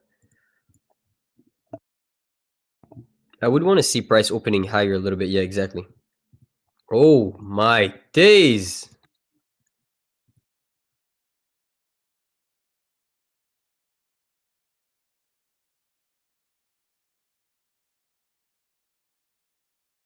What did Trump say? What did Trump say? Oh my days. What is that?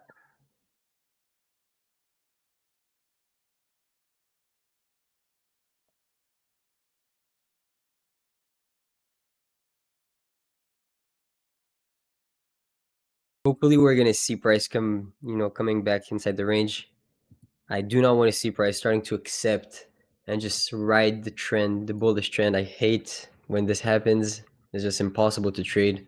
Every time you try to long, it pulls back on you. Every time you try to short, the trend is too strong. So I want to see if we can close back inside the range. Yeah, it's also earnings soon, so earnings season.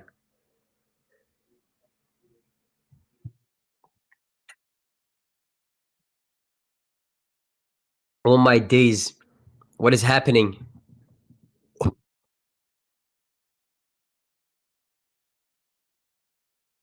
Oh my days. Oh my god. Oh. What's happening?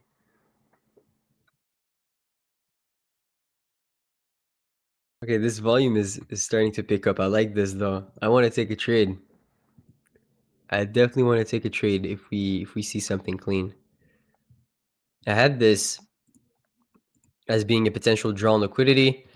So definitely want to see if we can buy some time here.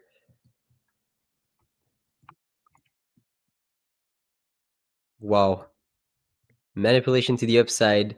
Yo, the number, oh my god, the number of people that got stopped out here or that are getting squeezed here on this shift is crazy. I would bet.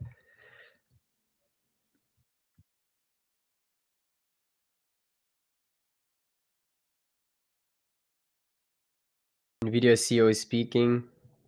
Damn.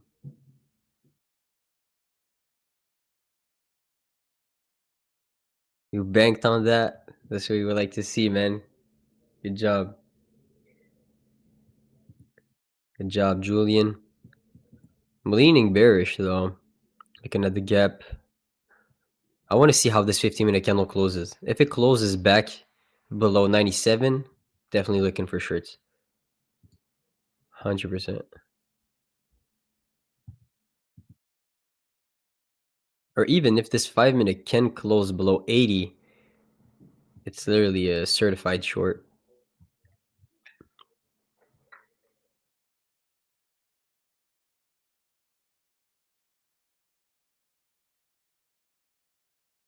Tariffs being lowered.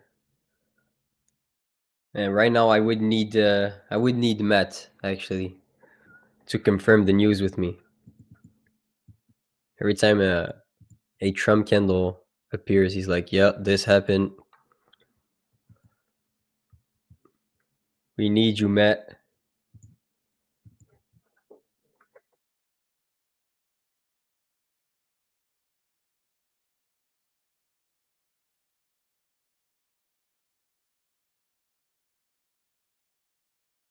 And also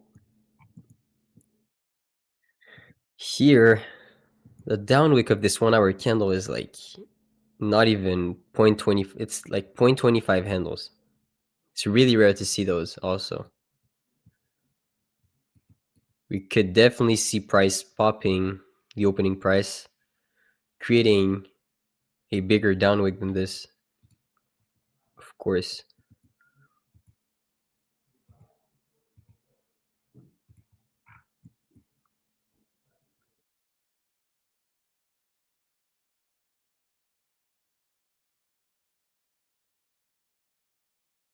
Let me see gold. What happened to gold? Okay, gold didn't hold the 80s. See, so now it's possibly going to be an inside bar candle, a candle that trades into the range of the previous one without sweeping the previous candle's high nor the low. So that's why you need to find good acceptance above the open and strong signs of buying. So here in this case, no buyers decided to defend their position.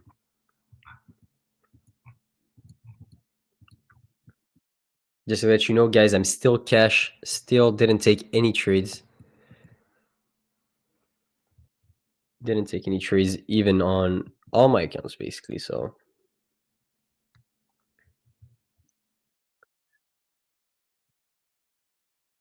Okay, asking the question right now for the people. I don't know how to do a poll here, though. How do I do a poll? I don't know how to do a poll, but do you guys prefer gold or NQ?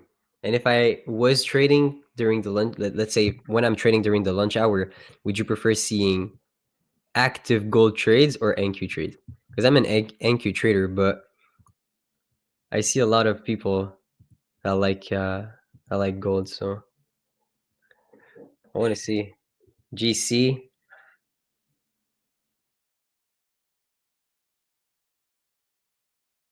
think this is 50-50. This could be 50-50. NQ gold. I want to see how this 15-minute candle can close back inside the range.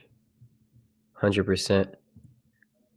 I'm leaning shorts for now because we're below the previous candle's high, 98. We're holding 98 and we're trading below it. Definitely going to short the market.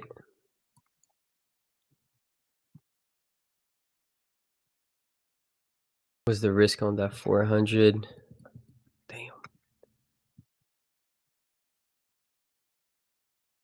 Man, this volume gives me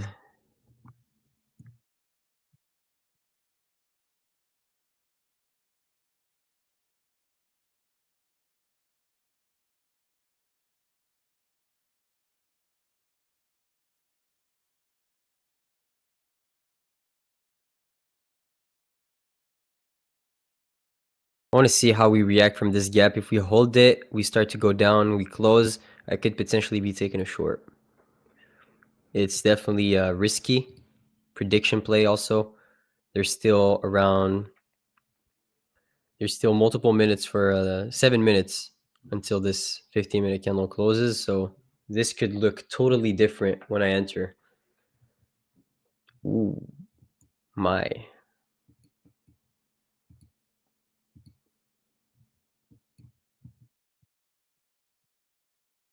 You see here, if this candle closes back below 98 and also potentially 95, my next draw would be this internal gap.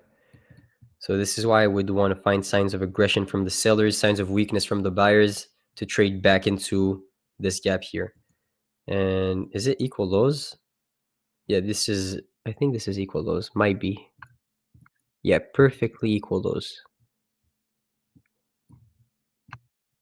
Is it? Yeah, it is. All right. It is. Okay, so these are equal lows, perfect equal lows. So I want to see if we can have a break, potentially give us an opportunity to go to the downside with this volume. This looks pretty good.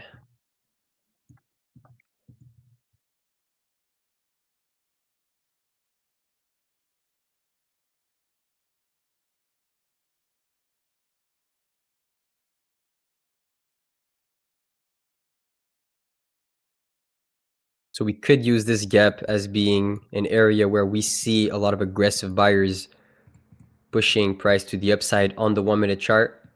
So since I have a bearish bias and I would basically predict that this next candle will close bearish because of the overall structure, then this fair value gap should hold in order to create new highs for me. And if we disrespect it, I'll use it as my resistance level in this case to create new lows. So let's see what it does. I want to see a strong break if we can below a 95. That would confirm that we're closing back inside the range of the buy side and the previous candle's high. That would be definitely the best thing for me.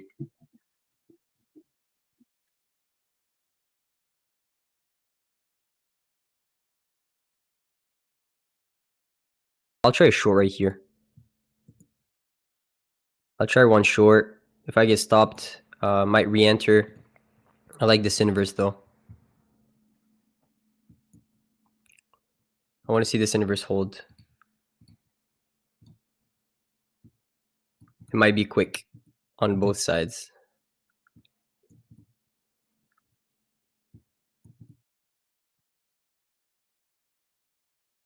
If I see strong candle closure, it's most likely not going to be it.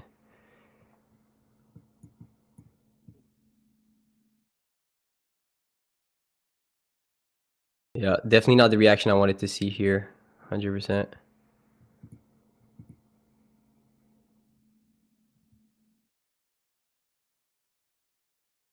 Yeah, we're holding. My stop loss is going to be here.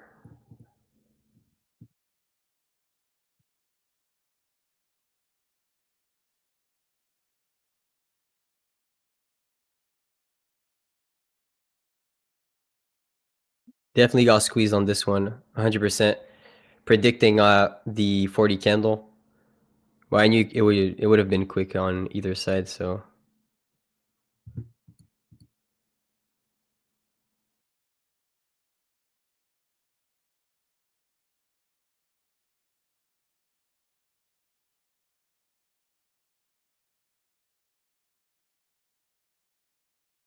Definitely not the reaction I wanted to see though.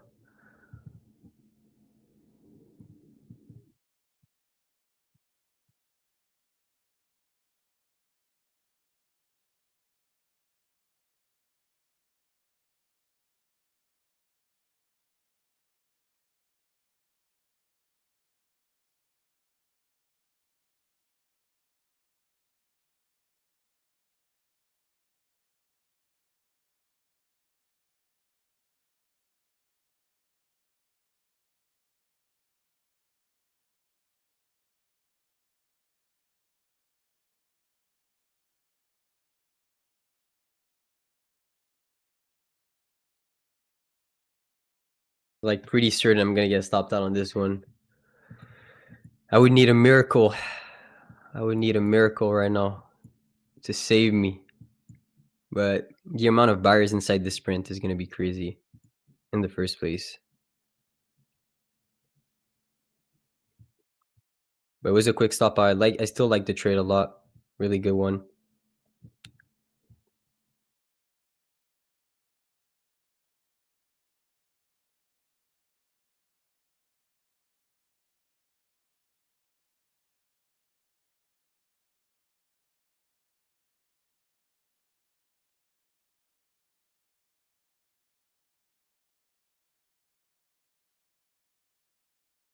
I got stopped out on this trade. Was looking to see this internal fair value gap, 15-minute plus equal lows. We definitely got squeezed on that one. Predicting 5 minutes until the candle was gonna close, so definitely risky. But this was the area I was looking to short from.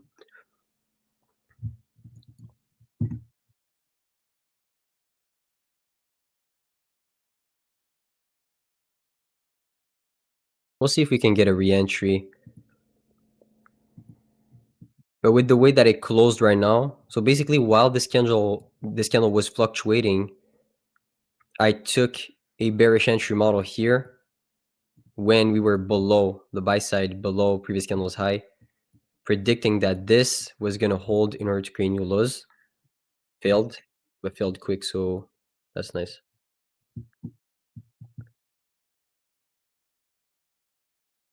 Yeah, thank you.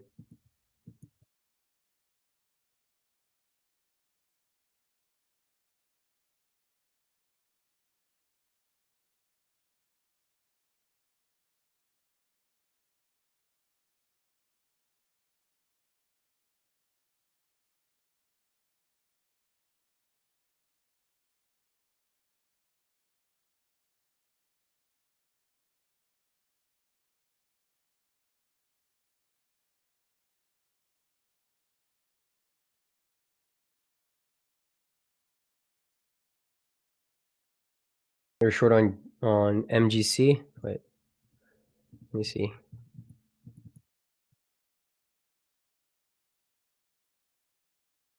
Yeah, gold shorts don't look bad for sure. How we're trading below the open. A lot of aggressive sellers here inside the sprint. There's a gap also below you. Only thing though is this block of orders here, since we closed above the candle's high, could be strong in order to create new highs.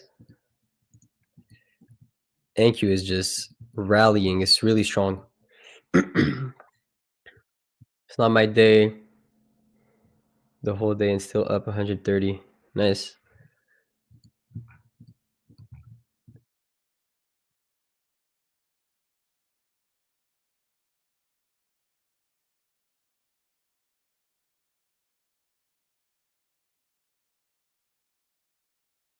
I'm looking to see if we can see a push to the upside on this candle and fail again to then scalp back the 11s. So 111, 115s.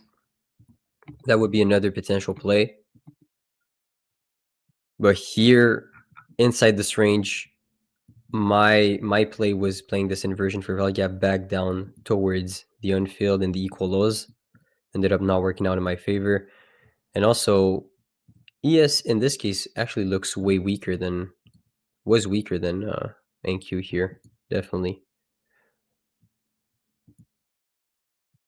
Both of them ended up not working out though, so not too mad. The worst thing that can ever happen is when you take a trade on NQ, doesn't hit the high, and completely reverses on you, stops you out, but on ES it worked.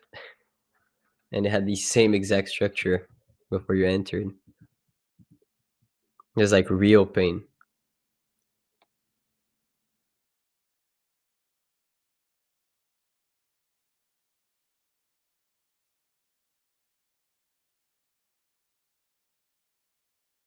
That's a hard read here. Definitely a hard read.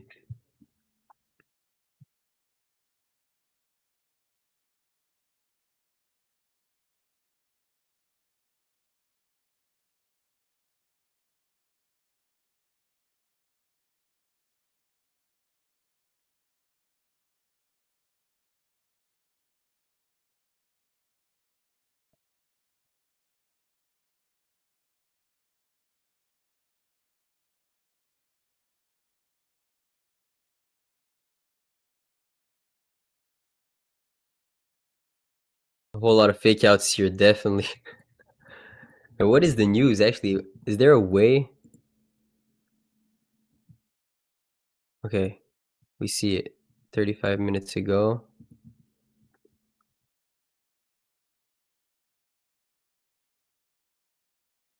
Wall Street record high because of Microsoft OpenAI reached $4 billion. Is that it?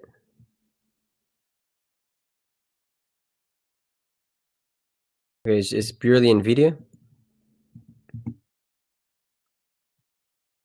Okay.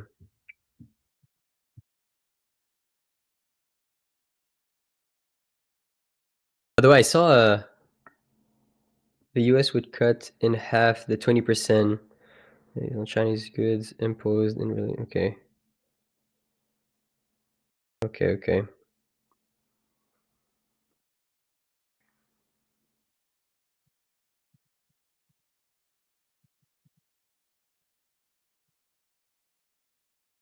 Good for the market.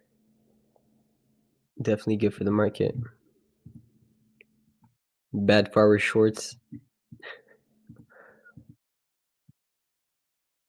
But yeah, I saw a video yesterday and it was, you guys know I'm obsessed with like the laws of the universe, law of attraction, and all this stuff. And there was a video of a guy yesterday that I saw on my For You page, and he was saying, all right, I'm gonna give you the best thing to potentially attract things to your life. And he was like, okay, let's say you just woke up today and you went to buy a lottery ticket, and when you bought it, 1 week later on the TV, it announces that someone in your town won the lottery ticket. So then you look at your lottery ticket and you see that it's you. You're the winner, and you just won $200 million US. All right. But you only have access to that money in 2 months. So now you know your life is going to change. Okay. Totally, because you just won $200 million. But you can only have access to your money in a month and a half. So 45 days, I would say. So then how do you think you're going to greet people when you're getting out of your house, or when you're going into the gym, when you're going to take groceries? How are you greeting people? And that changed my whole perspective. I was like, damn, this is possibly the best thing. So like, you're just greeting people the right way. You're having the right spirit. You're always positive because you know you already have that money, because you won. But the same thing could apply. The same thing could apply even if you don't have the thing now, but you just force your brain into thinking that you already have it. So like that video yesterday, I was like, okay, that one was a good one. So how are you greeting people? How are you gonna react? How are you gonna show up the next day knowing that you won 200 million? But this could be basically you without the luck, basically. Just act like you already have it. And that hit me pretty hard, so wanted to share that with y'all. Still definitely remember, I don't if you guys remember, I was talking about me buying books and stuff about those kind of stuff. And it's still something I'm working on as a habit. It's hard to have the habit of reading books actively if you never did, But I would say reading books gives you so much knowledge and wisdom for sure. So definitely need to make that a habit of mine. Still struggling though. I'm like reading 3 times a week max. The urge to scroll on TikTok is so big. The brain rot is so big.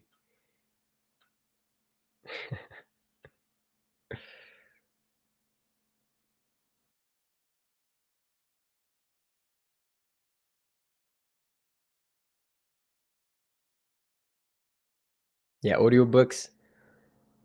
Yeah, I mean, audiobooks are not bad for sure. But it's like, am I really gonna... I need to force myself to do stuff that I don't want to actually, like, bare minimum read books. Of course. Adam, you said not going to work. It is, man, it is. It definitely is. Can attract anything to your life.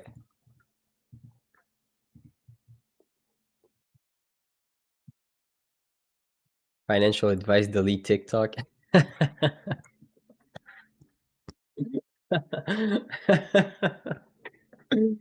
On God. Yo.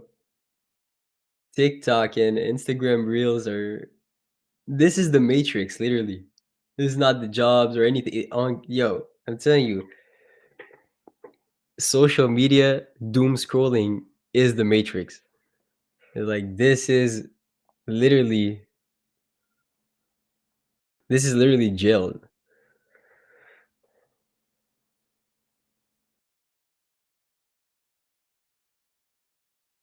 Don't even have TikTok on your phone. That's good.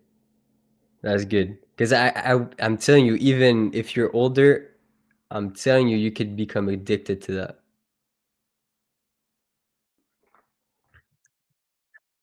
There's your short. I mean, I wouldn't even be looking for shorts here since we closed above the previous candle's high. We still have that inside bar candle. So in 4 minutes, we could see price dumping down for sure. I got stopped out of my trade. Good framework overall, wrong timing. I took the chance of being in a trade that was invalid and definitely took a small loss here like 280. So not bad. Not too bad.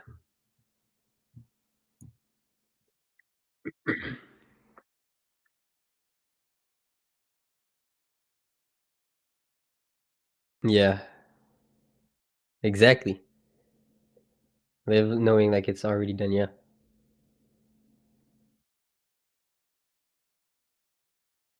Yeah. Yeah. I saw a meme on TikTok and it was talking about someone, like I was relating so much, with someone deleting TikTok and just flexing to his friends that he was deleting TikTok and he was just doom scrolling on Instagram instead. Like, what? What are you doing?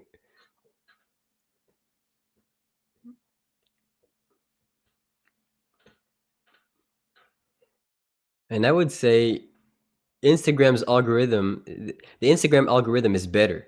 Like the videos you have on Instagram are better than TikTok. Like one thing I learned with TikTok, Instagram, and all these short form platforms, man, people are so funny. Like there's some people out here who are just born to make you laugh. I'm telling you. Like the memes that some people are creating, it's insane.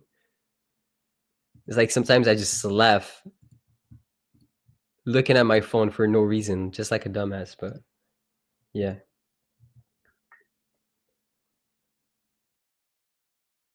And also the thing is I speak French and English, so I have the memes from both.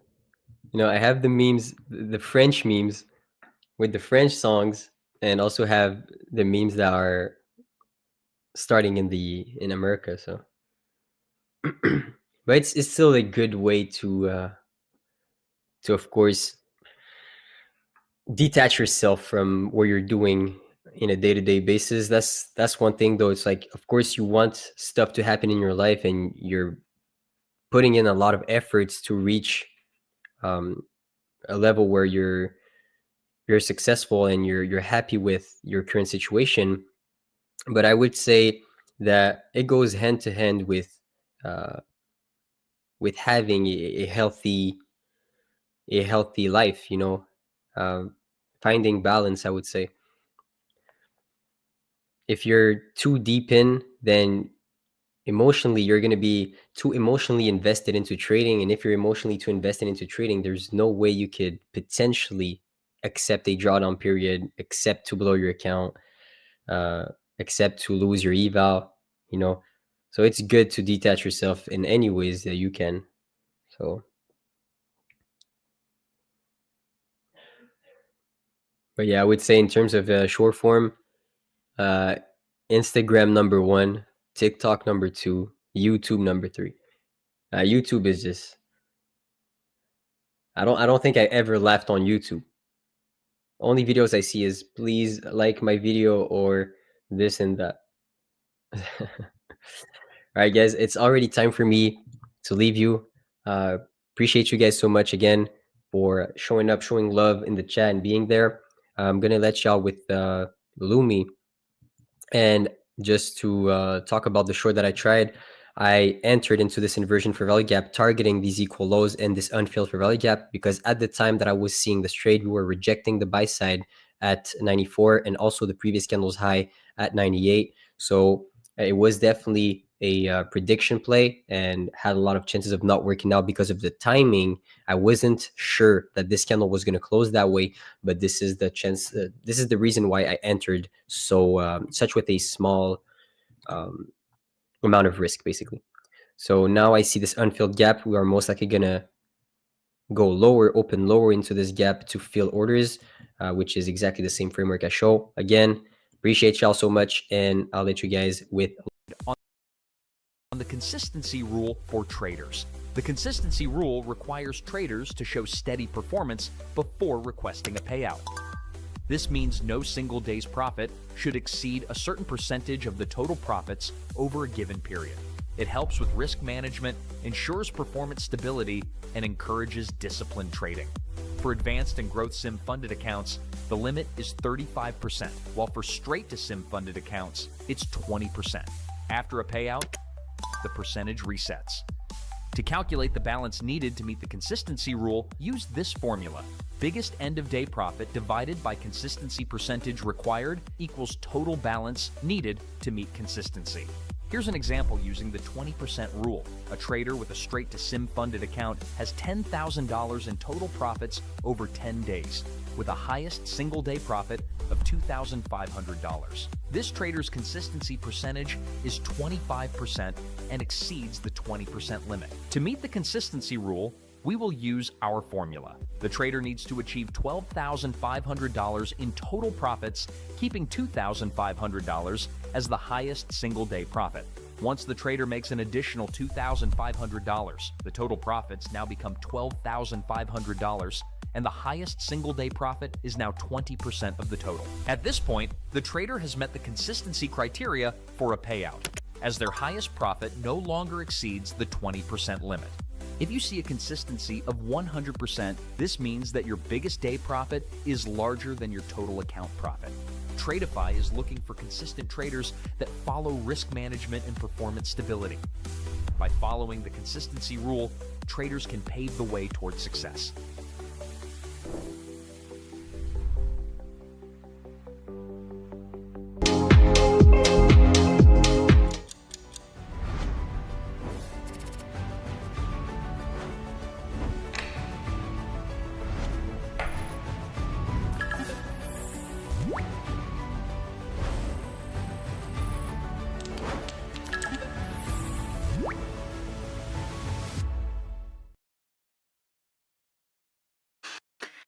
Hello, guys. Hello, everyone. Happy, what's the date today? Tuesday? Happy Tuesday, everyone. How are you doing?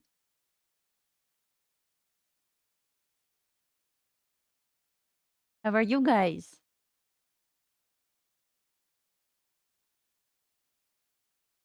A wild IM session today. So I hope no one blue accounts with this IM session range, because NQ was kind of stressful.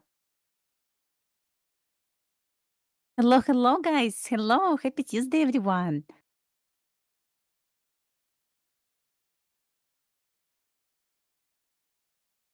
I did long on yes, from a 6908. Yes, I did. Feeling that I close early, like don't want to leave me. Because I closed like 8 points, I believe, with too many contracts. So you can see in my chat what trade I took, and you can see what happened right after this. Like, well, it is what it is. So no complaints. So guys, price hit my key level on NQ, which is projection for our projection, measuring gap projection. And price kind of stuck there. I don't have levels higher anymore. Let's try to find some projections based on manipulation, like I guess. And we will see. Guys, did you see how nice was sell off on gold this night, right to the levels we were watching yesterday, 39.60? Why it happened when I was sleeping? Like, really? Why? I need to know. But it was nice. So projection on NQ, I guess, is going to be the very last move down before reversal.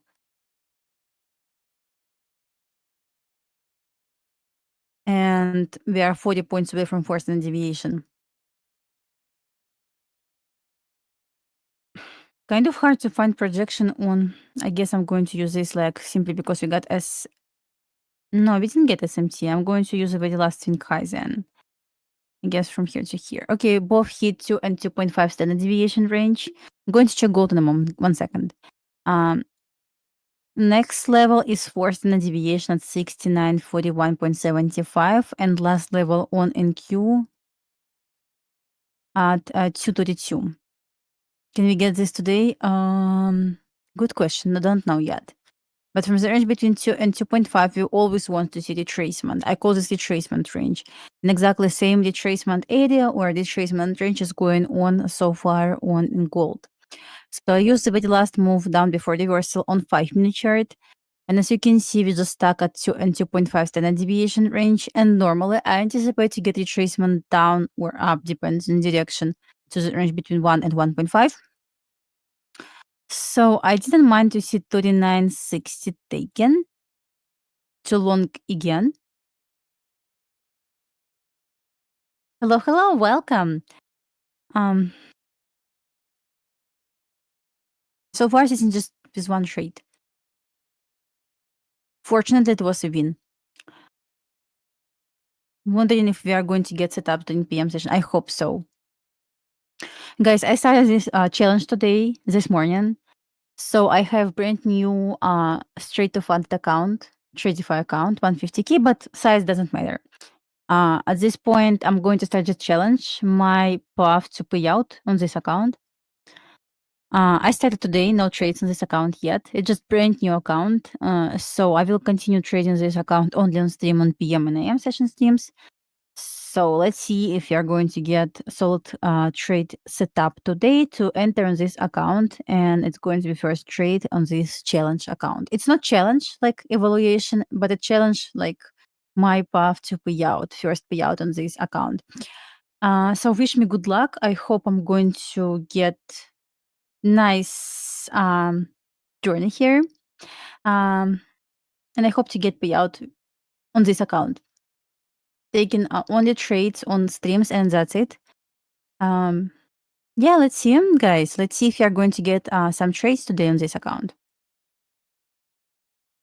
You're welcome. You're welcome. Yeah, guys, Grand Cup starts next week. Make sure to sign up. So Rebecca right now on vacation in Italy. I don't know if we are going to stream together, but I know she's going to stream Power Hour 100%. But I don't know if we are going to stream together again. So I don't know yet. She's going to come back next week. I hope so. Well, let's see, guys, if you're going to get trade on this account. It's not going to be like chat decides. No, it's not going to I decide, but I'm going to execute just during stream. Okay. Guys, what is your bias on gold? You're looking for continuation higher? Because I do look for continuation higher to aim for New York midnight open for like 20 points higher. But ideally want to see this long from this area, like 39.60. Let's find first level where we can enter long.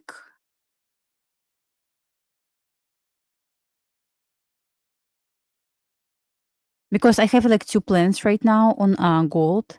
If it's going to fail, then I will wait for exactly same long, but from here. Like 2 plans. It's not valid yet. As you can see, we don't have order block.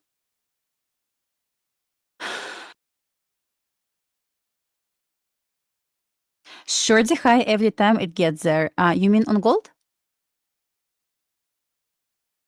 Or where?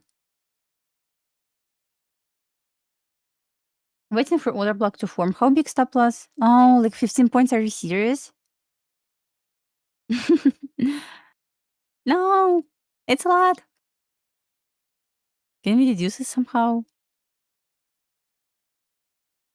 Well, we're gonna see. Like first trade idea probably is going to be something like this, but preferable to get this one, of course.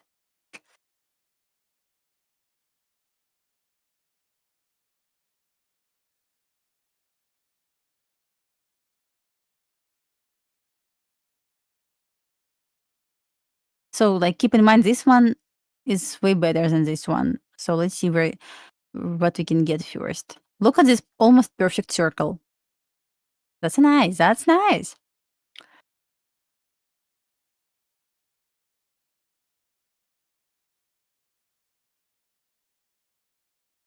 Well, like I'm watching for New York midnight open retest. We're gonna see.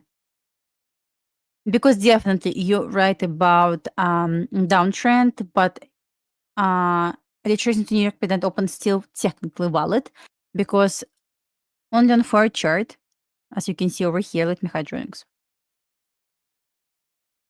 So yes, we just waiting for our order block. Boom. But it will become it will become bullish if it's going to break above Asia high on forward chart and close above this level. This means it's totally fine to see move towards this order block as well. So I would say like long is okay to New York midnight open, but there is no long opportunity just yet. It's going to be either like 3-minute order block, which is not formed yet, as you can see here. Like we need to get the closure above this blue line to get this probably trade, but in my opinion, better to get something like this. So bullish above 40, 34, 37, but long like scalp is okay as well. This is how I think about this market. Talking about ES and NQ, so Trump announced like they're going to work about tariffs, like it's going to decrease, I guess. China tariffs, right? And we pumped immediately to the range between 2 and 2.5, and the rejection happened right to the range between 1 and 1.5. So right now we need to get shift in structure to upside, and it will go all the way up to 4 standard deviation. I think so. 4 standard deviation, okay, like not that far on, like 13 points higher. It's a lot to pump on NQ, but at least like 13 points higher on ES. This is how I think about this. Guys, what is your bias right now on NQ and ES?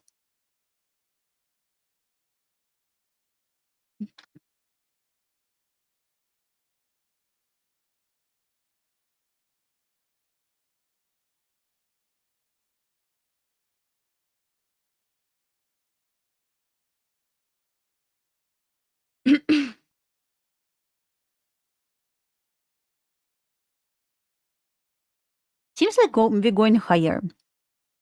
Ideally, I would like to see a continuation higher to 69.41, and I will look probably on not on gold, on ES.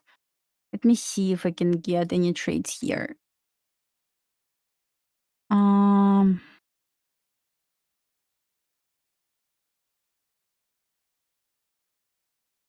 Basically, we got continuation. 1 second.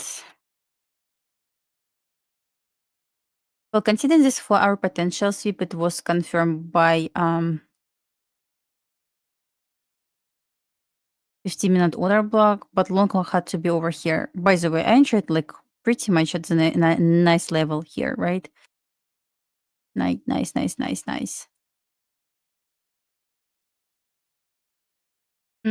Hard to say. SPX round number with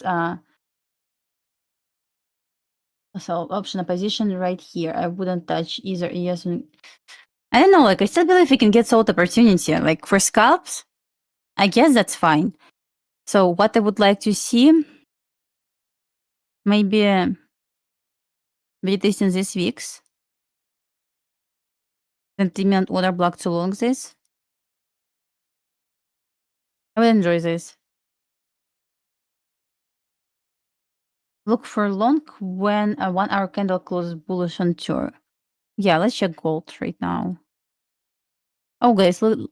Oh, look at this. What we have so far. We got 3-minute order block. Price immediately expanded. Okay. So once again, all I see so far is just New York midnight open and nothing else. Worsening deviation slightly above New York midnight open, not like slightly, it's 10 points above this level.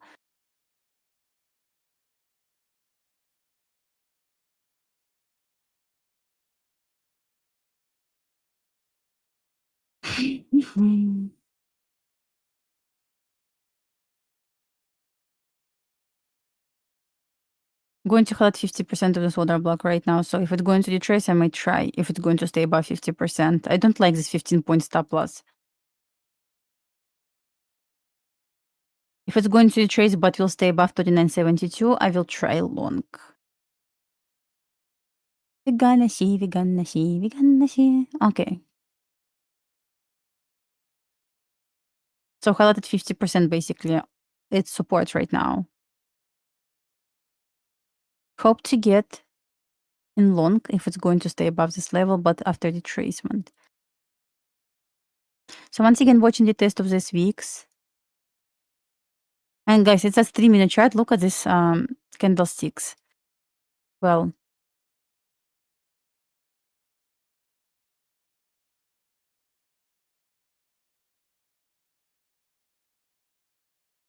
I will try to engage, to be honest, on a yes. Let's see if we are going to get set up.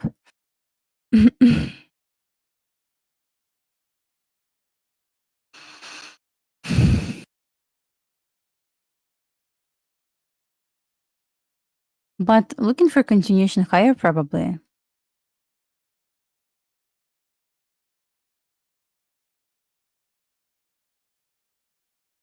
Yeah, pretty much a trade like OTA retracements, standard deviation projections. I don't have any other choice when we trade at all-time highs. So yeah, I can see like FIP retracement tool is best tool ever. Like really. Yeah, if 3972 is going to be broken, I wouldn't try to long this again. Same. Oh, it's guys, it's indicator. It calls. I'm going to send in the chat right now.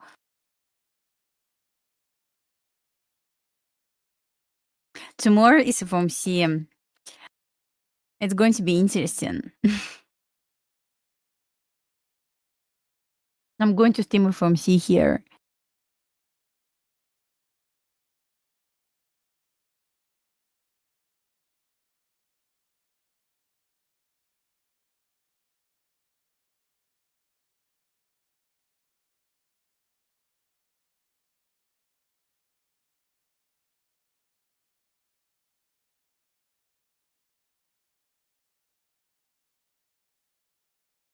CL is nightmare. I mean, probably I agree with you. Like, I was trading CL last week. It was my last time trading CL. I can try to find the trade, but do I have this maybe in my chart? But once again, it was really stressful. I have a screenshot of my execution somewhere. Do not find this. It was short, I remember. I just don't remember the day when it was. Anyway, like last week or 2 weeks ago, I took a short on a CL. It was my first trade on CL for the last 6 months. Well, guys, let's see if ES can do trades for me to try this long. And I will long off 3-minute OB as a reaction.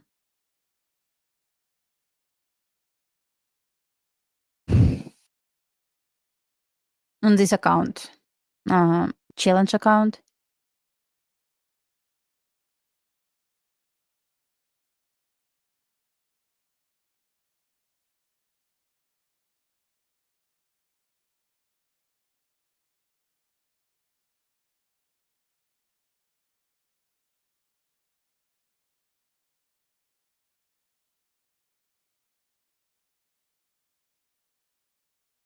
Yesterday I was trying to long on gold twice, 2 break evens, but after small partial at least. I was short in Asia for 20 points and I was aiming for previous day low level, closed a bit early and it was like really sniper exit. But was looking for short to aim for 39.60. I was bearish to this level and it hit this like around 3 a.m. New York time. And when I woke up and saw chart, I was like, really? What I'm going to do today? You know why I don't really like to trade CL? Because it moves so slow, like really so slow. And you can see it sometimes. I remember I made like 50 cents on that trade with 2 mini contracts. And I was sitting in this trade for 30 minutes to make 50 cents. I mean, yeah, we have huge earnings, guys, this week on FOMC meeting. So maybe it doesn't make any sense to like expect a lot from indices, to be honest. But we still can try something. Like no one forced us to trade big size, right?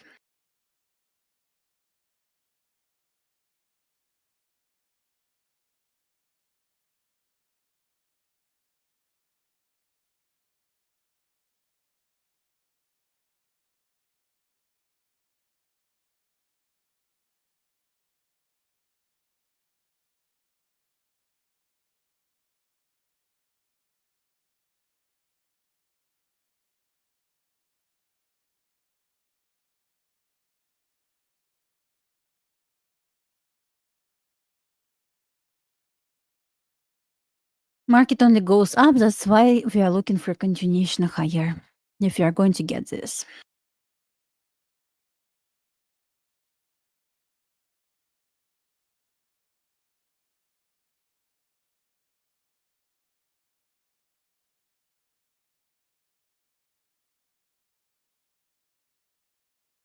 So basically, I'm watching for the test of this week's. And if it's going to for 3-minute order block, I can try, I guess. It's not huge stop loss, like 3-4 point stop loss to make like 20.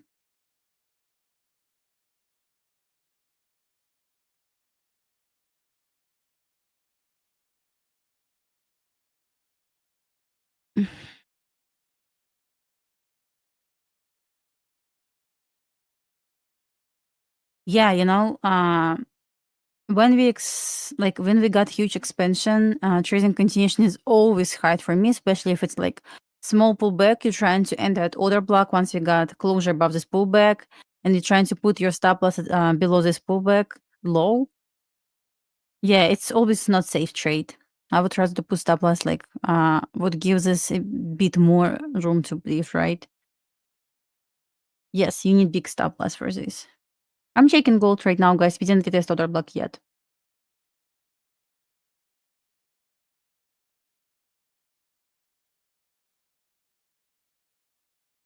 I also hate the trade continuations, guys, but we can give it a try if it's going to be like solid setup here. Like 3-4 points risk, I guess, acceptable.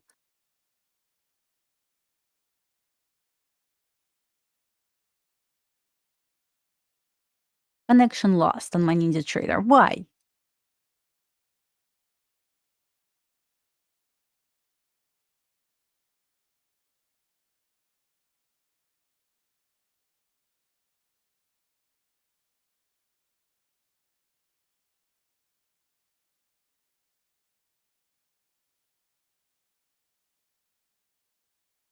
Don't use stop loss. See?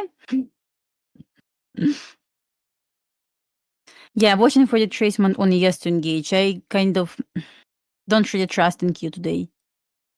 Like compare charts. It was ugly everywhere, but yes, at least not that ugly.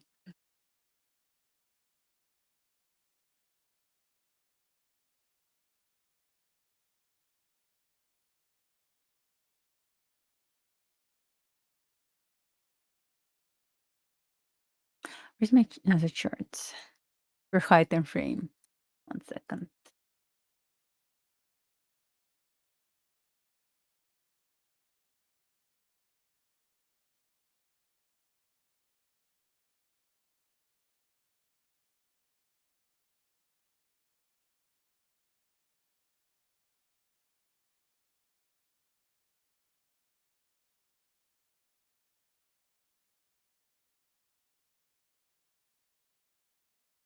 Still watching for retracement down to engage.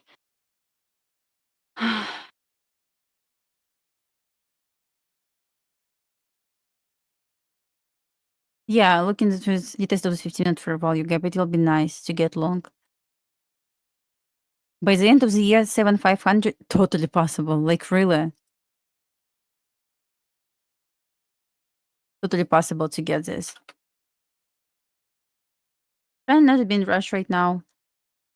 I'm looking at gold on my another screen, so nothing interesting there yet. I would like to see the test of 3-minute order block at 39.77.75, and if it's going to stay above 72, I will try long.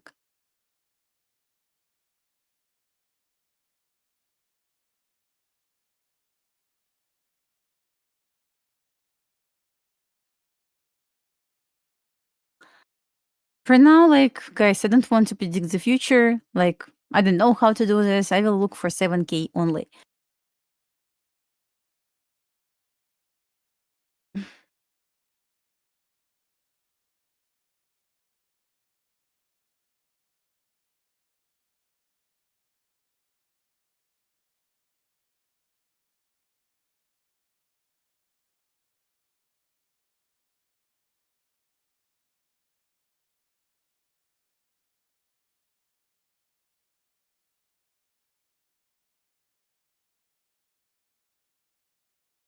Come on, you trade. So basically retracement, 3-minute order block, and then long.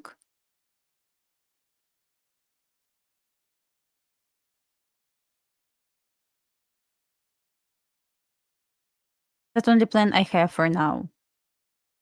Guys, what do you think about FOMC tomorrow? What will happen? Will we drop hard, like really hard?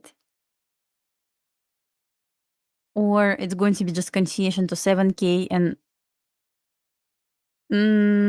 like 500 on NQ? Well, YM. I know, like, I'm not friends with YM. I'm trying to look at these setups. I mean, I know, like, just maybe I'm doing something wrong, but I see this like it's really hard to trade. YM.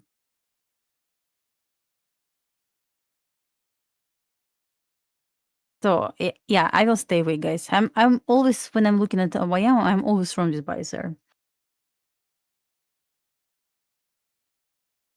Wednesday makes high or low the week. Yeah, I mean, yeah, but the question is where we go.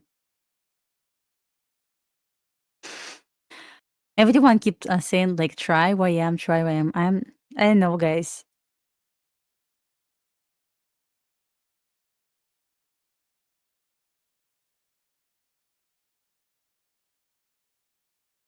So talking about gold, I always trying to aim for 2R. And like there's no default amount of points for TP or stop loss. There's default amount of dollars for TP and stop loss. So if I can say so. So I don't risk more than $300 per trade. And I'm trying to adjust my contract size according to this risk. If it's 30-point stop loss, it's going to be 1 micro trade. If it's 30-point 15-point stop loss, it's going to be 2 micro trade. Make sense?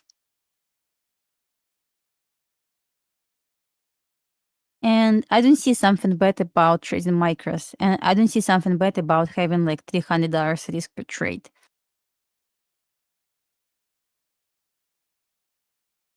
And not yet. I took only one trade today. Really, just one trade today, and it was ES. Long for 8 points. I wish I hold longer. I wish I took partial here, but once again, it is what it is. So normally I trade like one trade a day, like sometimes no trades at all. Depends if model presented or not. So inside consolidation, model really doesn't work at all. Doesn't work.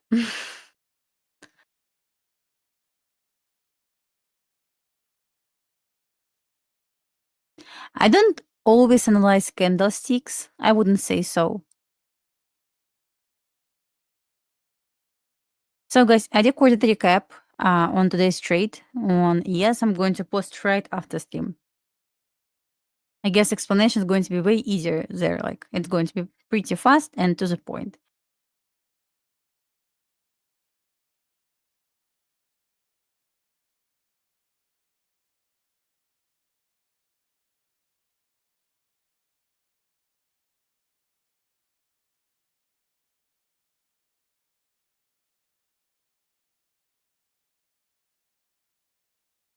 Yeah, I remember my husband also said to me when I'm trying to look at why am I always wrong, he said like just inverse your position.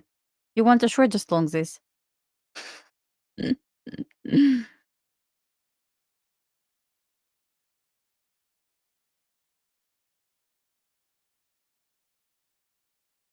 He's so kind, right, to me.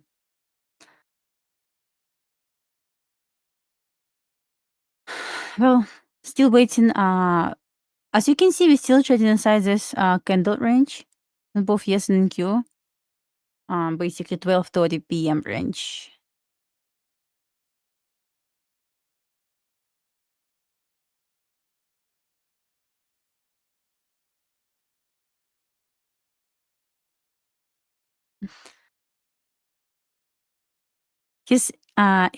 He always says like, and even this morning, can you open the window? And I'm going to say this to people. I was like, no, of course not.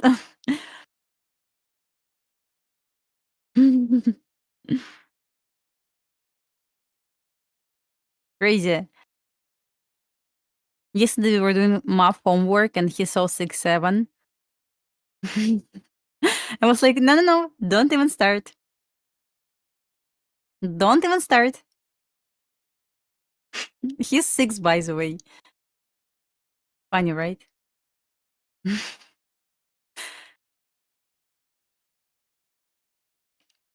Gold tracing, I see.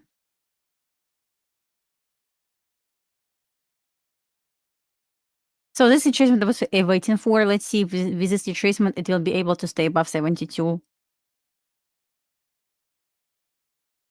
72, yeah. By the way, I can try. Yeah, that's crazy.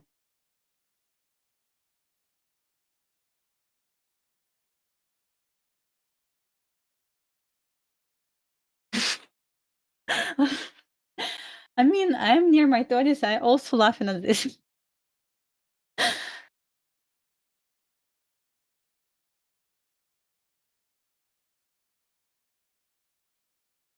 Anyway, guys, by the way, interesting tip while we're waiting for gold didn't break below 39.72. So I wouldn't short below above this level, but I wouldn't long yet. Let's see if it's going to displace above to long this. What I want to say, guys, about ES, and one more time, ES. So once ES displays above or below 10 a.m. open, like far open, early open, whatever, like 10 a.m. open, it always offers like really nice trade, especially after 11. If you see, for example, we took bullish PDRA and we're trading below 10 a.m. open, you can like really with confidence to long above 10 a.m. open, like always. And as you can see, even today, like I really could just hold my runner on ES because see what happened. We displaced above 10 a.m. open and it was right after 11. It traced down to 10 a.m. open, stayed above, and continue going higher. So like on ES, like it's really good tip. I'm going to type in the chat right now.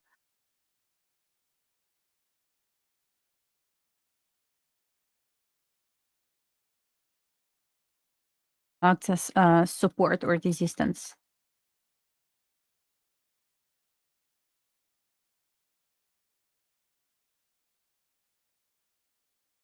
And you can just actually backtest this. I guess it was 2 days ago. No, not 2 days ago, because 2 days ago it was Sunday. On Friday, I took long on ES at the break above 10 a.m. open at displacement, and I got like really like easy points. I hate to call easy money, easy points because trading is not easy at all, but it was quite fast.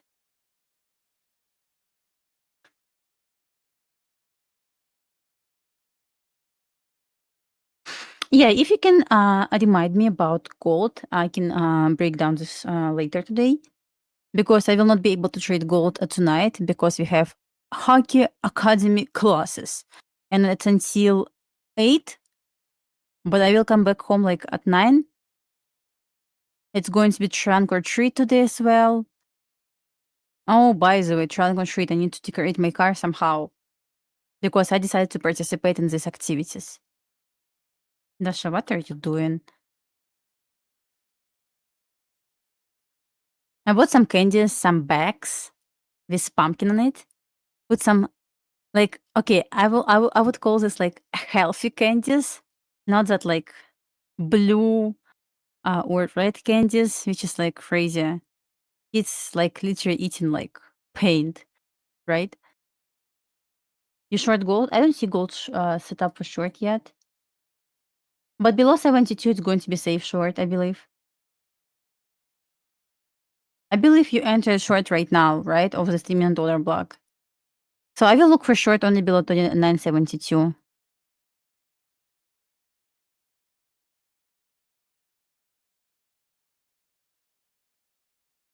Come on, yes, please, just trade 15 for value gap. Stop doing this mess. I keep throwing away all candies after Halloween and keep saying to my kids that I don't know where they put this. Oh my god, Dasha. It's funny to say this. They're always looking for this. I'm like, I didn't touch this. I don't know. It's you, not me. But because it's like, it's horrible ingredients in these candies.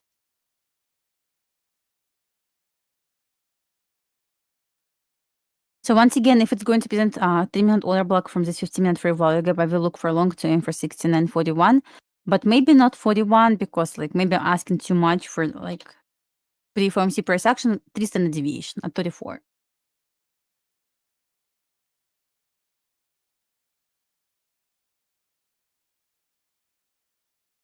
Not going to trade in Q 100%, but on yes, can give it a try. Oops, sorry guys.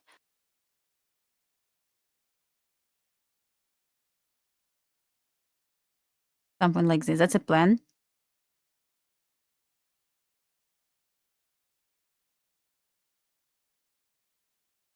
And plan is going to be video trace into 15-minute fair value gap, 3-minute order block. I will give it a try to long.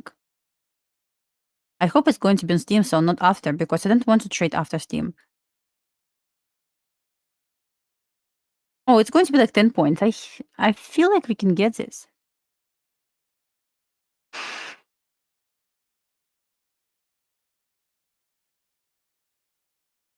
Let me check the XY. What is going on there? Because I noticed like sometimes the XY really helps with bias on gold. And yeah, this sold off. Nice market maker sell model. Look at this. Wow. Just hard sell off. We have equal lows lower.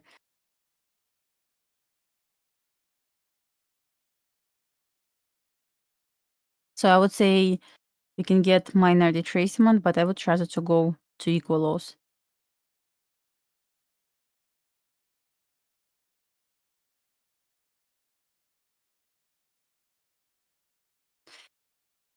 Yes. And at this point, I cannot say like we have like correlation between gold and DXY, like perfect correlation.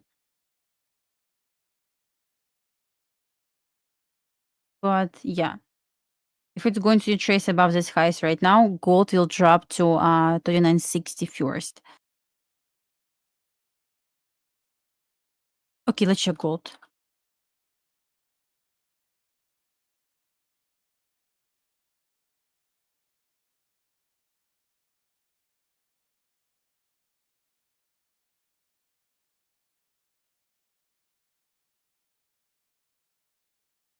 Still bullish.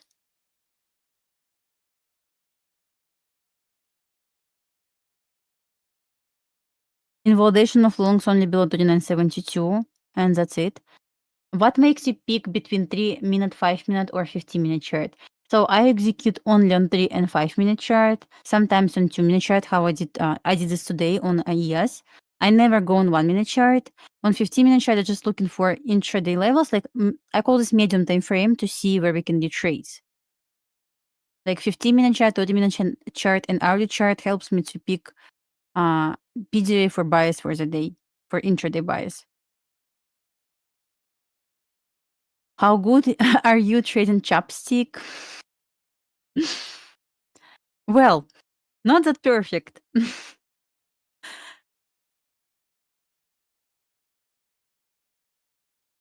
Not that perfect, unfortunately.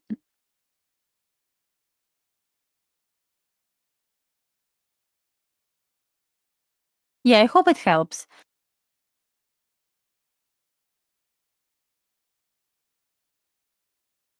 How big range so far? 5 points? Really?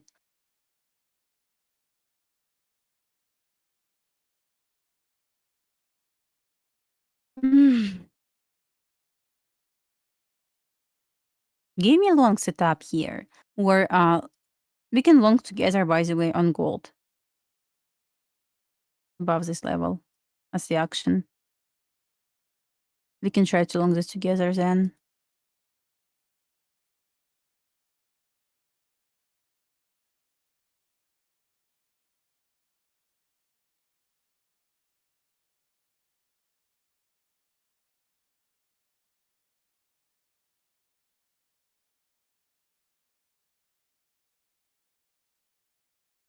I hate AM session as well. Like really, guys, it's fine to say, but I'm going to say this. Between 9:30 and 11, our task is to survive and not blow accounts. Because I didn't see like okay, I saw some days, but for the last 3 weeks, I can count like maybe 2-3 days when it was good price action during AM session between 9:30 and 11. Couple of days. And that's extremely annoying because best setups really happens after 11, especially not like 3 weeks, last couple of months.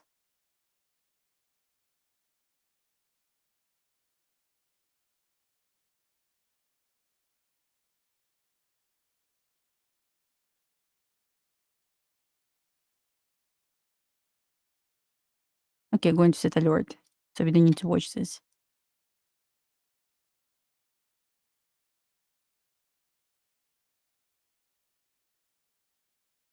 Come on, gold, please do something. The other way you want. Oh, Jessica, you're shorting right now? You are in trade from 39.82? Aiming for 39.60? No, I will use market order. I just put like alert to see if it's going to break this level. Oh, you're looking for long. Okay, got it.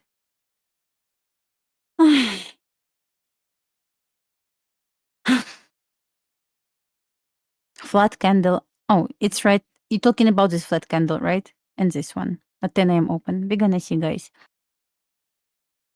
Our task, like really, market trains our patience right now. Yeah, closure can be closure entry. 12-point stop loss. I can try with 3 micros.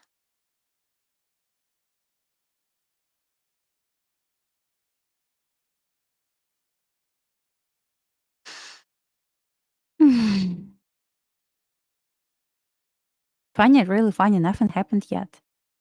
For the last 40 minutes. Ah, please. A bit faster.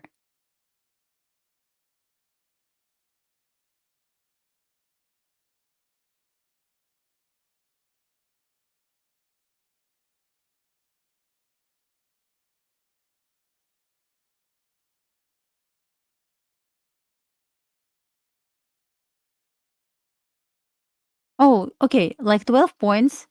I multiply this by 10 because $1 equals $10. $1 move equals $10 with 1 micro contract.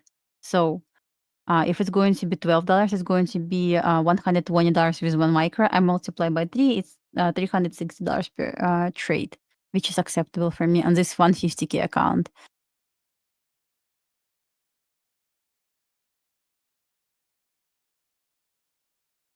Why?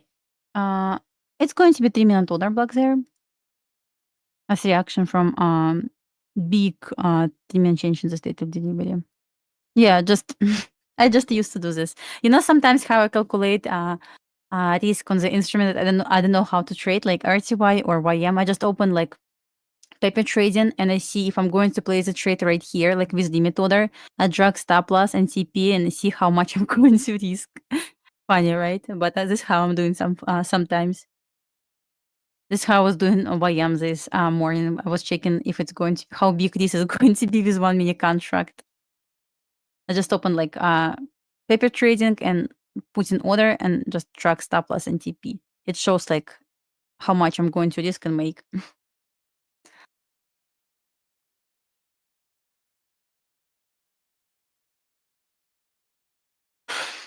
Meanwhile, nothing happened.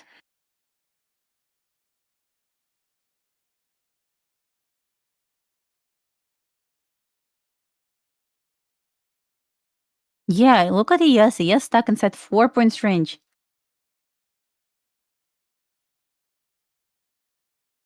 Do you know another way? Oh, tell me. Maybe it's going to be something with this, right? Oh, wait a minute.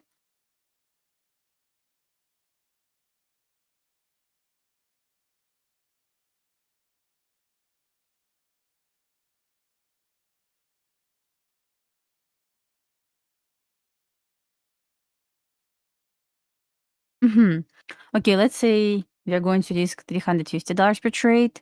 Our account size, basically our drawdown. Yeah, let's see.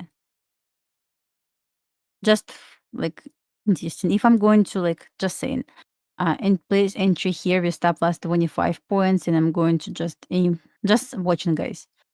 This means I can trade not even one contract, one mini contract. I need to do this with micros. It doesn't show micros, right?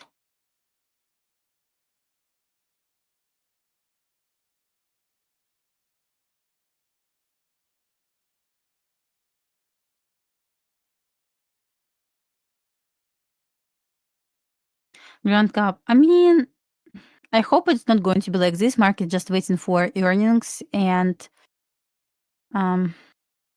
FOMC. So fortunately, Grand Cup is going to be not this week, but next week. So I hope we are going to get something that worth to try. But also, what I like about Grand Cup, it's not one day competition because, guys, yesterday competition Ninja Trader, it doesn't make any sense to do this competition on Monday.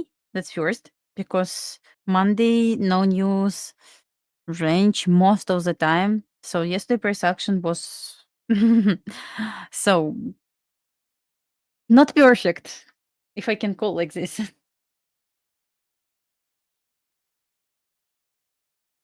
Imagine FOMC tomorrow, lots of earnings tomorrow. What IM is going to bring us, offer us?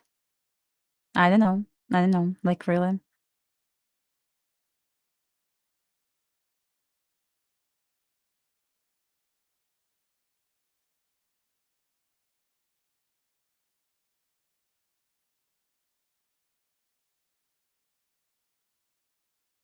I have this candle. Okay, higher.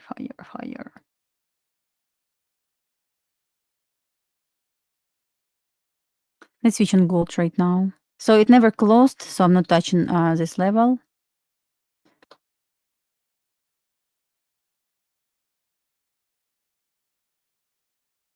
Double sweep on hourly.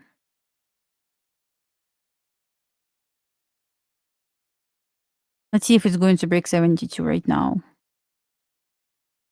Let me remove some unnecessary levels from my chart.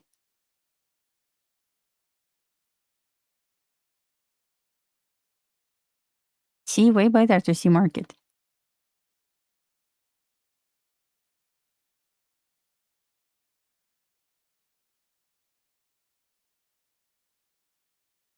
At least risk is not going to be huge if it's going to break 72. Maybe it's going to retest this area again. 8 points. Okay, burst it.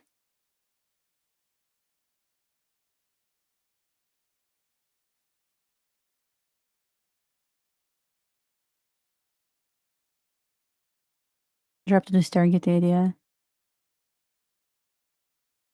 Trying to break.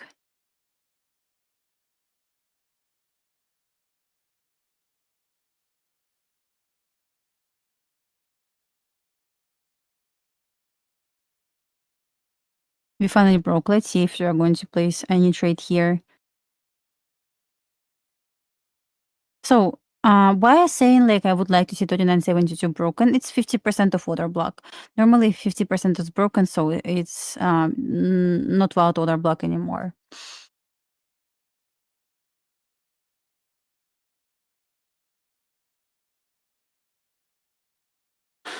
Yeah, let's see if I'm looking for the trade on gold right now.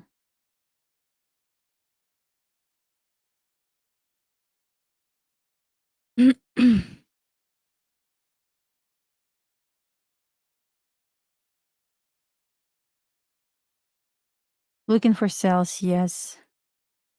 Not perfect timing here, of course, but once again, not big risk. Not on trade. I will show you in Project X. It's going to Project X trade.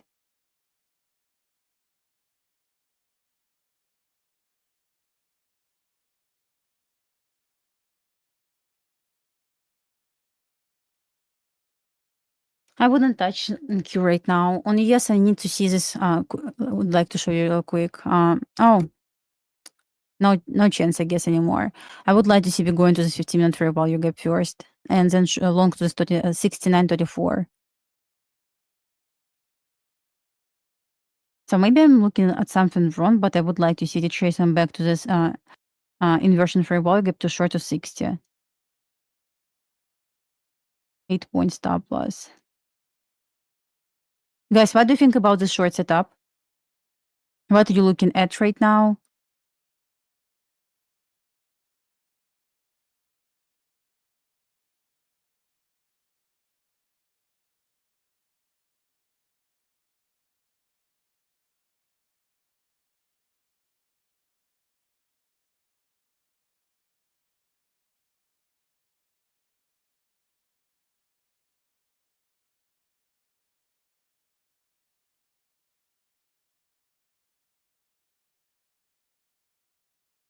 You hate because it's still long? Well, it's about to hit TP where I would want to long.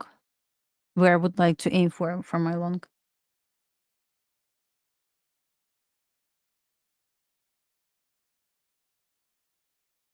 So I don't have plan anymore, I guess. Because it's just about to hit 3 standard deviation. Let me extend these levels.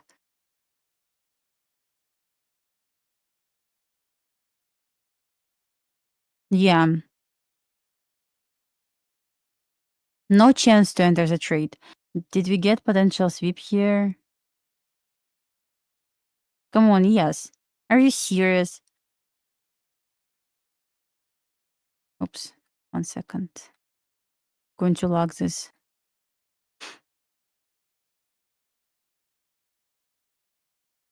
Anyway, I'm still watching 69.34, but the question is, like, probably we are not going to get this anymore. Let's check yes in deal quick. But from the other side, like, still there is a chance because in Q trade inside this retracement area. I guess no. It's not going to give me opportunity to engage. Scam. Okay, back to gold right now. Let's see.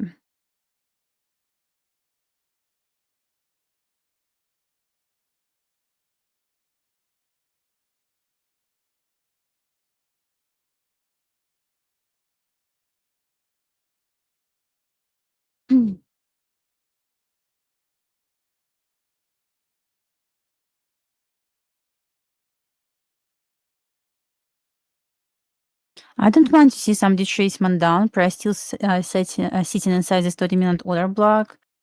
It balanced for our order block and we didn't touch for our order block yet.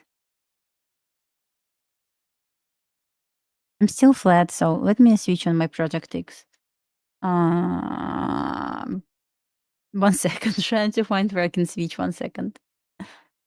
I'm going to show you my Project X, so maybe we are going to trade something here. At least I hope so. Where is Project X? Project X? Project X is over here. All right, all right, all right.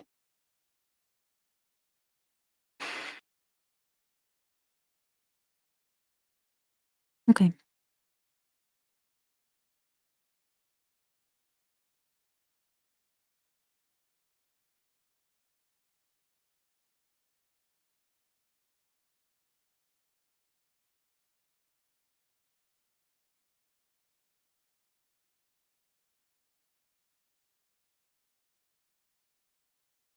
Got inversion on 5 and 3.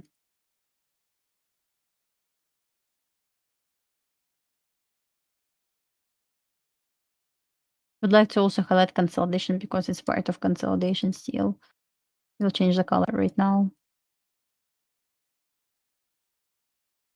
So this gray box is consolidation box.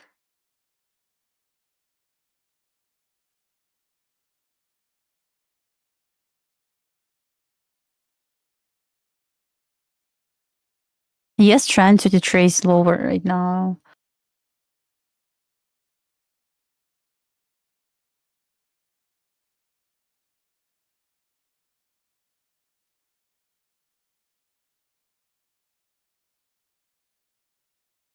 Hello.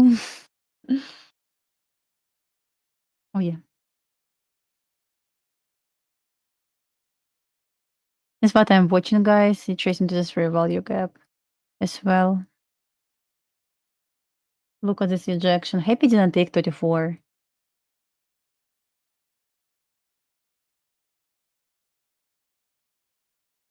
I like how NQ trying to respect the tracement area still. Come on, yes, retrace, we are going to long this. Retrace, we are going to long this. Oops, something. Well. Anyway.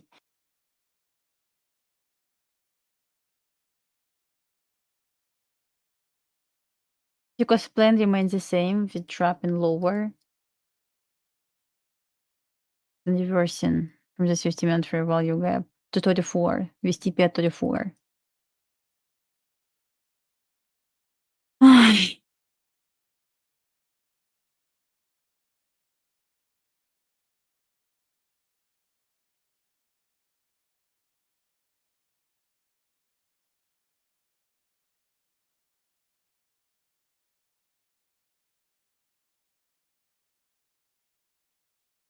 Don't take, please, don't take 34 right now.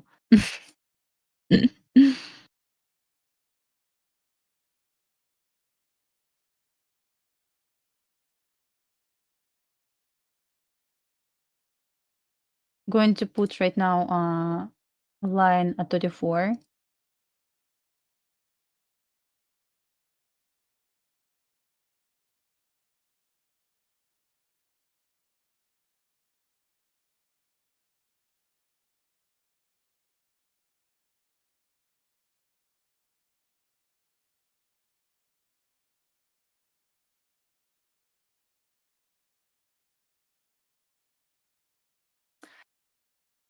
Gold quite choppy to me, so I don't like how. Let me show you what I don't like about gold. This overall sitting inside consolidation.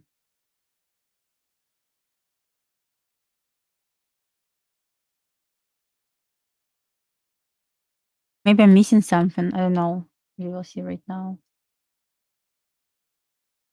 Just moving from premium discount, from discount to premium. See this strange, guys? Like when I highlighted this range, it looks even better than it like was without this box.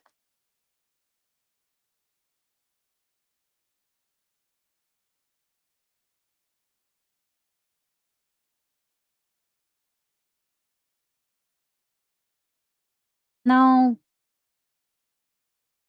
Wait.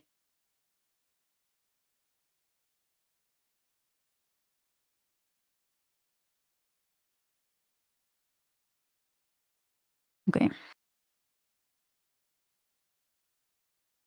You just long and queue at 140. What level you aiming for then? Like really? Because I wouldn't mind to see NQ tracing down to 120, to be honest.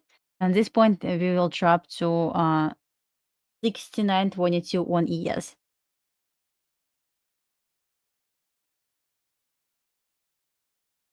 Like on MNQ, trying to show you projections. Just going to stay on Project X right now. Do I have any templates for this? Oh yeah, I have it.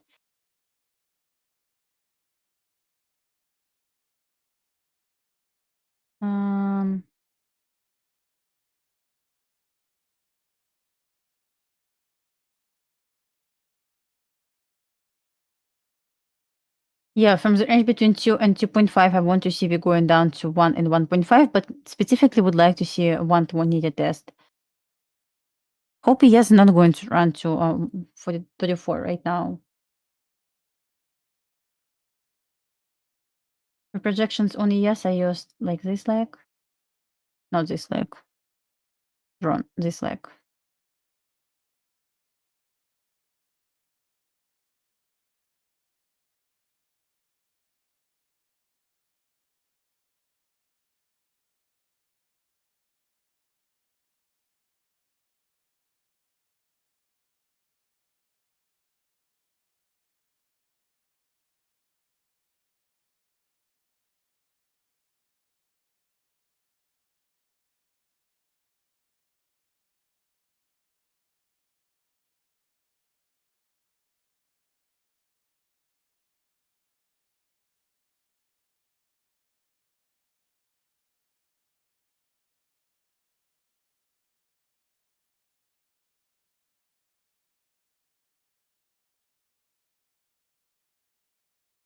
Oh, you're trying to scalp. Okay, I got it.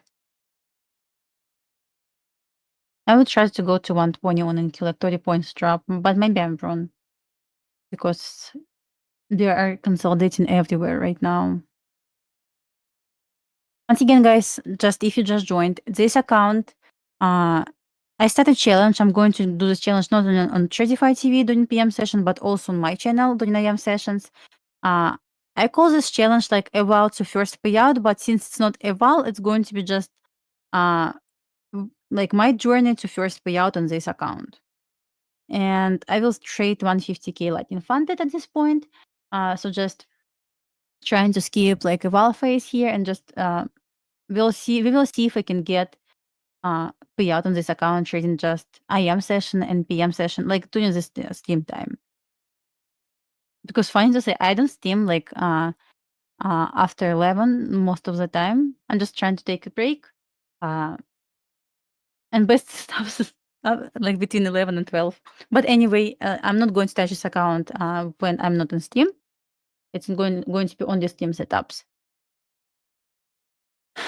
So it's not going to be like 1 day challenge. Probably it's going to be 1 month challenge or so, because I need to make $9,000 in this account. Of course, I still have evaluation like 50 gross plan, but I decided to see how much time it will take to make $9,000 trading micros on streams.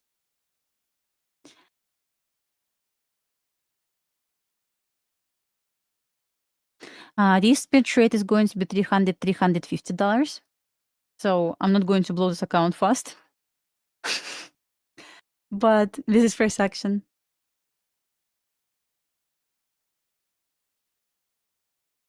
It's SIM funded account. Yes, I want to skip evaluation phase. Sorry.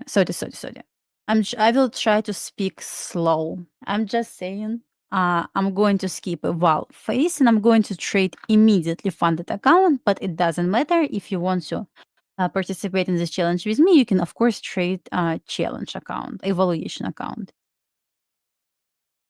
Oh, you don't need to join. Just like I'm going to steam on I'm going to steam how I'm going to perform on this account. I hope it's not going to bad, but we will see.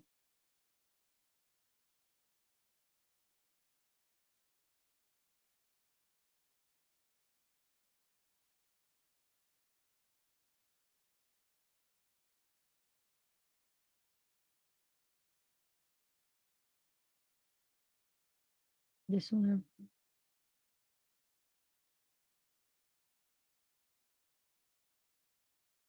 But the level I was aiming for, I said before, 159.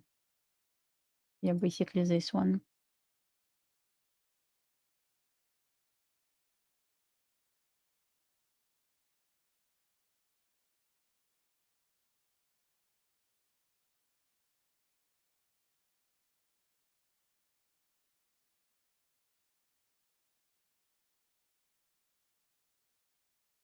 You will never find high.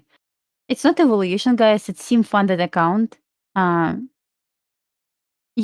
I will skip this phase, guys, with evaluations. But I don't recommend you to buy sim straight to funded account to trade this challenge. It's maybe not smart decision. I just want to see how fast it's going to be to make $9,000 in this account.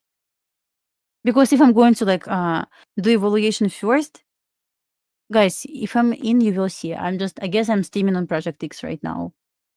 You will see all executions here. You will see balance changing as well.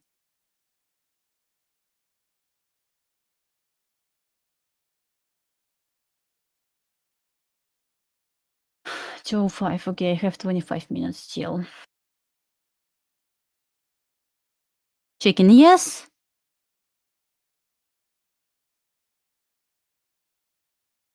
Yes. Yeah, guys, I will steam right now. I guess it's better decision to steam on Project X, so it's exactly the same tracing view chart. Yeah, it's hard to predict. It's always hard to short all-time high, but it's not really hard to scalp short for all-time high. But trying to predict the top, guys, we keep going higher since May, I guess, or June. I can actually check this right now, but it's wild.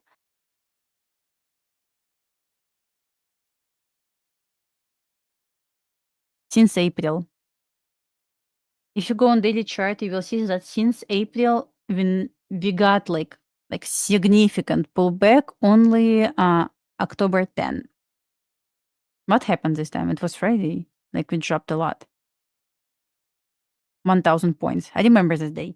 But it was the very first significant pullback, guys, after 6 months of running higher. I'm just saying, guys, so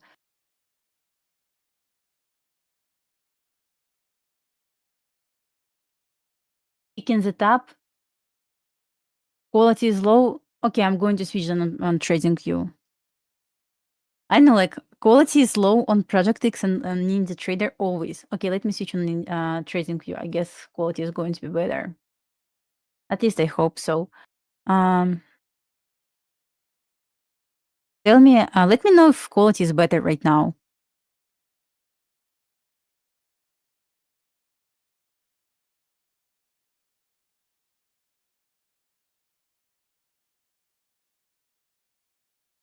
Like Tradeify Cup, I mean, oh yeah. It's going to be interesting. We will love it.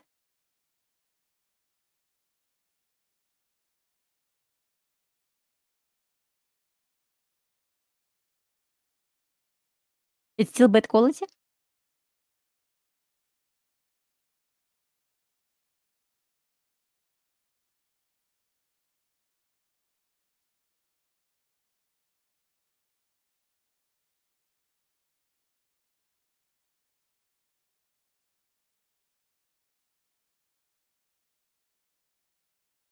I guess my biggest concern about gold is fine. Okay, guys. Biggest concern about this overall. I don't want to short gold as well. I mean, there is a setup, definitely there is a setup here. This consolidation.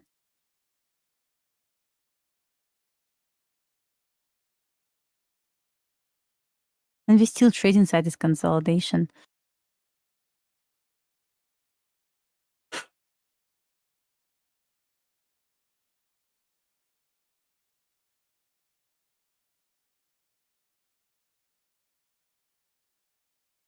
Maybe like it's going to be a flat account for today. I'm up on my another Tradeify accounts. $650 on that long trade on ES because I trade too many contracts.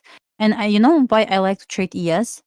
Because I entered with too many contracts, which seems a lot, but my risk was $350, which means I risked like how many points? Like less than 4 points. It was a bit more than 2R.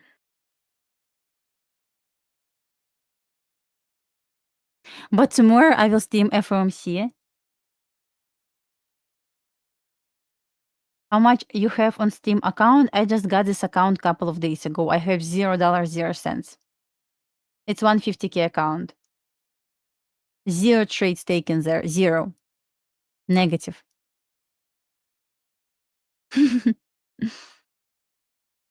It's going to be only for Steams. I decided to start a challenge today, so that's not considered as consolidation. How do you want to call this?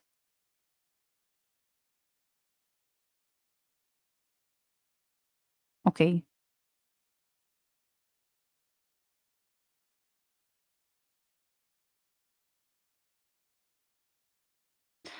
Personal account in Asia always. Basically, I trade personal every single day, but during Asia. Because, you know, that's funny to say. I'm going to say this anyway. During Asia, when I stream, not stream, when I trade, I always feel like I'm going to break some rules. I don't know why. I don't know why I feel like I'm going to break some rules, and I prefer to trade personal. You're gonna make 10K or we are going to blow account together.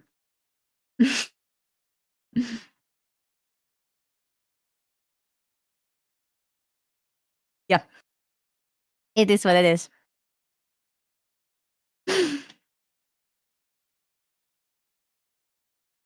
Buy cheapest evaluation ever for this.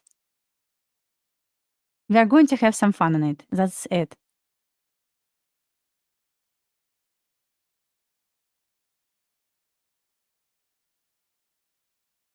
Yesterday, I traded 4 micros, short in gold in Asia. I made $800. But normally on personal trade mini contracts, like 1-2 mini contracts. But yesterday I was kind of scared to trade, to be honest, short, to short that setup because it wasn't based on model. It was just like logical entry, and I traded with 4 micros.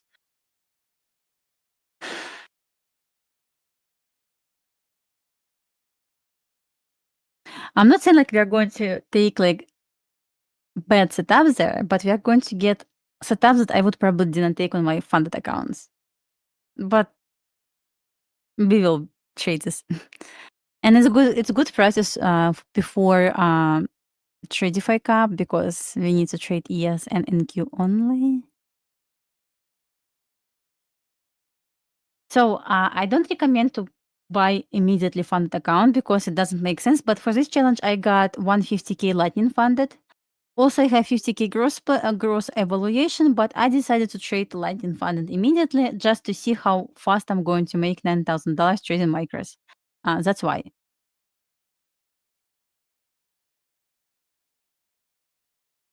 Oh, I'm telling about like Asia short. It was just crazy move up and down, so I shorted 5-minute inversion.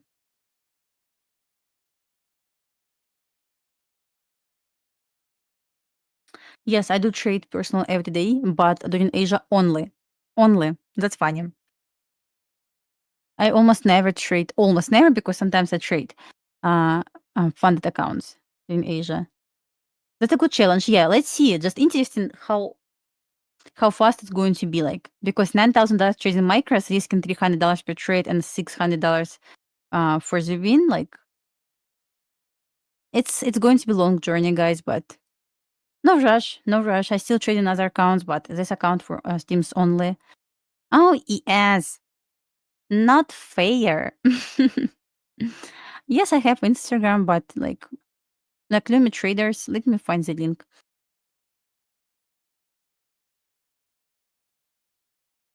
Yeah, I decided to start this challenge today.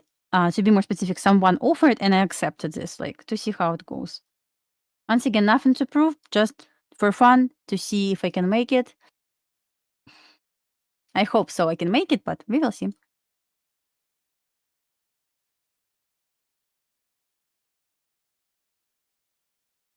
I believe in myself. It's like, I believe in myself. Loss is a part of the game. Friday.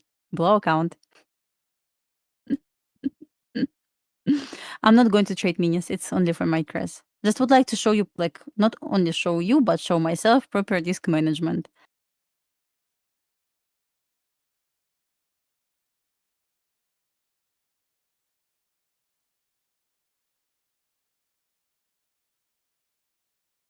But once again, guys, this challenge is going to be not only during this stream. I will stream during IM session on my channel, only on this account, and I will take another accounts on my own.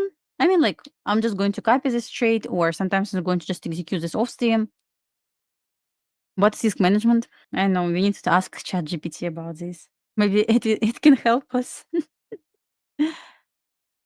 Yeah, I will do copy sometimes trading if I see like a solid setup, especially on gold, because I have lots of accounts.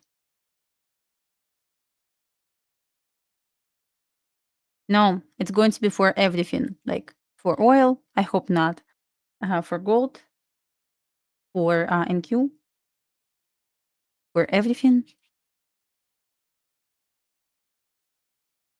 I stream on my own channel. We were looking for setup this morning, but nothing was presented, so no trades in the AM session. Fortunately or unfortunately. Like even in hindsight, I wouldn't take any trades before 11. So, yeah, NQ, yes, to the moon, break the roof, non-stop. 16,941 is worse than the deviation. You know, I'm not going to. I can start steaming early, but I'm not going to take any trades on this account. Of Steam. It's going to be only for streams. I can actually rename this. Oh, we can rename this like.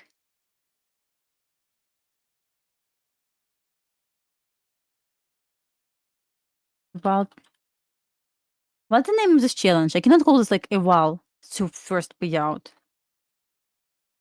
Actually, I will call this because it's going to be like not only me going to participate in this. Yeah, I rename this. Like it. 10K each one on streams. That's over $3 billion combined. Of course, if you're going to get winning trades. Come on, yeah. Break the roof. Non-stop. We're going where? I don't know where we're going. Like to 187. Like just long every single retrace one. But like, guys, let's be serious right now. It's building low disease into downside.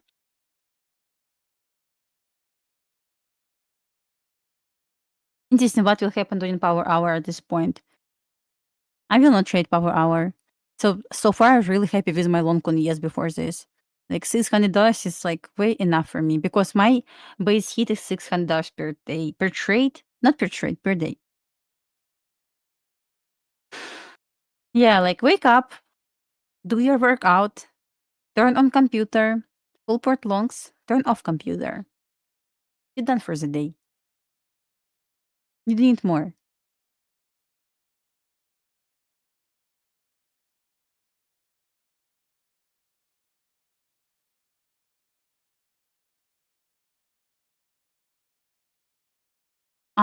We can actually set this. Let's say we are going to like I'm going to risk per day $500. So at this point I have room. Max loss limit. First trade. Let's say I lost on first trade $300. Next trade is going to be with risk $200. Risk per trade. First trade. This is how I'm going to do. Like I have like $6,000 drawdown. $300. And I'm going to aim for 2R every day. This means I need to make $600 plus per day.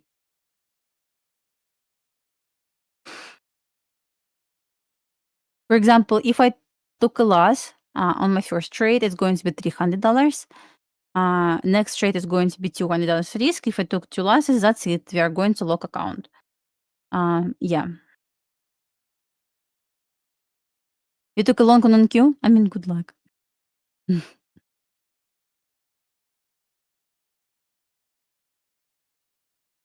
Depends. Sometimes it's going to be 1 mini contract or even 2 mini contracts. If it's going to be like 3-point stop loss on yes, I'm going to execute with 2 minis. Depends. Once again, I will adjust contract size based on risk.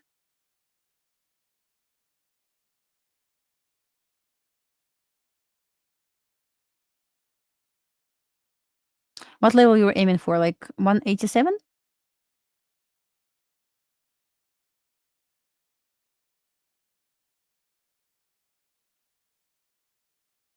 I don't have any levels from this level, from this first deviations. That's my top level for now. Day 952 of beers been disappointed.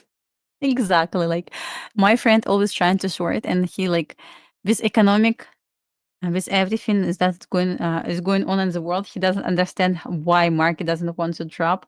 And he's like, why?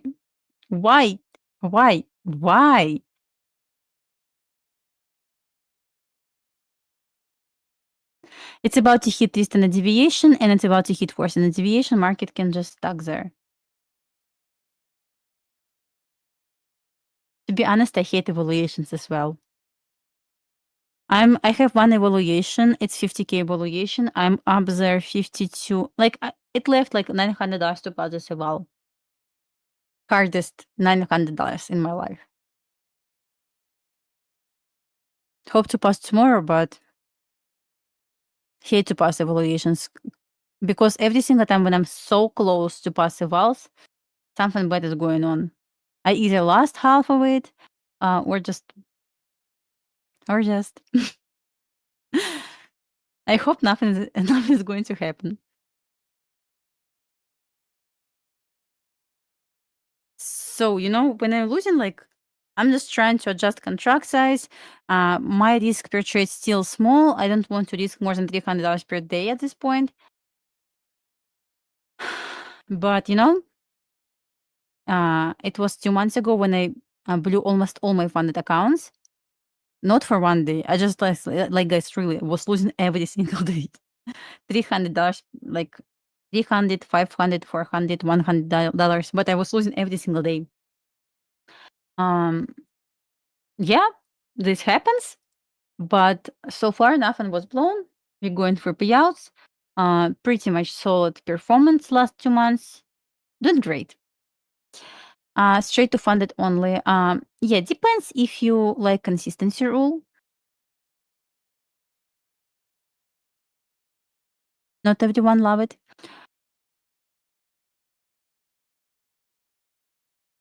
But this is why I would like to trade this challenge on on this straight to fund account to see if I can be consistent. 500 tomorrow, I will not be surprised. No one will be surprised. Come on, man. No one will be surprised. Well, we were right with bias on ES. Just didn't hit the level where I wanted to long, which is probably not great, but what worse, consistency rule or intraday trend drawdown? Intraday trend drawdown, of course.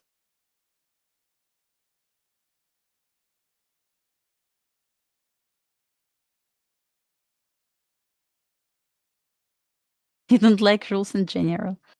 Back on gold. I'm watching gold, guys. What to trade here? Nothing. I will stream FOMC tomorrow. This is going to be fun. Consistency rules are okay. Rules are okay to me because it helps me to be consistent. Yeah, I cannot make a lot, but that's fine.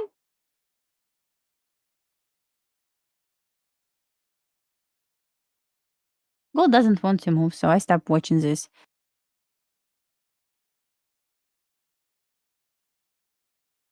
Guys, maybe what I missed here, because 15-minute free value gap seems absolutely obvious level to be taken. What level we traded into? You just continue going high without taking any levels. Well, this long was obvious. This one not. What happened? Really, what happened? What level we expected here? Nothing.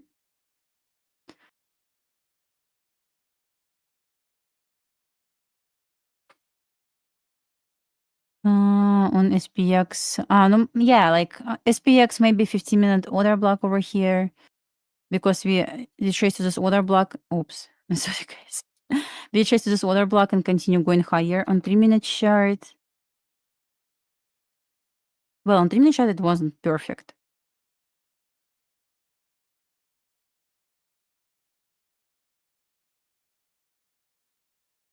So basically that was this one. On yes, it looks ugly. You said check SPY. 1 second. Oh, we just basically just run this data high, basically news high, right? Okay. Okay, guys, last stop for ES, it's 6941.75, and that's it. So I guess market can stack there.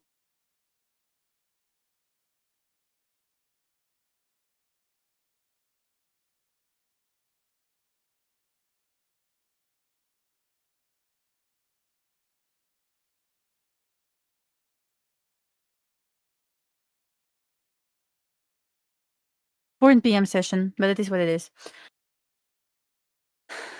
Order field. What level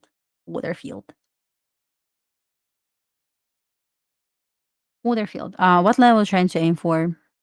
15-minute fair value gap at 69.22. It will be fun to see. Yeah, funny to see if it's going to really drop there. So guys, as I said, I'm going to start. I started this challenge today. Nothing taken on this account yet, but this account is going to be just something funny to try for AM session and PM session. Wish me good luck, everyone, because it's like first this kind of challenge I'm going to try. Really would like to get payout on this account. Just taking this in front of everyone. It's not really stressful to me. I don't feel like it's stressful, to be honest. But still, yeah. I guess we're done here. I just don't see a lot, to be honest, yet. I'm going to repeat again last stop where yes, I have 69.41, but last stop on NQ slightly higher. So I will watch if price can take this forcing deviation and offer the action down. I'm not sure if it's going to drop to the 15-minute fair value gap. I don't mind, but we're gonna see. How you manage all these accounts? I have copier, so I copy all accounts. Oh, Alan, you were long, right? It's still dropping to level. I'm looking for a drop once again to this target area on gold at 39.59.8. It's like exactly 10 points away. So guys, thank you for watching. Don't leave. Might is coming. Maybe he will find something better during like power hour, because for now, like nothing good to me. Don't make stupid mistakes, guys. I will see what kind of plan I'm going to have on gold, and I will keep you updated later, because right now I don't see a lot. I'm looking for target area. So basically the range between 2 and 2.5, and the retracement down to the range between 1 and 1.5. That's only the plan I have so far. Wish you good luck, everyone. Don't make stupid mistakes. Enjoy. My name is Matt Hensley. Miriam Rushdie. My name is Nick. I am from St. Louis. From Orange County, California. And I'm from Switzerland. I'm a Midwestern homeowner, which means I spend at least 7 hours a day in my yard. I like to explore new foods, different cultures. I do a lot of sports. I go to the gym a lot. I play paddle tennis. My first ever trade was actually Peloton. I got into trading originally, honestly, through a Facebook ad. I bought 10 shares of Apple stock. Read some hype article about it and decided to just go all in. My first trade was a Tesla call option from Signals Group. After COVID hit, they just skyrocketed. And I sold it a couple days later and I made $37 and I felt like the shit. Beginner's luck. Probably about 75% of my trades are in the NQ futures contract. NQ it is? I'm a NASDAQ junkie. Other than that, I just trade oil and gold, CL and GC. I just love trading NASDAQ just because of the volatility, the chaos. Why? Because I love simplicity. Like just sticking to one thing, focusing on that, and really becoming an expert at it. Trading has really taught me a lot about myself. Have a protein shake, I eat some beef jerky, and then I start trading. I sit down and I get to business. I'm ready to hopefully make some smart trading decisions.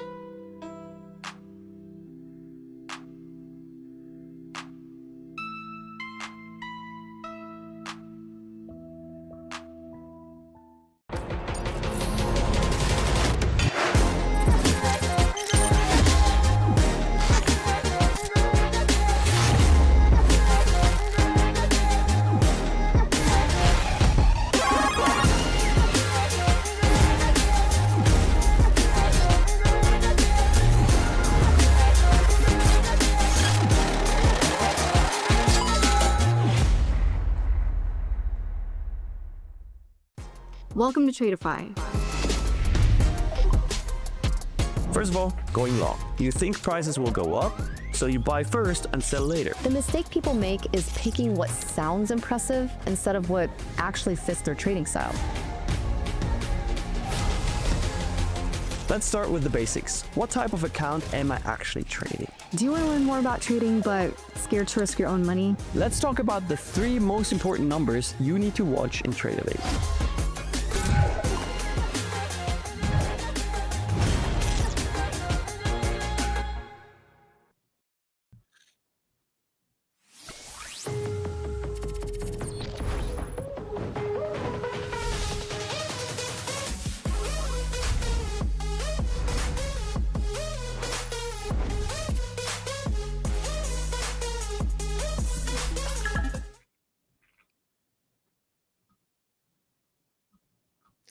Hello, and welcome back. Another edition of Market Emotion and Power Hour. Matt, how are we doing? I am fan-freaking-tastic, Nick. How are you? Beautiful. I'm great. No trades for me, though, because we're just, going higher and higher. Is your DGen ass looking to short this the whole morning? Of course I am. I'm waiting for the day that I can start shorting. But honestly, at this point, I'm throwing a poll in there because I don't know what else we're looking for. But I think we're just going to keep going to 27K.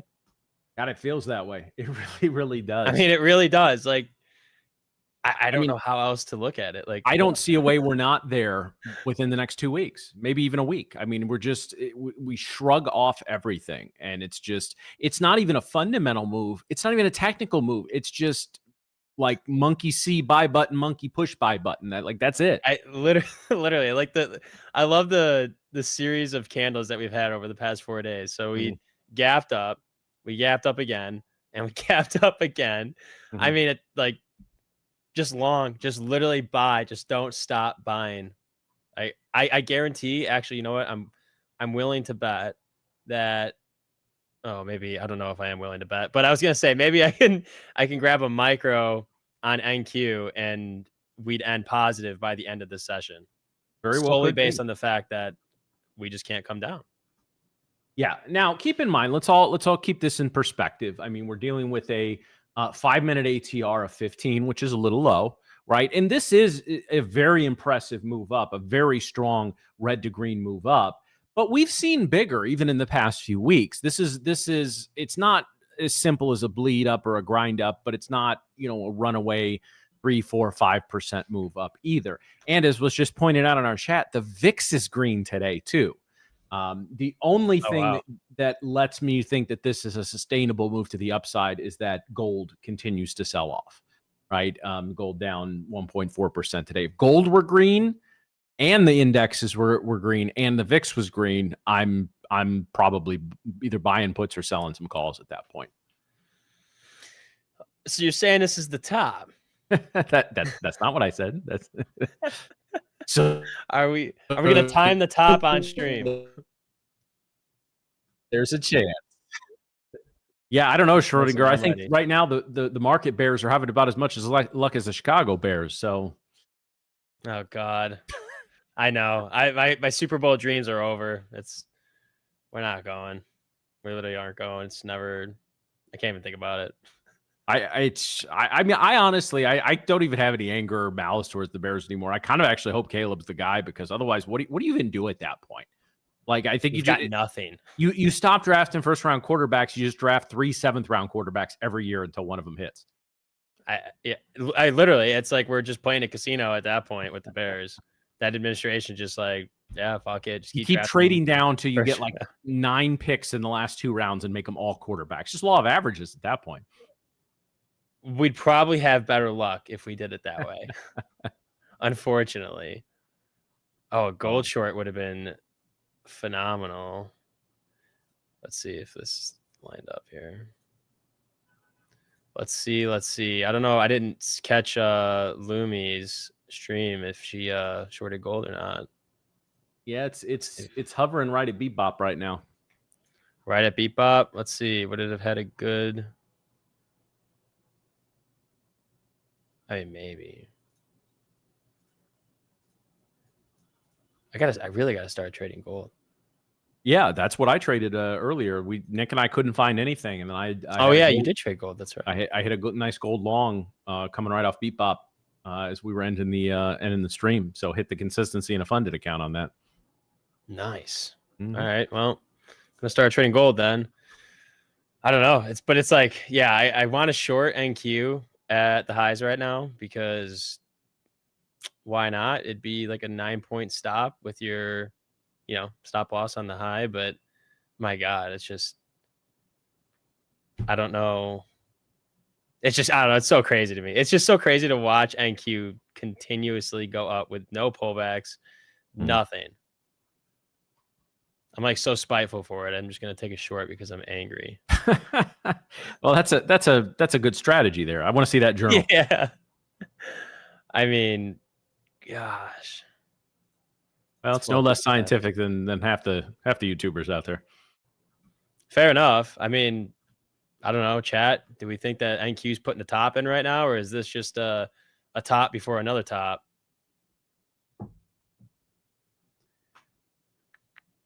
You're trying to Yamil is trying to short all-time highs. Yeah, I don't blame you. Trader's Nest, how we doing? I mean, a gold short, I don't know. Probably already hit target if you swept it at the highs, down 30 points. Otherwise, I mean, my answer to a gold short would be low a day. That's just me. Or new all-time lows. Or gold becomes worthless and that's it. How far is that? 64 points. Absolutely insane to me that you can trade gold and its intraday swings are 64 points, being thousands and thousands of dollars on one mini. God, I want to take a short. Gold is the new NQ. It is. That's what you're saying yesterday. It's like it's literally moving like NQ and ES. Actually, it's moved better than ES. Man. And it's moving completely independent. It's not necessarily, tracking as a positive or negative correlation. It just goes. Yeah. Which is good because that creates essentially a new instrument for us to trade. If it's doing the opposite of the it's like I always say with the NQ and the ES, when they're trading in lockstep, unfortunately, you don't have two trading instruments, you have one. So we want some subtle differences there. But in general, NQ up, ES up. Gold's not like that. And I'm getting more and more into it. Yeah, I kind of like that. I'd agree. I mean, I want to take this NQ short. Maybe actually what we'll do here, let's do, because we've got, so obviously I have to look for a fair value gap, and we've got absolutely zero until this level around 177. So if we close on the 1 minute before 177, I would take a short, stop at 12 points. I mean, I won't argue with that. I'll short the high for a risk of 12 points and try to target the ground, which is what we basically did yesterday. We longed. Matt, I wish you would have saw. We longed with like a 7-point stop on NQ and rode it for like 80 points into 26K. Nice. It was miraculous. That was a good time. We weren't getting off until we hit 26K. What if we ended the stream pretty late? What if you've gone into the daily reset, missing it by like 3 ticks? You sticking around for the whole hour? Yeah, I think we would have had to. I mean, we came within. We actually, I don't know. Someone can verify this. We came within 1 point. Like it hit 29,999, and then it wicked back down, and we were just like, "There's no fucking way that it doesn't actually hit 26K. I'm gonna lose it." Could target the event wick high at 26,150. Yeah, I mean, I'm not opposed to that. I think we're gonna get the short here. I think we're gonna get it. I think we're gonna time the top. Come on, close below. All right, have to wait another minute. The only downside of that strat, and like Nick kind of does it too with like the fractal model, is you have to wait for the closure of candles. Yeah. Obviously, because it's the confirmation, but sometimes that sucks because it'll just keep going and it won't, like, you just sit there and watch it go. Yeah, that's tough. And that's something Steve Neeson, who's, kind of the candlestick OG, talks about as well. It said one of the biggest mistakes candlestick traders can make is making a judgment on a candle that's not closed. Yeah. Yeah. No, I mean, it's a phenomenal point. Let's see. Someone said let's short gold. Yeah. Where though? Like we're already coming down quite a bit here. I just don't know where you'd golly, where'd you? By the way, did I see we're at 56K now? Of course we are. That's sick. 56K. When are we hitting 60? I did call 70 by the end of October, and you did, and you're gonna nail it. I think. Somebody get this damn stream to 70K, please. I don't win anything if it happens. I just get bragging rights and can say that I can tell the future. We hit 70K by the end of the month. You got a drink on me in Miami. I'm down. That sounds great. Gary, yesterday's stream was 26K was a lot of fun. Go on tilt, smoking opium against trend. Emil, I feel it, man. Going on tilt and degen a little bit. It hurts when it doesn't work out, and it usually does not work out. Got to lock out, man. Yeah, lock out. Honestly, just close the chart. Close it. Walk away. There's no reason to watch it anymore. 70K bet should be on Kalshi. Oh my god, that's genius. Can we like time out? Can we add a bet on Kalshi, Bogey? Is that a thing? Do you know? I don't know what we can and can't do in the States with that. Some of that stuff it can only be done in Europe. All right, somebody figure it out, please. Figure it out. Let me know. Can we add our own custom bets? Because if we can, I'm putting, oh God, I don't know. I just 70K. That's another 14,000 subs in 3 more days. I don't think we're going to get that. But I'd be fine to be proved wrong.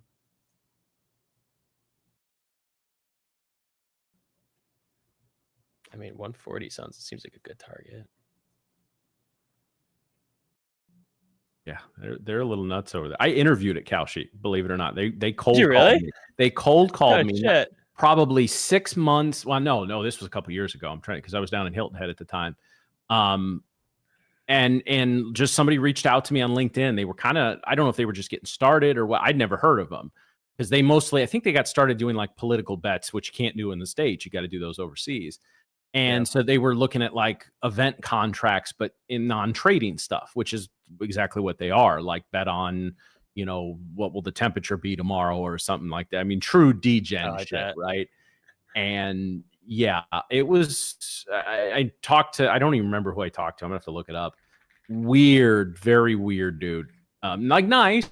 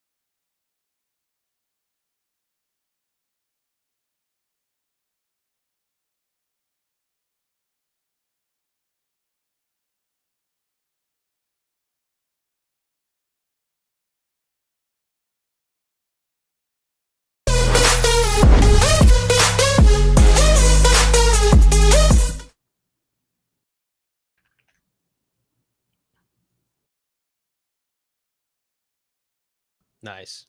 All right, we're back and we're vibing. All right. So yeah, good times.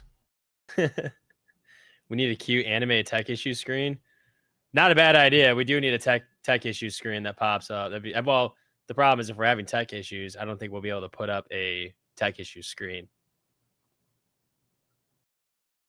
Oh, we're not going to get this. It's going to keep going. What we should have done is just bought. Gold getting a little bounce off Bebop too. Oh yeah. I'd still be down to try a gold short. Just wouldn't know exactly where I'd get in here. I gotta start looking more at Bebop. It is well worth it. Let's see.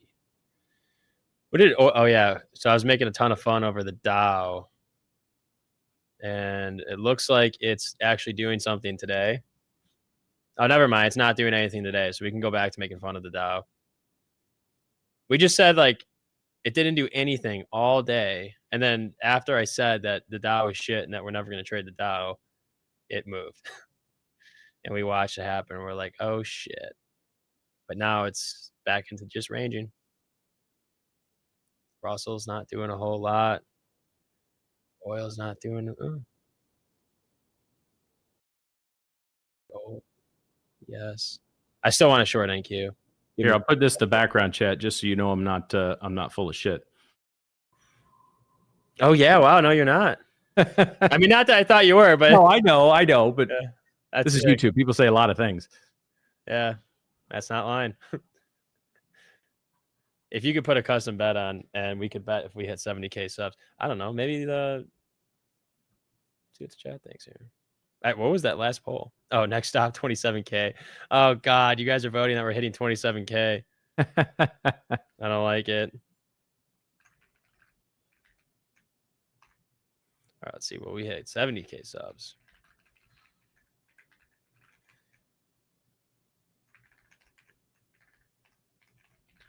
Yeah. I mean, we'll see. We'll see. We have to do some crazy shit.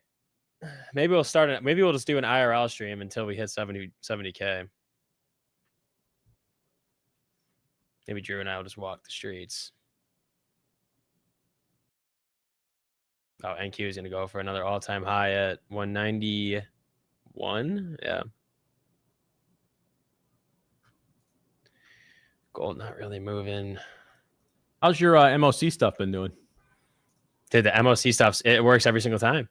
We're just going to have to start trading MOC. So what do you do with that? You just MOC buy side, you just buy? No, it's not even technical at all. We quite literally are already in the trade, and then we just pray that it works out to the right direction when it comes. And you know what? It's working. It's working. It has worked. I think since I've been on, we're like 4 for 4 now on end of day MOC trades. Okay, somebody needs to explain to you the concept of small sample sizes within statistical. No, nobody explained to me how that works. Did they not? You didn't take a statistics class in college? What's funny is I actually didn't take a stats class in college. So you know what's hilarious? I took almost no finance or investment classes in college, and here I am. Yeah, right. I think I took like one. I took econ 101, 101, and 201 or something. Yeah, no. Do a subathon, make someone eat a steak floating in hot. Ugh.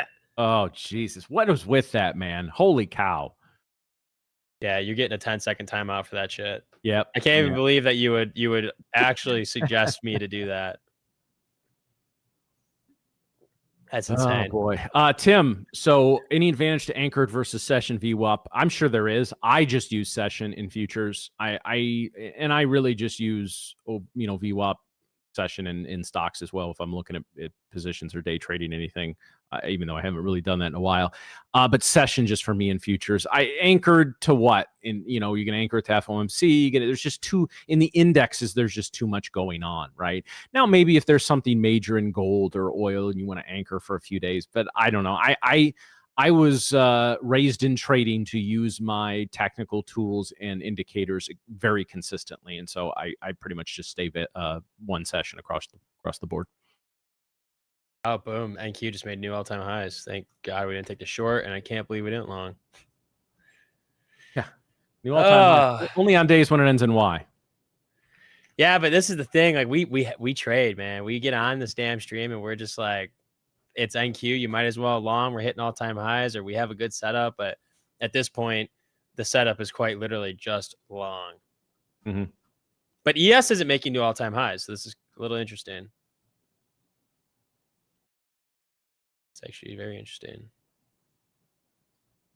This happened earlier. NQ was like, if we go back on NQ to like the 5 minute, let's get rid of this because this is not happening anyway.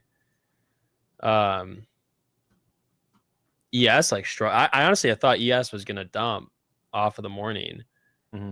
and It looked much. I mean, ES looked much more bearish to me. NQ held pretty well, like the pre-market level versus ES kind of falling before it. So I don't know. Do we see ES follow suit with NQ here and hit new all-time highs, or do we short the top on NQ and assume that it's going to follow ES and see a little bit of a pullback? I don't know. You understand we're having a drink on Friday at 3 o'clock? Yeah. If anybody's here, 3 o'clock on Friday, grab a beer or something stronger, depending on how your week went, and we're gonna chill for a little bit and have a drink. Yeah, we'll give that a go. Maybe make that a tradition. That'd be fun. I mean, it's Fridays at 3 o'clock. Like, you're not trading. Yeah, 4 o'clock Eastern, guys. Right, the New York. You're not. Yes, true. My attention that there's a crypto called SPX 6900. It's down today while SPX is at 6900. Can't make it make sense. I'm sorry. Doesn't make sense. Happy hour, baby. Yeah, let's do it. All right, NQ just gonna go. It's gonna be at 27K by the end of this week. I'm gonna fucking lose it. Because we're just gonna watch it happen every single day. Yeah, tomorrow's FOMC. So what we're gonna do is a little like FOMC watch party. Let's see, Mick. Brother Nick. What's up, brother Mick? Need help from support. Had an issue today. Always trade 15 micros. Is open twice. And my deal is on my hands. I help. I'm sorry, I'm not support. I can't help with that. If you're talking to support though, keep that ticket open and they will help you out. But unfortunately, they keep me far away from support. More fun if we all got a drink, had that one account trade the final hours of the week. Yes. Oh, it's better. We'll drink and trade. I mean, what could go wrong? We're not offering financial advice, so I don't see why that would be a problem. If we come back below us, I'm taking the short. I can't just keep watching this. Like, it won't. It just won't. It won't go back to all-time highs after we close below here. And we are going to target the literal ground. No, I still like the 140 target, which we pulled from like the 150. Basically, this 4-hour candle. Want to see it take out the lows. And then we'd watch for the sweep of the lows for some continuation, and we would trail. But I'm getting in on this if we inverse that fair value gap. You can't just watch it. I'm like, not that I'm itching to trade, but the past few days that we've been on, we're usually in one when I hop on. So why am I looking for short? Price is nonstop for all-time high. Well, in my head, it seems absolutely insane along the highs. Although we did it yesterday, so I guess that point is mute. I don't know. I really don't know. And like that 5-minute candle isn't giving me the most like we're going to 27K. All right, we're gonna see how this 1-minute candle closes here. I'm just willing to take a stab at a short. What's up, Vish? How we doing? Ready for MOC? SC, yeah, of course we are. Of course we're ready for MOC. What is it, an hour countdown from now? You should be able to add like a little like widget, like a clock. Can you do that? No. Come on, Project X, let me customize. Still haven't asked me to record the ding ding motherfuckers to put in Project X. Oh yeah, well I gotta set up my stream deck right now. It just has a power. I just have power on, power off. and play and pause. You got all the important shit. Yeah, I got the important shit. Come on, give us the close. Damn it! I get set up for that elevator down. Now we're talking lifted. Somebody on my side bearish, ready to short the top. This would be true. I'd love for you to get like 100-point move here. That'd be some true degen shit right there. God, it'd be beautiful. It'd be beautiful. I just need the close below 184, and I might just market it so I don't miss it. I think Kane usually sets limits, but we're gonna just mark it. Let's see. As long as it's within like 20 points. Oh my gosh, come on. Don't just close below this, please. Let us get in. Let us trade. Gets below 175. You got a fighting shot to take a big move down at that point. Yes, Matt. Tell me more. No, it's not going to close below 184. Come on, just like 4 points lower in what 3 seconds. Do it. Do it. No, it didn't do it. All right, we have to wait. I won't be that what's what I'm looking for? Like ballsy to trade it. Trader guy, I want a short, but we got to get this 1 minute inversion here. And I swear to God, if it goes from closing 1 tick away, I will lose it. Power on, power off. Yeah, I just play with my stream back by pressing power on, power off. That's actually, once we're done, he just does that for like 3 hours until it's time for dinner. Yeah. Yeah, that's pretty much it. I mean, hey, like, to each their own. I'm having fun. All right, so what is it? What's happening here? Give us all right, 13 seconds, close below, 3 more points. Honestly, the volatility that we're getting right now is a lot better than we have been in recent PM sessions. Like, we may just sit here in range though for, let's see, when did we get on? Okay. So I'm going to draw. Nobody used these lines as anything other than the fact of when we got on. Actually, I'm just going to keep it over here. So this is when we got on.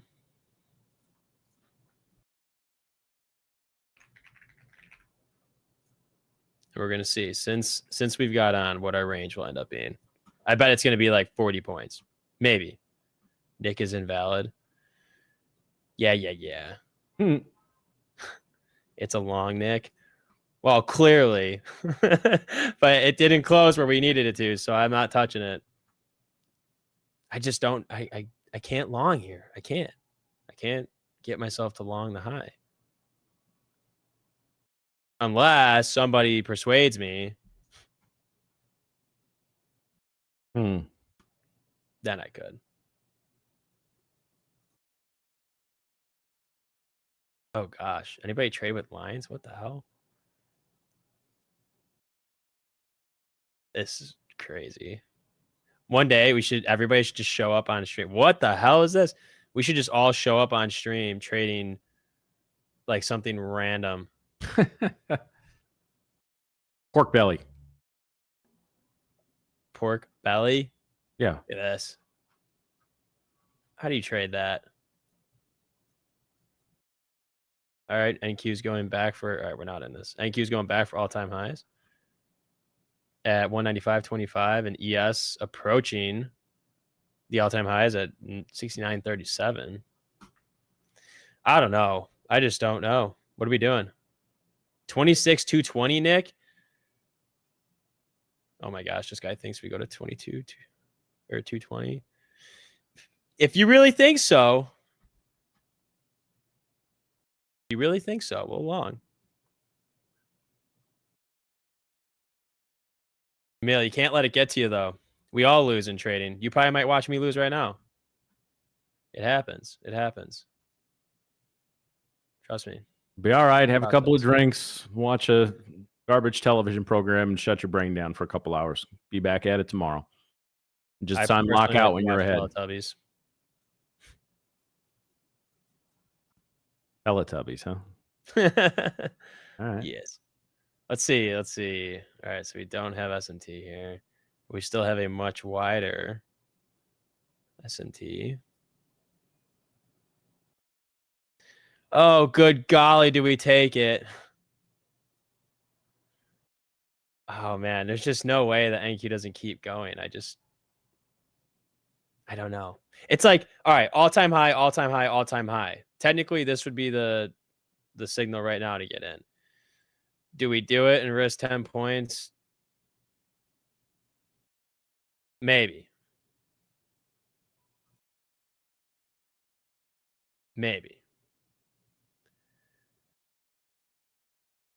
Okay. That's like the smallest risk trade I think I've ever had in my entire life, apart from yesterday. So we're going to let that ride. risking 7 points. Basically stop at the high, so it's like 160. And then what did we say we were targeting? 147. Let's check it out. 147. All right, that's a nice R to R. We'll take that. Boom. Let's see if we can get it. Let's see if we can get it. I like the sell-off on ES. We're obviously still just kind of in this channel on NQ, though, so. This line up here, let me change the color. This line is SMT, not the like other end of the channel.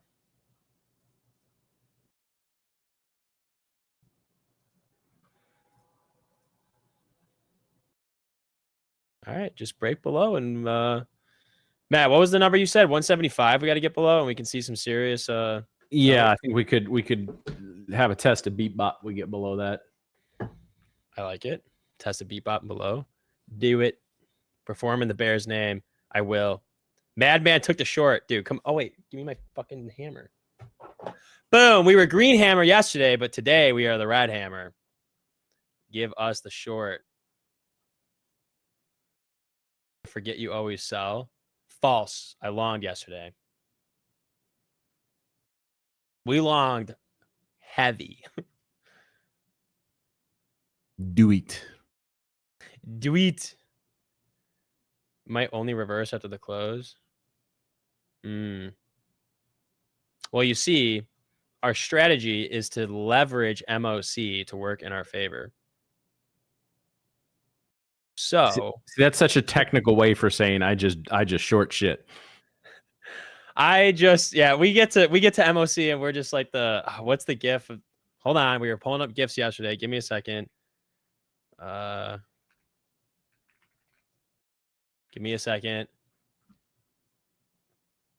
That is not the GIF. What the hell? Come on. Oh no, I can't fumble this.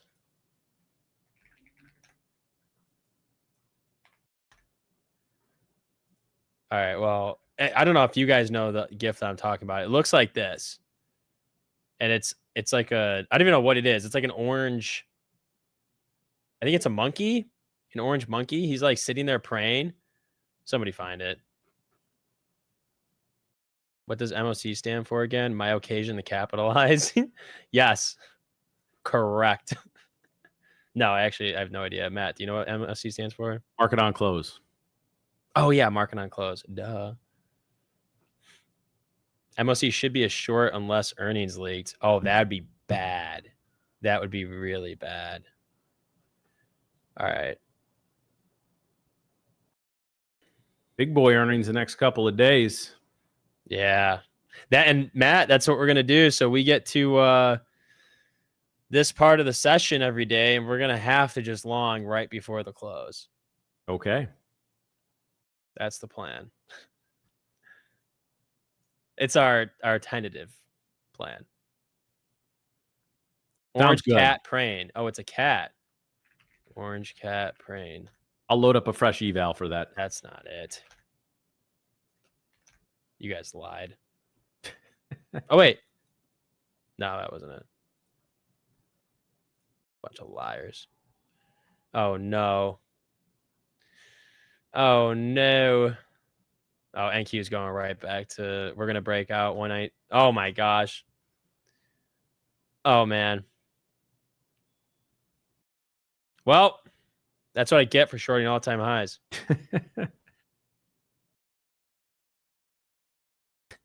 Okay, well, so clearly, Nick, you're not a veteran YouTuber. So what we're going to do right now, we're going to end the stream, delete it. We're going to come back on and short again.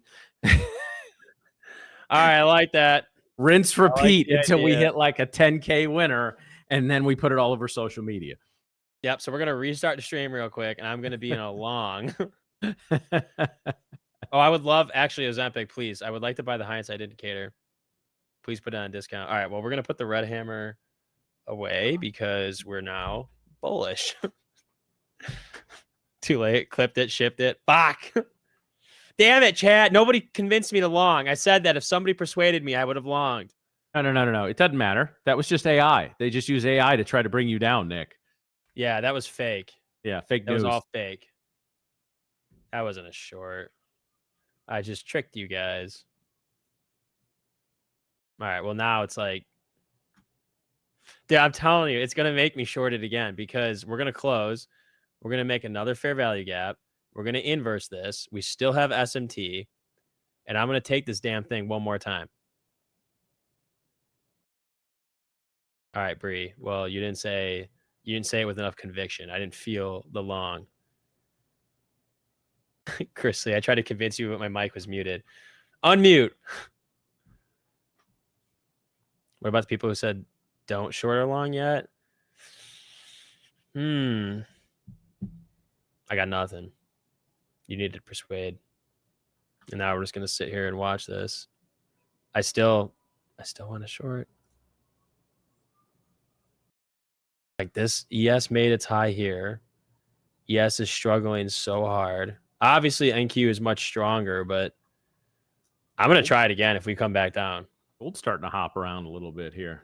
Not really going anywhere, but yeah. And that's a good point, Schrodinger. But I need a sweep of some level on ES to short. Otherwise, I would just be like aimlessly shorting here, and a stop would be like if I just took this, be a 3-point stop here. I mean, maybe actually.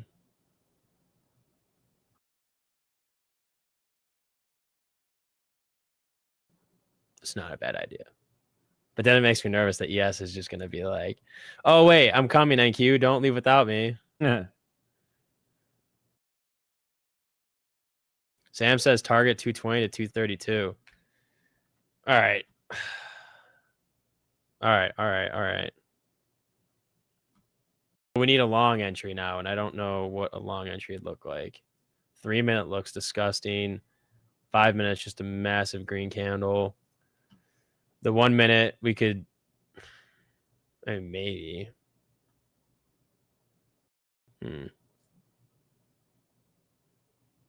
My longs just faded by 3 ticks. That sucks. Man. Now we just get to watch it go.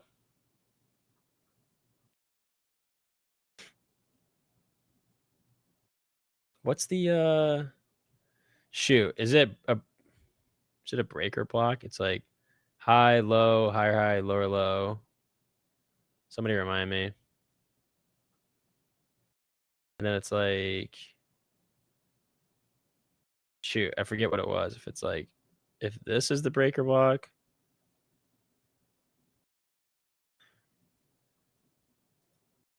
I think that's what it is. Somebody help me out here. Where come back, Nick? The prices fly. I don't know. Somewhere down here so I can get in it. Oh, man, it's gone.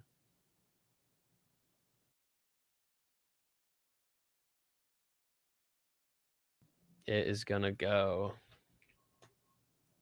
I'm like, hold on, I got to look this up on the side. I'm 99% sure. Breaker block.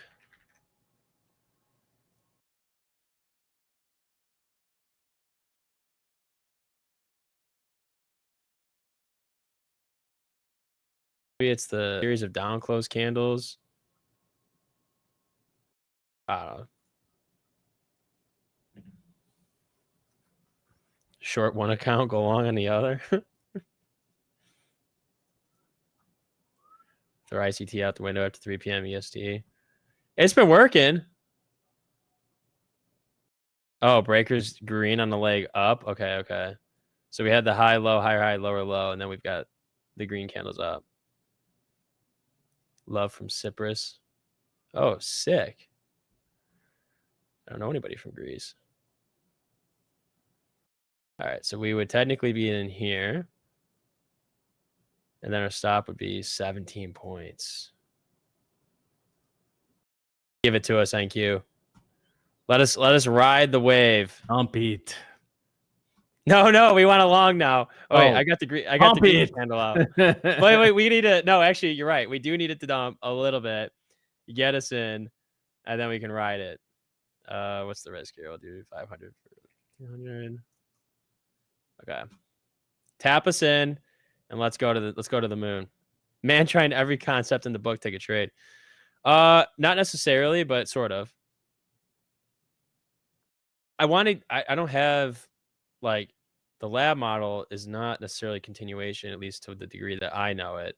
Usually reversals. So, Joe, did you paper hand a gold short?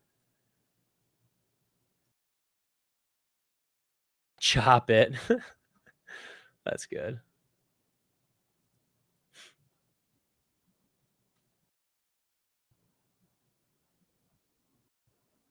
Let's see. Let's go with that. Oh, Joe definitely. Oh my gosh, Joe. Oh, dude, all you have to do is quite literally just short gold overnight, and you bank. Oh, he did. I got 1 micro on 1 account, but you held it. $900. That's insane. Nice. That's a good hole right there. That's crazy. Yeah, Anthony, is this a unicorn? Oh my God, that sounds so ridiculous. But is this a unicorn? Right? Because we have the fair value gap. I don't know. I forget. All you have to do. Yeah.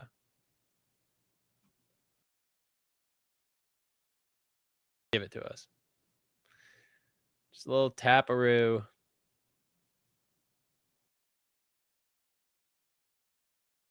And then, okay, all right, hold on. And then, where's our, oh, it's going to be all messed up. It's going to be, yeah, what the hell? Hold on. I have to, like, update this. Jeez. Okay, so we've got -1. I don't know why I did that out of order. -2.5. I think the last one's -4. Matt, you use standard deviations, don't you? Off of VWAP, yeah. Yeah, okay.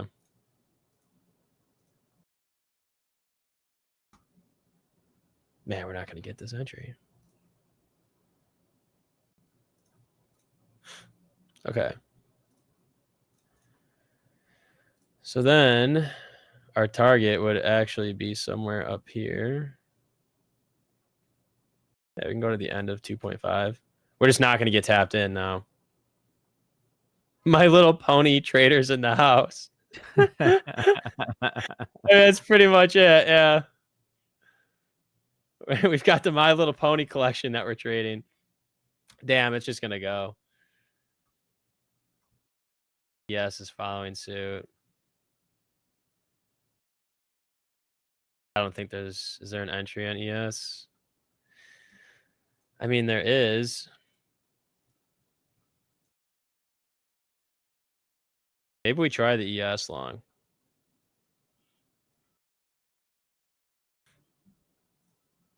Oh, I gotta switch this to ES because I don't feel like dealing with the brackets here. All right. We're gonna try yeah, right there. We're gonna try the ES long. And we are going to target. Oh, that's like nothing. Is that even 2? Oh, it's like 1.5. So we're gonna need to trail. There we go. Okay, back to, actually we can put NQ on the right side here then. Wow, we literally got in and just went straight down.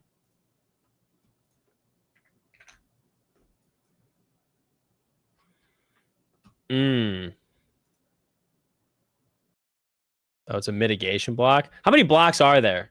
A lot, apparently. Yeah. Come up with a new one every day. Clearly. We're going to leave this order on NQ. We're going to see if we get tapped here. ES is just magneting SPX 6900. Yeah, we need the magnets. That's why. There it is. Right. All right. So we want to. ES has to get up here. NQ is about to tap us in. But hold on. All right, hold on. Let me take this order off. Because I, again, want to short NQ. I just can't be convinced.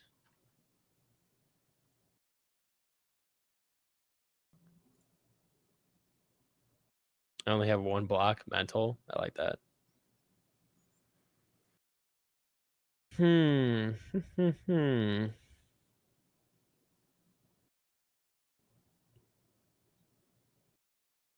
Wow. You know what's messed up is I don't have my Pepsi Wild Cherry, which is probably why we took the L. Yep, that's exactly it.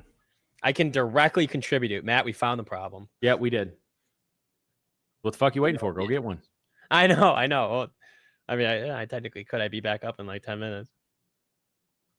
Oh, you don't have any in the house? Well, then, okay, all right. No, I don't have any in the house. All I've got is stupid water. Dumb, stupid water. All right. And Q's going to come down to this level. I mean, do we end the day like up massive? We might. I'll risk it. We'll keep the order in on NQ.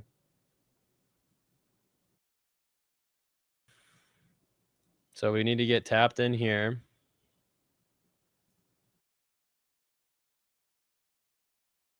It'll basically be just 2R. Breaker, mitigation, rejection, propulsion, suspension. Oh my gosh, there's so many blocks. How do they differ?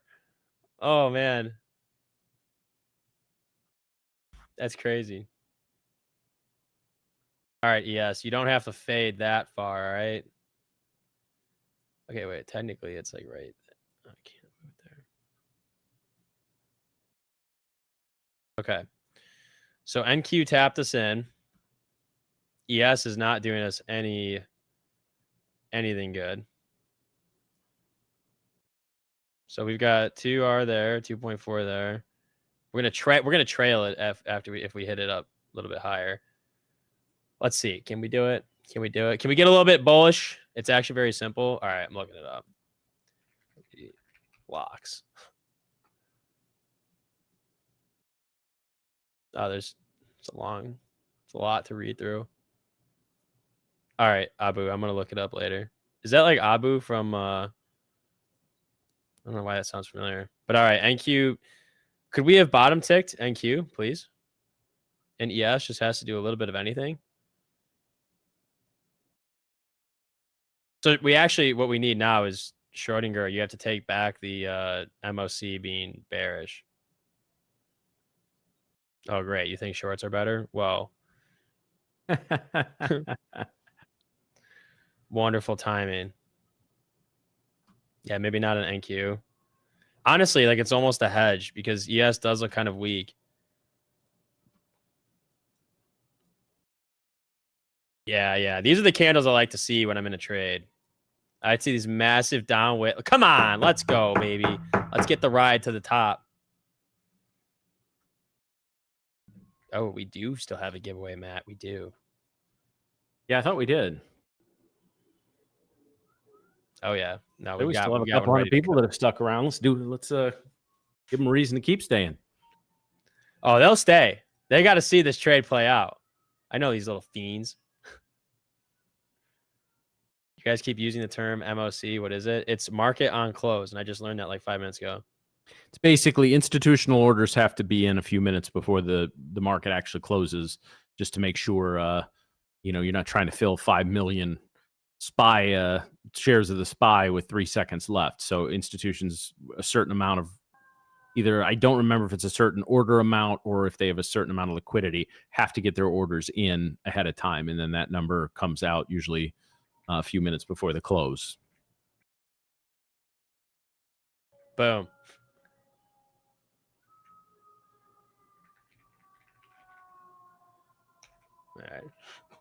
All right. This actually might be pretty good. Maybe we're going to switch up strats for the afternoon session. Tanner, your work is busy, but you're still here to get the win. Let's go. Huge. You're a real one. Put that down. Hedge fund type will be selling around 3 to 6 billion notional value into the close because of that. Well, Schrodinger, I believe they're going to buy. All right, let's see. Can NQ make new all-time highs at 211.50 while ES struggles at 69.37? Just struggling around the entry. I mean, NQ looks good. I'm liking. All right. I'm getting rid of all this shit. You guys know why we got in the trade. Oh no. I just don't feel like looking at this purple block anymore. That's better. Discount's almost gone. Any chance for a free reset? Yeah, why not? We can do a reset giveaway. Growth, assume. It's a pink unicorn trade. Yeah, you guys know, you know the deal. 15-minute looks good. I like all the down wicks. We're still getting full body candles. Let's get rid of that. What's our hourly looking like? Hourly looks great. Don't tell me it doesn't. I won't believe you. Obviously, the 4 hour is just impeccable. Yeah. I'm a fan. I'm liking the position we're in right now. If we sweep the previous highs, well, all-time highs, then I'll move these both to break even. I need some, please. Codes, promo for reset. I don't have them right now. But we'll do a giveaway. Don't you fret. Whoa. All right, we've got the magnets in place. What else do we need? We need the rockets. We need the rocket. Oh, no. Somebody must have unplugged the electromagnet. Just only for emergency unicorns. Oh, man. Oh, goodness. All right, rockets are in place, boys and girls. Any 40% discount codes left? I mean, what is the? Can somebody figure out what the active promotion is? Let me go look. All right, it's 30% using code October. Well, OCT Oct. That is our active promotion. We don't have any 40% sale going on right now.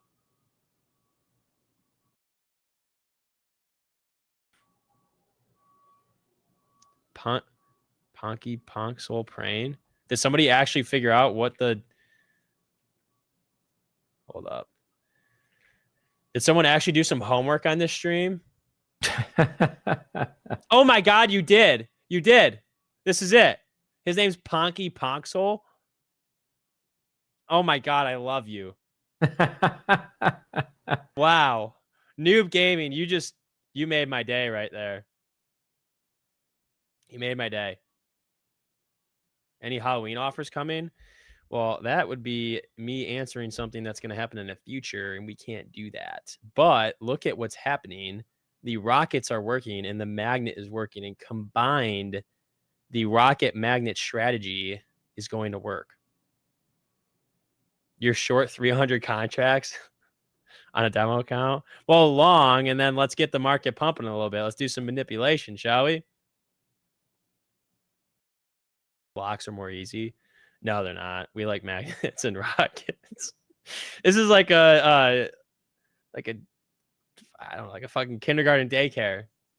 We're just playing with magnets and rockets, and we're playing with money. we're playing with sim money. All we're literally doing is playing with fake things right now. Yeah, some poor kid's gonna lose a finger. Yeah, it's gonna be me. Although, if we're losing a finger, I don't know what the hell we're doing. Well, NQ made new all-time highs, 212.75. ES isn't doing shit. What is ES got to get to here? All right, 69.39.75. I like how thick this line is. Can I change that? There we go. Let's get that down to a nice thin line. All right, so let's just call it here, Matt. Let's make a prediction because we like making predictions in this. Okay. Segment. I'm going to say that NQ goes 26.2 21.50 by the end of this stream, and that ES goes to 29, at least 29.45. What are we thinking? I can pretty much guarantee you the ES is not going to be at 24.95 by the end of the stream. Did I say ES was going to be at 24.95? Yeah, you mean 69.45.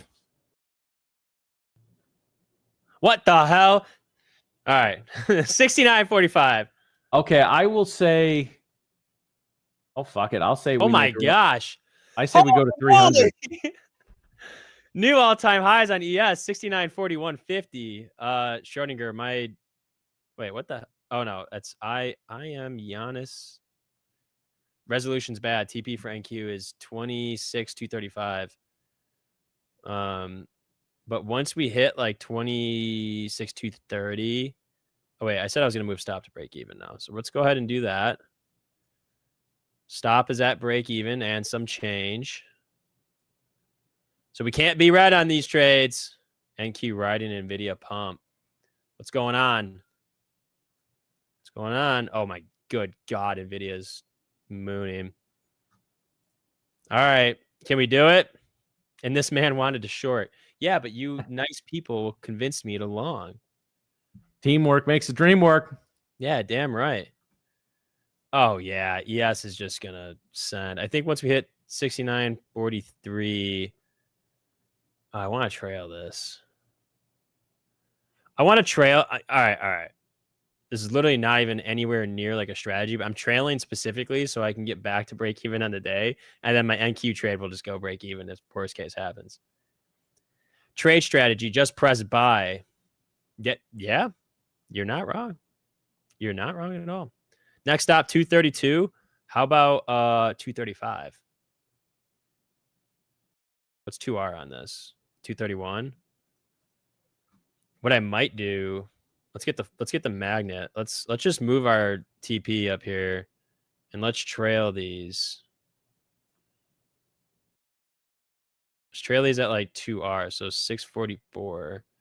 So we just hit 2R on ES. Let's just get this one a little bit in profit here. I'll look to secure more on ES and NQ because I feel like NQ has more room to run than ES.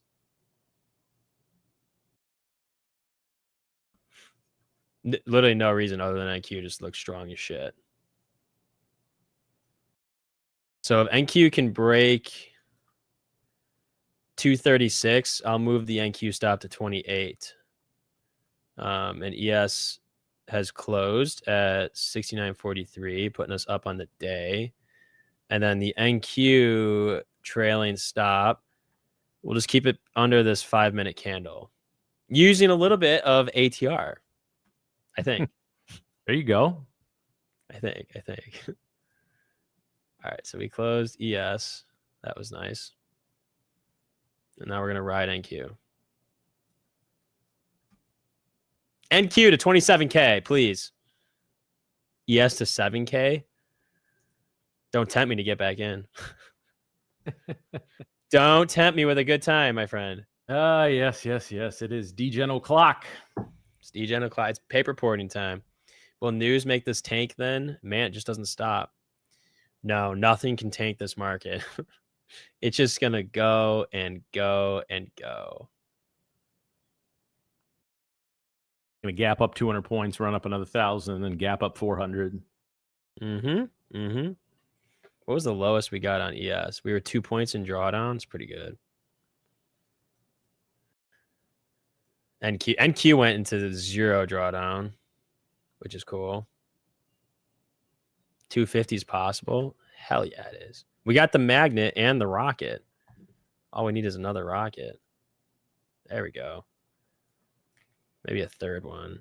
Well, now we basically got a SpaceX rocket loading up at this point. So let's take it to the moon. What else is moving here? So obviously NQ. What is our stop at? 206. Let's just put this here so we can pay attention to it. All right, what else is moving? So NVIDIA is rocketing. Microsoft's doing jack all. Apple's massive bull flag. Google's doing nothing. Amazon's had a good last few sessions. Yeah. Amazon's been going crazy. Oh my God. I love how everything is just gapping up every single time we open. Really feels that way, especially the Mag 7. Yeah, I mean, look at Meta. Mm-hmm. Meta opened up 1.5, almost 1.5%. I mean, they have earnings tomorrow, I think. Tesla is getting a nice little move end of day. Yeah, fuck it. Everything just start going up so that we can ride this wave to 250, 259. Nice hammer. I know, isn't it sick? Probably actually turn up my light a little bit. This thing can get like blinding as shit if I turn it all the way up. Let's see. Even that's bright. This light's at 50. This is 50%. What does that look like? That's bright. Let's turn it up. Let's get a little crazy. Oh, that's bright. That's 100, but this is warm light. So what if we made it? Do you guys prefer warm light like me, or you guys like LED white light type of people? Oh, in the house, always warm light. Yeah, agreed. Not this kind of light. Just I don't know. It reminds me of like warehouse. I don't know. The first thing that comes to my mind is warehouse. It just makes, or like a prison, Let's get back to the warm light here. Wait a minute. Actually, can I change colors? No. That'd be wild if I can make this like blue or. Wait, let's see. No, I can't. Damn it. All right. Well, that's pretty bright, but turn that down. There we go. That's better. Always warm. Duh. Yeah, you guys are great. Oh, last dot. Cool name. Am I on stream every day? Yes. When Lambo? When we hit this trade. Then we're taking the chat to Gold Coast, Chicago, down a few blocks from my place, and might have to go in there and be like, "Hello, boys. I am a funded trader, and I just did $1,000 trade." Yes, I'd like 2 mortgages, please. I would like 2 mortgages. I'd like to leverage both of those against these 2 Lambos here, and all of my personal possessions, including my dog. Hey, easy there. My wife's a realtor. She'll replace any white bulbs in a client's home before starts marketing it. Well, she's a genius.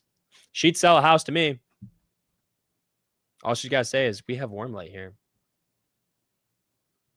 Wow, good thing we got out on ES while we did, because that's looking pretty garbage now. Wow. Massive pullback on ES down to 69.40 and NQ struggling around the 220 range. Let's go. Flip that candle back green and let's get back to let's go back to the road to 27K. Pretty please.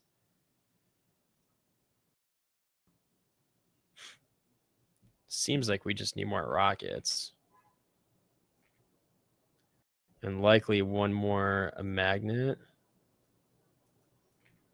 Do we think the size of the magnet makes a difference? Yes, that question is directed exactly what you think it is. Guys, when better quality stream? We're working on it, all right? We're working on it. We got a lot of shit that we're doing. And we got the Grand Cup going on right now. So if you're not signed up for that, and you're actually, if you're not on our team for Tradeify TV right now, then no more giveaways. Add a money bag by the magnets. You're right. There needs to be a search. Wait, stickers. Oh my gosh, this is what we've needed. We need an Elon SpaceX sticker. Okay. Wow, so much cool shit. This is fun. Yeah, man. We just ride longs every time. All right, well, there's no money bag. All right. NQ is not looking too hot. I mean, obviously, it's just making all-time highs, so we can't really ask too much more of it. Here's the money bag. Is it hard to stream at? Is it that hard to stream at 2K? I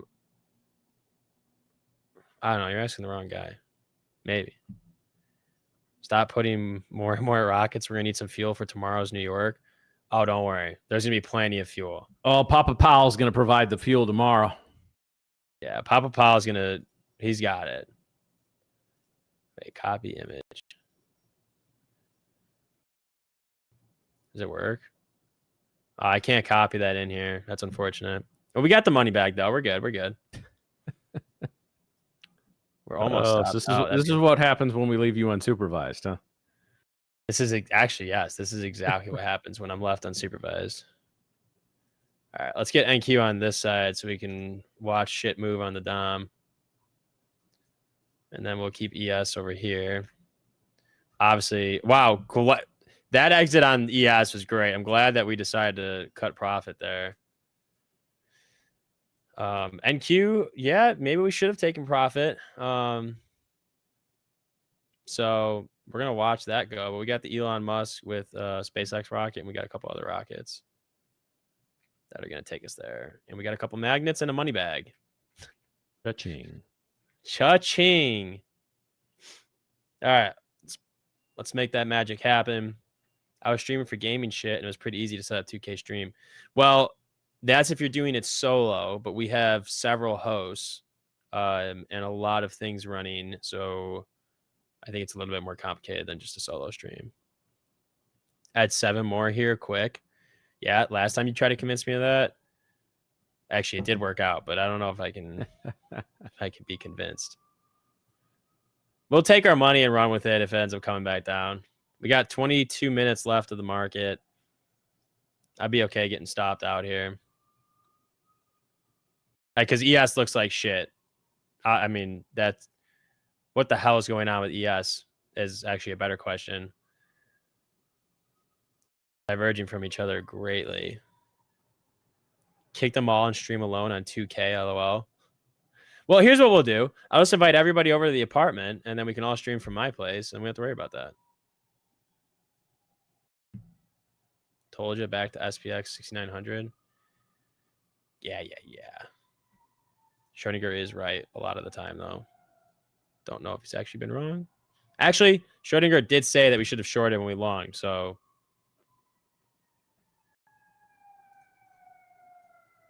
All right, we're going to get tapped out.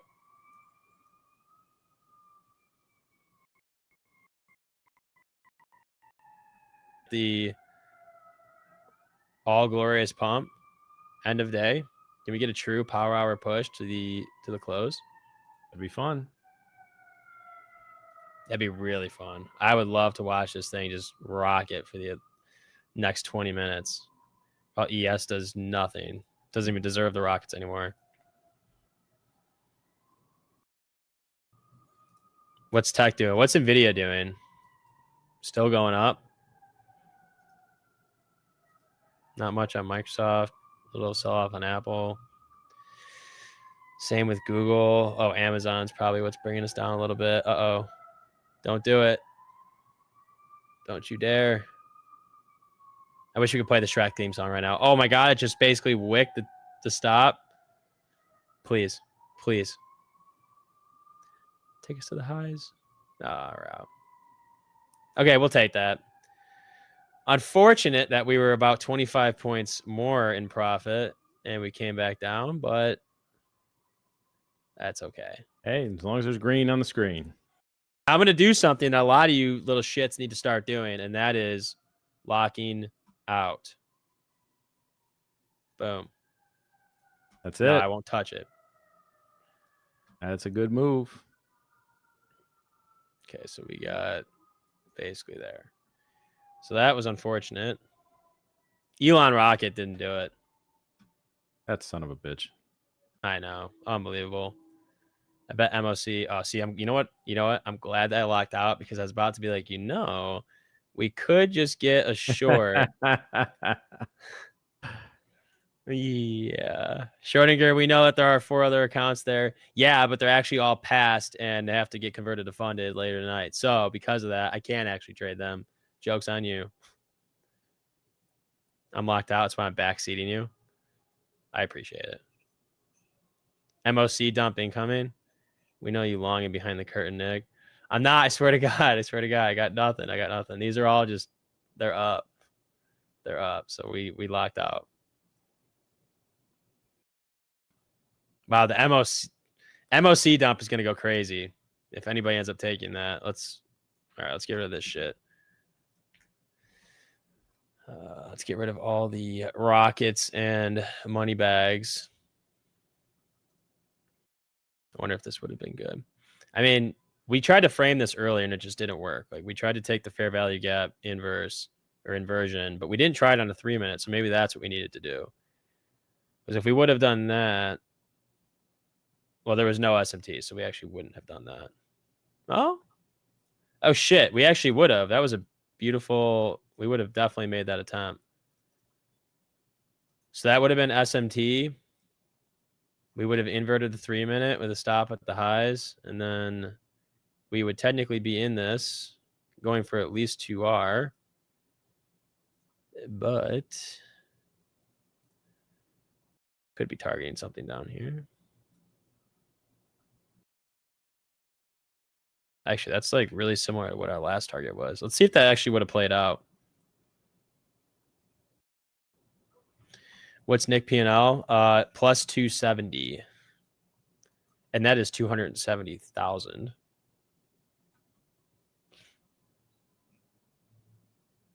It's not.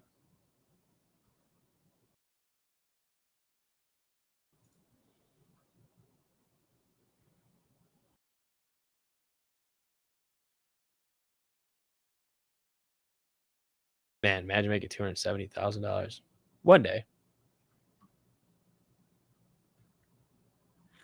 So ES is just absolutely tanking. 69.30. Schrodinger says we're going to hit 6,900 by the end of by the market close, and that's going to be a hell of a pullback. Love to see what the VIX would do on that. Actually, I don't know if he said that. I might be putting words in his mouth.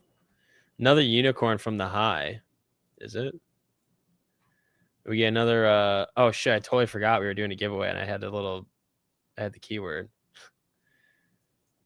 All right, this is for a 25K lightning funded, guys. Totally forgot about this. Yes, Joshua, 270 is good. Base hits add up. That's the keyword. Pony trading. Oh, we did actually get another yeah, high, low, higher, high, lower, low. I just don't know what you'd call the lower low here, but you would have gotten. So both of our strats would have basically lined up on each other. Which is kind of cool. We'd both be short right now. Really wish I was short right now.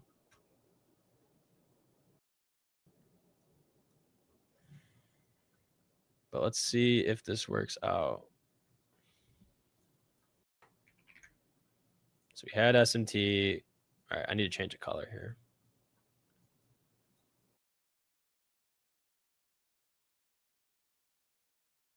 Yeah.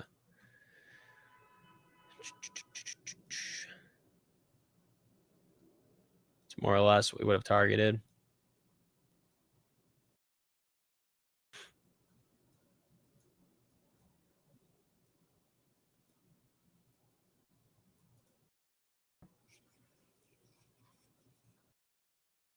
Oh, wait. We're bearish now. Bring out the red hammer. Just have those always on standby, huh? I do. I got both of them right here. And the and our money gun. What's up, Boundless?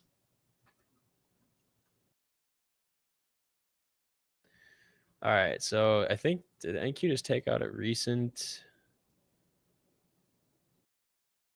Yeah. Okay. So NQ took out a previous 15. What about the 30? Not the 30. And the hourly looks pretty gross right now.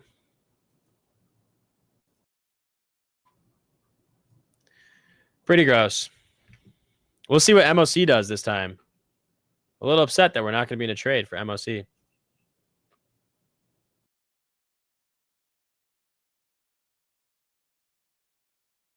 Very disappointing. Yes, yes, yes. Somehow we will manage. Yeah. Feels like a Thursday.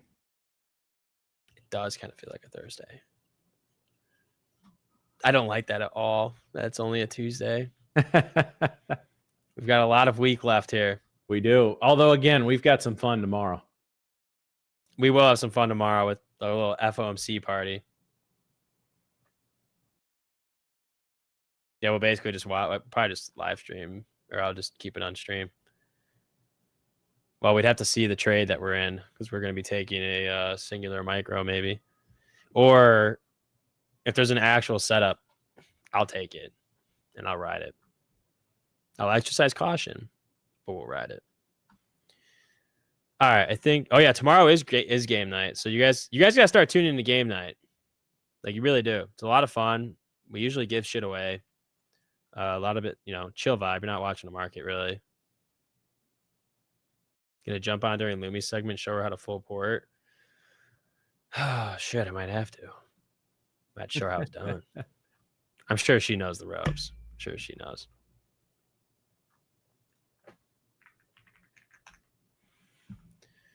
All right. I mean, NQ's sitting at the 180 to 190 level, and ES 69.30. ES sell-off was pretty big. Followed not so fast by NQ, though.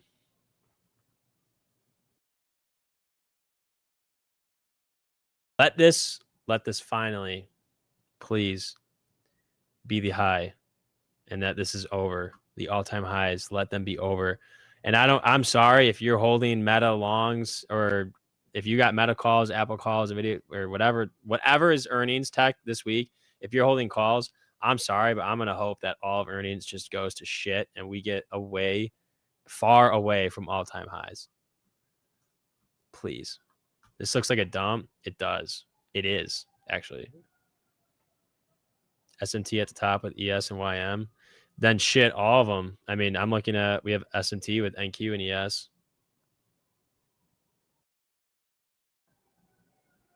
We need Valor or CS2 games. Yeah, they'll be coming. It's spooky season, man. It's Halloween. We got to stay scared. Like, if we're not screaming on stream from getting scared shitless, then I don't want it. Yeah, that's the attitude. Yeah. But then we'll play. So we'll probably play Battlefield actually, because that game's sick. I don't know how to take that. I wouldn't be surprised if we see 24 star. Oh, as in like 24K. I assume. Who's taking the dump? NQ and ES. What did you guys decide on playing tonight? Whoa. Timeout. It is not. Yeah, it's Tuesday. Almost threw me for a loop. Battlefield BR coming today. Oh, yeah, you already know I'm going to be playing that. Yeah, so let's go ahead and run our giveaway. This is for a 25K Lightning funded for you guys staying on because we love you and you're watching us hit bangers. 5 for 5. Just going to call it 5 for 5 since we started. The sample size is growing, Matt. Okay. All right. And if I get to 10, you guys won't ever hear the end of it. What are you guys going to play for game night? That's a good question. I think Phasmophobia. Okay, so ES died. Down to Beat Bop. Actually, it's under 1 minute, so I don't know if that's not the same. Near Beat Bop, 69.25, but it's getting pretty volatile right now. NQ at 170, but we wicked 162. Damn, that trade would have been 5 points from TP. Your 69.26 TP filled. Joshua, congrats. It's because we had the red hammer. We got the money gun. You get some clicks of some cash. Actually, a dollar bill just went out the window. So someone's going to be super excited on the streets of Chicago to pick up a $100 bill, even though it's fake. Just saved my entire day. Nice. That's how we roll in DGen Hour. Yeah, Matt, you sure you want to be associated with DGen Hour? Why not? What the hell? Oh, wait, what the hell we do? Oh, we did. Oh, yeah, because someone said we need a ding ding motherfucker, but in reverse because it's the close. And so we did motherfucker ding ding. I think that's going to be our. I'm gonna need you to say that so I can get that on the stream deck. Okay. All Then right. We'll play get that right on today. that. Get right on that. We'll get a yeah. motherfucker ding ding. It is the best hour of Ozempic. Yeah, we got 9 minutes to close. Let's see if we would have hit TP here at 157.25 or 157. Yes, caught a little bounce at 69.24. Nice job, Joshua, getting out at 69.26. Less profanity, the better. I try. That's it. I just try. You should see me in real life. It's bad. It's bad. This is real life, but it's Yeah, bad. Dala, the gold trade hit. We hit PT on that. What is gold doing right now? Oh, Amazon going bye-bye. Gold. See, I'm glad that whoever said we should short gold didn't convince me to short gold. The Dow is dead. Russell's dying. Oil dying. And NQES catching a little bit of a pump. Only pros get to use profanity. Why is pros capitalized? Does that stand for something?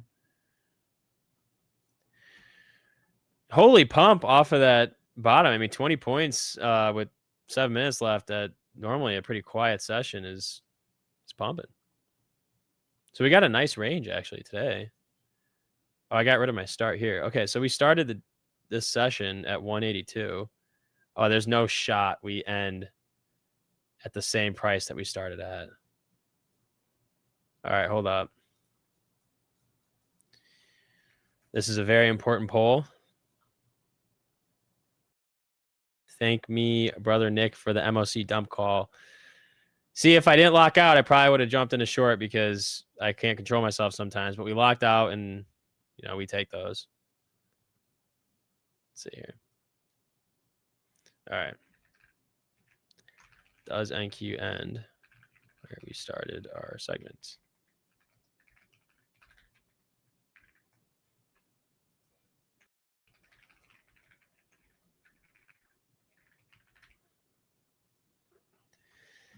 Oh my God, I bottom ticked that drop. Got my exit at 26, 163.25.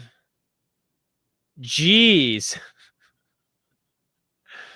Oh, that's crazy. What did you hold from, Chris? Pivot at SPY open. So we've got 6 minutes to the close. This level here that we marked off is where we started our segment where Matt and I came on for the day. And are we going to stay or close at that price? If we do, we'll do another giveaway.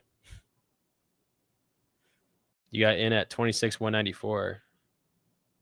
Nice. Oh yeah, you caught it like right before that aggressive. The MOC was 1 billion to the sell side. Oh man, Mick was right. Okay, are we gonna hit this TP or not? 157. Yes, sitting at 69.26.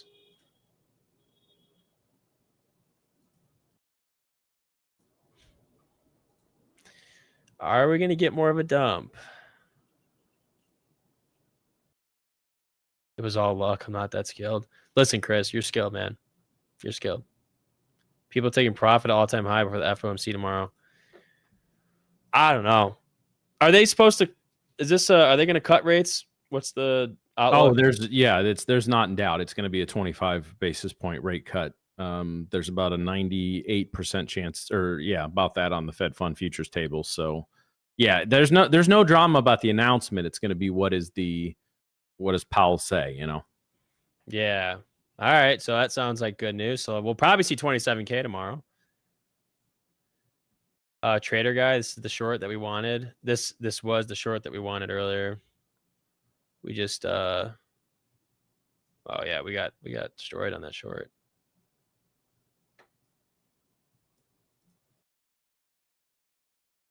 We're gonna end literally right at 185. or 182. Quarter point. Oh, you think the rate cut's priced in? Matt, what do you think? I would think so. But again, just a couple of words from Powell in the press conference could spike us or drop us 2%. But yeah, I don't know if there's going to be a whole lot of drama in the announcement itself. Yeah, fair. And you guys, we will be live during FOMC, so we're going to have a little watch. But you know what? Maybe, when does he come on? Is it 2 p.m. Central? So, no, the announcement is at 1 p.m. Central, and then 1:30 is Papa Powell. Oh, perfect. Maybe we need to crack a beer for that. Rate cut definitely expected for the last few months. Okay. Well, that'll be interesting. Be fun. FOMC is YOLO time. I won't technically endorse that. Not about the rate cut, just like earnings, about forward expectations. Yeah.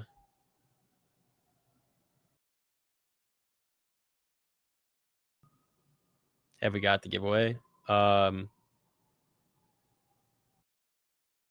Did we? Wait, did we do it? I know we got all the keywords, but did we actually like run it? Did we pick one? I don't think so. Oh shit. All right. Well, Drew or Colin, if you wouldn't mind running that, and we'll get a 25K lightning funded giveaway winner. Thank you guys for reminding. I think I won. Speaking of yellow, I forgot to ask Nick, did you full port CPI in the house and print 20 Lambos? Yeah, I did. I'm actually gonna go pick them up tomorrow. I'll take you guys with me. Neuroflux, congrats. We've got ourselves a winner, but you gotta type. You can't be somebody that just types and dips. Minute 40 left. Fuck, it's not me again. That's so funny. If we end right at 182, we'll do another one. If we close at 182. Lambos, what? Who are you? What happened to the Raris? Whoa, dude, I have been a Lambo guy my whole life. Don't come at me with the Raris. I may say no risk, no Rari, as our fearless leader at Tradeify does, but I'm Team Lambo. Now I regret reminded you about it. This man, Avo, doesn't want anybody to win if he doesn't win. That's funny as shit. All right, chat, you've got 49 seconds. We're at where we started the session. If we close at 182 or within like a couple ticks, we'll do another 25K lightning funded. Oh, Neuro's here. Oh, you better not be a fake Neuro. Oh, you're definitely the real Neuro.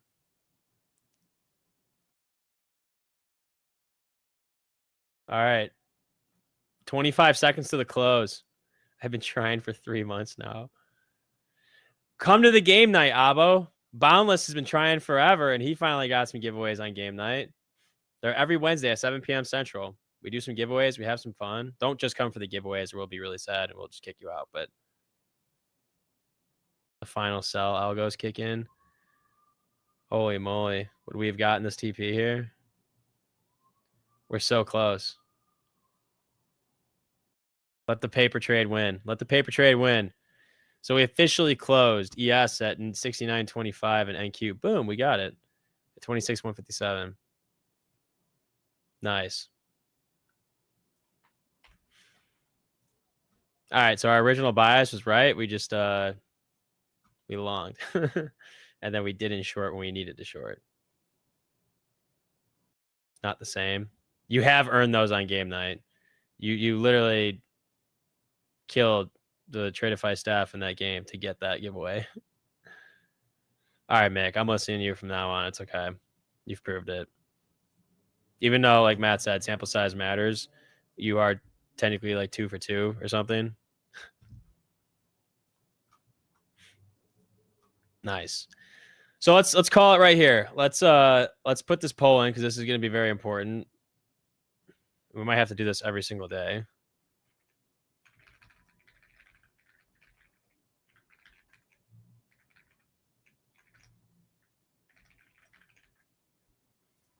All right, extremely important. I'm going to vote yes. This is it. This is the top. We're done. The run-up is over. based on absolutely nothing other than the fact that I'm sick of this.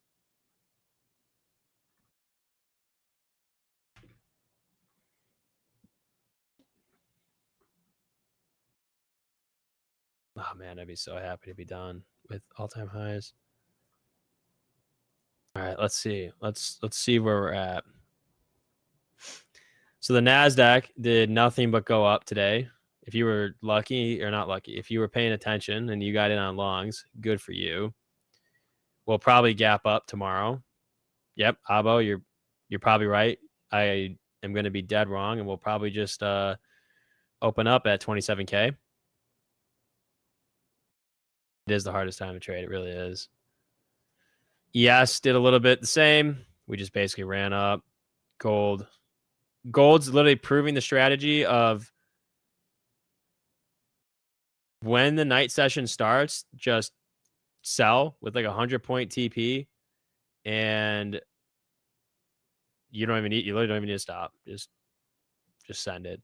But no, gold moved down quite a bit overnight, and then we got a little bit of a pullback today. So congrats if you took the longs on gold.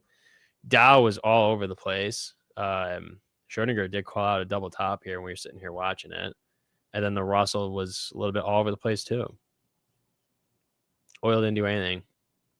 Maybe we just long oil tomorrow. Yeah, why not? I think that might be the move. Although I don't really keep up with like global economic news for oil, so I would have zero clue when we actually went to do it. Would love to see the gold finish October above 4K. It's close. It's close. Next target, all-time lows. Agreed. What did everybody say? All right. The majority of you were saying that this is the top. Market here. We have called the top on Tradeify TV after 3 gaps in a row. We're calling it. And if it gaps up one more time, I won't be on stream tomorrow. Yes, Avo. Game nights tomorrow. All right. So we got FOMC tomorrow. We got Papa Powell's press conference. We'll cover it live. Oh, yeah. Yeah, be here live for FOMC tomorrow. Game nights tomorrow. Actually, Big Daddy Max is coming on tomorrow. I don't know. Did we even say that earlier today during the stream? We didn't, because I think we were trying to confirm. But yeah, no, I'm looking forward to that. Yeah, that's gonna be a lot of fun. But yeah, tune in tomorrow. Appreciate you guys for staying on so long. Thanks to Matt also staying here as well. Yeah. Anything last words, Matt, and then we'll sign off. The fuck a ding ding. Yes. Perfect. Cut it. We'll see you tomorrow.